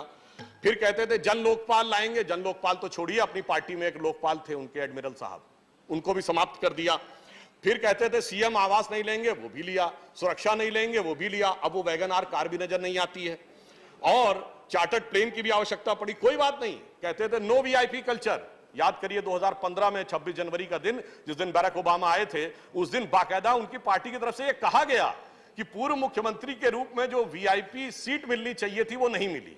इसका अर्थ यह हो गया। फिर इतना ही नहीं, बिहार में जाकर राजद और अन्य दलों के साथ वो खड़े हुए जाके, प्लीज प्लीज, हाँ जी बिल्कुल हो रही है मान्यवर, अरे इतना नहीं, सुनिए तो प्लीज प्लीज, बिल्कुल आप सुनाइएगा जनाब सुधांशु जी। अरे हमारे माननीय सदस्य प्लीज, नई राजनीति के प्रणेता हमारे माननीय सदस्य लोग भी पार्टी ने जाकर उत्तर प्रदेश में सपा से भी गठबंधन करने का प्रयास किया। उनकी जो भी आपत्ति है मान्यवर honourable member address the chair को एड्रेस करें। माननीय सुधांशु जी एड्रेस को चेयर करें, चेयर को एड्रेस करें। माननीय सभापति महोदय, ये मैं सिर्फ ये बताना चाहता हूं कि जो लोग कहते थे कि हम नई राजनीति लाएंगे, वो आकर कैसे कैसे कैसे कैसे रूप बदलते हुए कहां तक पहुंच गए। तो ये अन्यथा न ले, तो इनके लिए कहना चाहता हूं एक बिंदु कि खुदा जब हुस्न देता है नजाकत आ ही जाती है, कदम गिन गिन के रखो पर कमर बल खाई जाती है। तो ये बल खाते चले गए, और ऐसा बल खाए कि इन्होंने एक नई राजनीति ये जरूर शुरू की कि पहले कहा एक दूसरे पे कि हम मानहानि का केस आरोप लगा देते थे, फिर माफी मांगते थे। हमारे नेता स्वर्गीय अरुण जेटली जी से भी माफी मांग चुके, नितिन गडकरी जी से भी माफी मांग चुके, औरों से भी किया। तो ये एक नई राजनीति जरूर है। ये मैं मानता हूं कि इन्होंने इस मामले में एक नई राजनीति का सूत्रपात करने में जरूर सफलता हासिल की। मगर मैं यह भी कहना चाहता हूं, जब बिल के विषय में ये बात हो रही थी तो किस प्रकार का सरकार का संवेदनशील रवैया है, मैं ईमानदारी से पूछता हूं, ये बताइए, इनके मुख्यमंत्री महोदय शायद समकालीन भारतीय राजनीति के सबसे पढ़े लिखे आईआईटी ग्रेजुएट हैं, पर वो क्या कहते वैक्सीन का फार्मूला सबको बांट दो। अरे भाई कोई चूरन है जो सबको बांट देना चाहिए? ऐसी अव्यवहारिक बात मैं रिकॉर्ड पे कह रहा हूं, चाहे कांग्रेस पार्टी के नेता और नेत्री और चाहे आम आदमी पार्टी के नेता, इन्होंने अप्रैल 2021 में कहा बच्चों का वैक्सीन बाहर भेज दिया गया। इतनी छलपूर्ण राजनीति, उस समय तो पूरी दुनिया में बच्चों का वैक्सीन नहीं बना था, और सब ऑन रिकॉर्ड कह रहे थे कि बच्चों का वैक्सीन बाहर भेज दिया गया। ये इस बात का प्रमाण है। और फिर इस ढंग की अव्यवहारिक बात कहते हैं, प्लीज इस ढंग की अव्यवहारिक बात, माननीय सुधांशु जी ऑन द बिल, हाँ इस ढंग की अव्यवहारिक बात कहते सभापति महोदय, प्लीज कोई सामान्य व्यक्ति कहे तो बात समझ में आती है। संजय जी यूट्यूब पे डाल दो, प्लीज संजय जी, अब वो प्लीज संजय जी, सुधांशु जी, इस ढंग की जो फिल्मों को डालने की यूट्यूब पे बात कहते हैं, एक बहुत ही हल्की बात लगती है। अब सुनिए, अरे भाई आगे बात तो सुनिए please. Sudhanshu ji address the chair. अब मैं सभापति महोदय बताना चाहता हूं कि इन लोगों ने जिस प्रकार की अव्यवस्था की, मैंने कोविड के दौर का क्यों जिक्र किया, हाई कोर्ट में लोग गए और हाई कोर्ट ने टिप्पणी की कि कोविड के दौरान जिस प्रकार की अव्यवस्था थी, मई 2021 का मैं हाई कोर्ट का कोर्ट बता रहा हूं, जब उसने कहा कि what is the use of mohalla clinic, it is the waste of resources, if you made this infrastructure, what's the worth if it cannot be used for the purpose of dealing during the pandemic, जिसको ये सबसे बड़ा अपना महत्व मानते थे। फिर high court ने दूसरी भी बात कही कि what is the point of having more beds when there are no sufficient doctors। ये दोनों टिप्पणियां हाई कोर्ट की इस बात के लिए प्रमाण है कि एक तरफ एमसीडी के डॉक्टर्स, एमसीडी के नर्स, एमसीडी का स्टाफ, एमसीडी के सफाई कर्मचारी कम वेतन मिलने की समस्याओं के बावजूद निरंतर उस दौर में काम कर रहे थे, और दूसरी तरफ जो ये कर रहे थे उसमें इनकी जो वस्तुस्थिति थी साफ नजर आ रही थी। अब मैं कहना चाहता हूं, हमारे विरोधियों को चाहे लगेगा कि वो ये कह रहे हैं कि विषय के ऊपर, वन सेकंड, विच रूल, विषय के ऊपर डाइवर्ट होने की बात, 238 which point, 238 which one, A B C D E which one? Sir, a member while speaking shall not refer to any matter of fact on which a judicial decision is pending, make a personal charge against a member, use offensive expression about the conduct or proceeding of the House, or any state legislature reflect or any determination of the council except on a motion for rescinding it reflect upon the conduct of persons in high authority unless the discussion is based on a substantiated motion drawn in paper terms. So this point need to be expunged, sir. This We'll point examine. need to be expunged.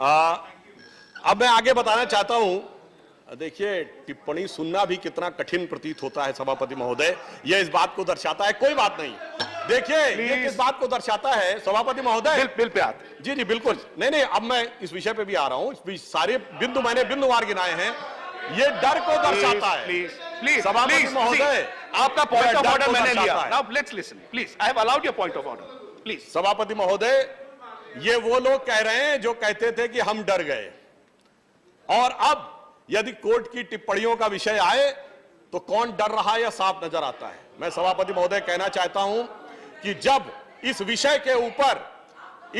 के ऊपर दिल्ली के मुख्यमंत्री ने स्वयं यह बात बोली है, एमसीडी के संदर्भ में, एमसीडी के संदर्भ में बात करते हुए उन्होंने कहा है कि डर गए, इसलिए मैं इस विषय के संदर्भ में ही बोल रहा हूं, क्योंकि यह डर का संदर्भ उनके द्वारा लाया गया है। मान्यवर, मैं बताना चाहता हूं, हम डरेंगे जो 1953 में श्यामा प्रसाद मुखर्जी जी जब वहां श्रीनगर में गए, प्राण दे दिए, उस समय नहीं डरे। सन 66 में गोरक्षा आंदोलन में गोलियां चलाई इंदिरा जी की सरकार में, तब नहीं डरे। आपातकाल के भयंकर दुर्धर्ष दौर में हम नहीं डरे। बोफोर्स के समय में 400 की मेजॉरिटी लेके जब राजीव गांधी की सरकार थी, तब नहीं डरे। 92 में हमारी 3 सरकारें अकारण बर्खास्त कर दी गई, प्रतिबंध लगा दिए गए, तब हम नहीं डरे। जिस जमाने में झूठे केस लगाए गए हिंदू आतंकवाद के, तब नहीं डरे। श्री नरेंद्र मोदी जी के ऊपर बेवजह के केसेस लगाकर उनके ऊपर फंदे कसने का प्रयास किया गया, गृह मंत्री जी के ऊपर इस प्रकार के आरोप लगाए गए, हम तब नहीं डरे। तो ये कह रहे हैं कि इनसे डरने की बात है। हम तो उस परंपरा के प्रतीक हैं जिसे मैं कहना चाहूंगा हम अकेले थे और आगे बढ़ते रहे, नहीं डरे। जिसे मैं कहना चाहूंगा कि अन्य होंगे चरण हारे और हैं जो लौटते दे शूल को संकल्प सारे, चिरवृत्ति निर्माण उन्मद यह अमरता नापते पद, बांध देंगे अंक संस्कृति से तिमिर में स्वर्ण बेला, पंत होने दो अपरिचित प्राण रहने दो अकेला। मगर मैं यह बताना चाहता हूं, हमें डर नहीं है, हमें पीड़ा है। पीड़ा इस बात की है कि इस दिल्ली के अंदर एमसीडी के कर्मचारियों को उनका रिक्विजिट ड्यू नहीं मिले, उस बात की पीड़ा है। हमें पीड़ा इस बात की है कि यहां पर 20,000 कश्मीरी हिंदू रहते हैं और उनकी पीड़ा को लेकर एक खिलखिलाहट जब वहां सुनाई पड़ती है तो वो हमारे दिल में पीड़ा उत्पन्न करती है। हमारे दिल में यह पीड़ा यह होती है कि जो पार्टी सत्ता में है, एमसीडी में जिसके काउंसलर अनेक प्रकार के रिश्वत के आरोपों से भी हैं, अनेक प्रकार के आरोप लगे हैं। एमसीडी के ही इनके काउंसलर थे जिसके ऊपर दंगे में इतना बड़ा आरोप लगा था, जिनके की छत के ऊपर हथियारों का जखीरा निकला था, उसके लिए दिल में बड़ी मोहब्बत है। इनके नेता ने बोला था शाहीन बाग हमारे दिल में है, उनके लिए रहमत है। मौलवियों का भत्ता 10,000 से 18,000 होना चाहिए, उसके लिए दिल में रहमत है। इन्होंने कहा सहायकों का 10,000 होना चाहिए, उसके लिए रहमत है। मगर एमसीडी के लोगों को सैलरी देने के लिए दिल में हिकारत है। सीनियर मेंबर सुधांशु जी कंक्लूड करें, आपका समय समाप्त होने जा रहा है। सभापति महोदय, मैं बिल्कुल साफ कह रहा हूं, उन सब के लिए दिल में रहमत है और एमसीडी के सफाई कर्मचारी, डॉक्टर, नर्स, शिक्षक, उनकी तनख्वाह देने के लिए आपके दिल में रहमत नहीं है, उनके लिए वो आप पैसा नहीं दे पा रहे हैं। अब मैं आपको अंत में मैं ये कहना चाहता हूं, हकीकत में जानते हैं भय क्या है। ठीक है, किसी को थोड़ा विषयांतर लग सकता है, परंतु ये दिल्ली अब बदल रही है और दिल्ली बदल रही है तो बदलने वालों को शायद वो बदलना स्वीकार नहीं हो रहा है। मैं यहां पर यदि पूछूं, इस दिल्ली में अंतिम भारतीय राजा पृथ्वीराज चौहान हुए थे। शायद हम में से भी बहुत कम लोगों को पूछा जाए पृथ्वीराज चौहान जी के पिता का नाम क्या था, शायद उंगलियों पर गिनने लायक लोगों को पता होगा। वैसे जो बिल प्रोड्यूस किया है तो माननीय गृह मंत्री जी को तो इसकी अच्छी जानकारी मुझे व्यक्तिगत चर्चा से भी पता है। मगर इसी दिल्ली में बैठकर हम में से किसी से पूछा जाए, चाहे वो दक्षिण भारत का क्यों ना हो, कि औरंगजेब के पिता का क्या नाम था, तो पूरी की पूरी वंशावली पता होती। दिल्ली की यह सोच अब बदल रही है। मेहरौली का जहां पर स्तंभ हमारा खड़ा हुआ है, बगल में कुतुब मीनार है, हमारी मेट्रोलॉजिकल एक्सीलेंस का प्रतीक दिल्ली में खड़ा है, उसको प्रतीक न मानकर किसी ऐसी चीज का प्रतीक जिसके बारे में जहां से कहा जाता आए थे पता नहीं वहां तो कोई खंभा भी बना था कि नहीं कभी ये पता नहीं है, परंतु उसको प्रतीक मानते हैं। यह भय है कि अब दिल्ली अपने वास्तविक स्वरूप में उभर कर सामने ना आने पाए। दिल्ली भारत का केंद्र है और भारत की चेतना का वह स्वरूप उभर कर ना सामने आने पाए, वह भय है। इस भय के लिए मैं अंत में सिर्फ अटल जी की उस पंक्ति के साथ समाप्त करता हूं जिसमें दिल्ली का उल्लेख है। अटल जी की बड़ी प्रसिद्ध कविता थी, हिंदू तनमन हिंदू जीवन रग रग हिंदू मेरा परिचय। मैं बता रहा हूं, प्लीज आपका भय उसमें सामने आ जाएगा। उस पंक्ति उनकी मैं 4 पंक्तियां कहकर अपना विषय समाप्त करता हूं। मैं तेज पुंज तमलीन जगत में फैलाया मैंने प्रकाश, जगती का करके सर्वनाश कब चाहा कर लूं निज विकास। शरणागत की रक्षा की है मैंने अपना जीवन देकर। आपने शरणागतों के खिलाफ प्रस्ताव पारित किया था सीए में। शरणागत की रक्षा की है मैंने अपना जीवन देकर। विश्वास नहीं यदि आता तो यह साक्षी है इतिहास अमर। यदि आज देहली के खंडहर सदियों की निद्रा से जगकर गुंजार उठे ऊंचे स्वर में हिंदू की जय तो क्या विस्मय। हिंदू तनमन हिंदू जीवन रग रग हिंदू मेरा परिचय। बस ये इनका असली भय है, परंतु वह भय इनका रहने दीजिए, हम विकास के पथ पर आगे बढ़ते रहें। थैंक यू श्री जवाहर सरकार जी। श्री जवाहर सरकार जी। Thank you, sir. We have heard a lot of talk about rising above politics, but for the last half an hour, all I heard was a level of politics that would rather suit the Delhi Legislative Assembly more. I respect it more than this House. Be that as it may, sir, we have risen because we are duty-bound to stand up for federalism, for the spirit of federalism that holds this country together in spite of whatever some temporary occupants of power may think they have. This country has essentially survived on the spirit of heterogeneity. Do not go in for homogeneity, do not go in for trampling, do not go in for one-way decisions. The very decision that you have taken or about to take or about asking us to endorse is one that speaks of control. My former speaker, Mr. Singhvi, has already mentioned about these things. In 2011, after several discussions, 3 bodies were trifurcated out of the Municipal Corporation of Delhi. Okay, you know that, I know that. Now you say, the Honorable Home Minister, who has introduced the topic of not speaking on politics only, mentions that they have a revenue deficit. Fair enough. So if one has a revenue deficit of 2, the other has a revenue deficit of 3, the third has a revenue deficit of 4, if you add them together, you get -2, -3, -4, -9. Where do you get the positive from? Administration has been my occupation. So I would know that just the mere reunification of 3 disparate bodies that were split for an administrative reason does not confer ipso facto any virtue of revenue stability. That's my first point. The second, I would say, is it's a question of compactness of administration.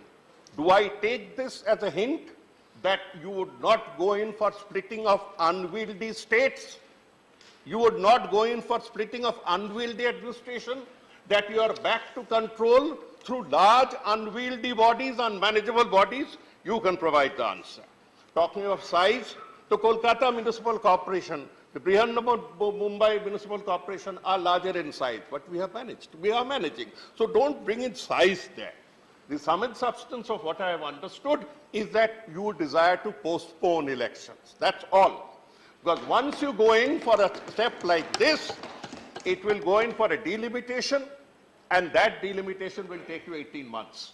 And therefore, effectively, you are bringing a municipal issue to a national issue, because exactly 2 years from today, we'll be facing a national consensus, a national referendum.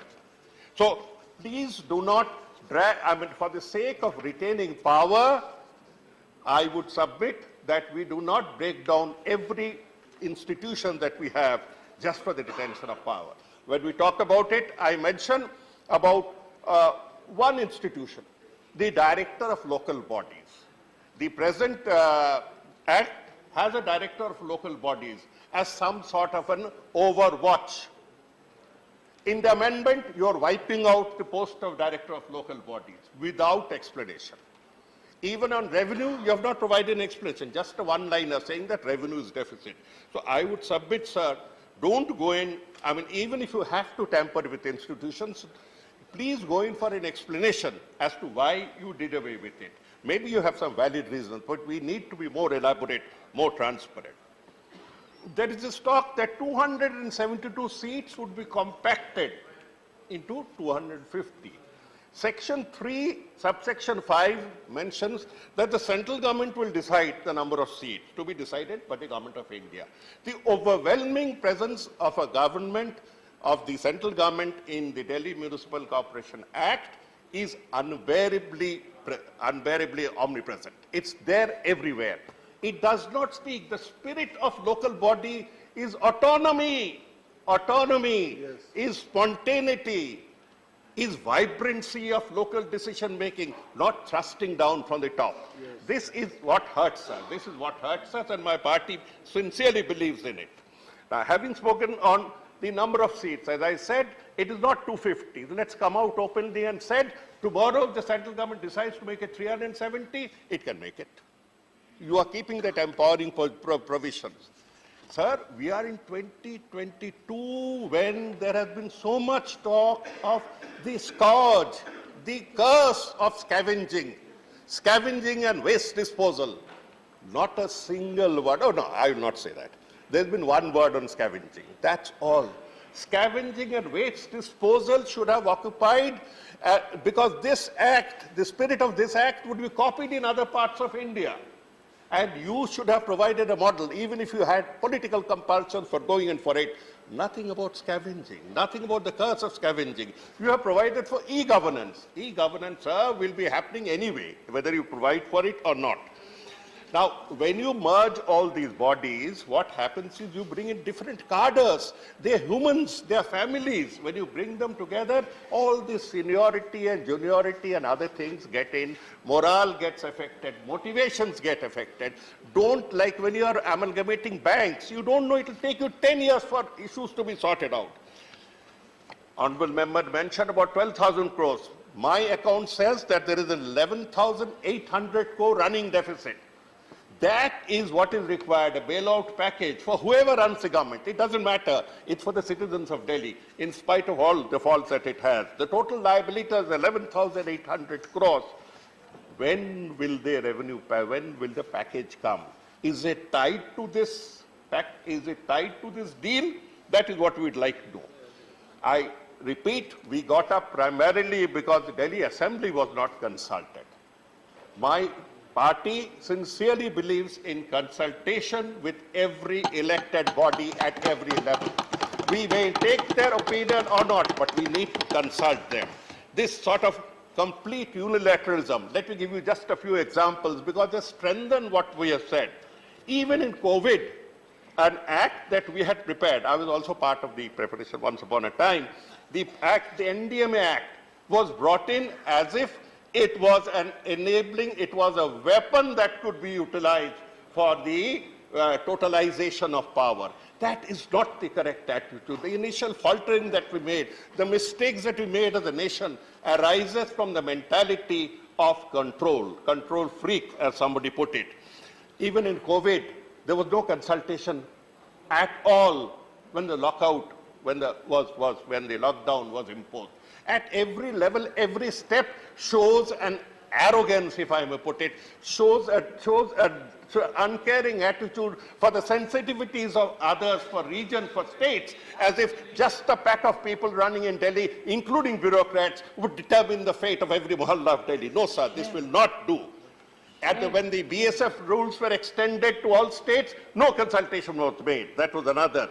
Draconian laws and draconian regulations are sought to be expanded at the expense of at the contraction of the space available for the individual, for society, local government and state government. That is my submission. And that is my submission. Even the ED, the Enforcement Directorate and the CBI are regularly used to weaponize, to summon to humiliate and to hegemonize over others. It's happening all the time. Now, even in Delhi, I would submit. Please conclude, honourable member. Amendment. Please conclude. I'll just half a minute. I'll wrap it up. The submission that I have felt as an outsider to this politics of Delhi is that this is only a ploy to postpone the elections, and that is dependent upon the prospects of their victory or not. Do not treat the national capital as just a trump card in your politics. I oppose the bill, sir. Thank you. Honorable Shri R.S. Bharti ji. Honorable Vice Chairman, sir, thank you for giving this opportunity. At the outset, on behalf of DMK, I want to oppose this bill, sir. This is undemocratic, as rightly pointed out by my previous speaker, Mr. Singhvi. He has rightly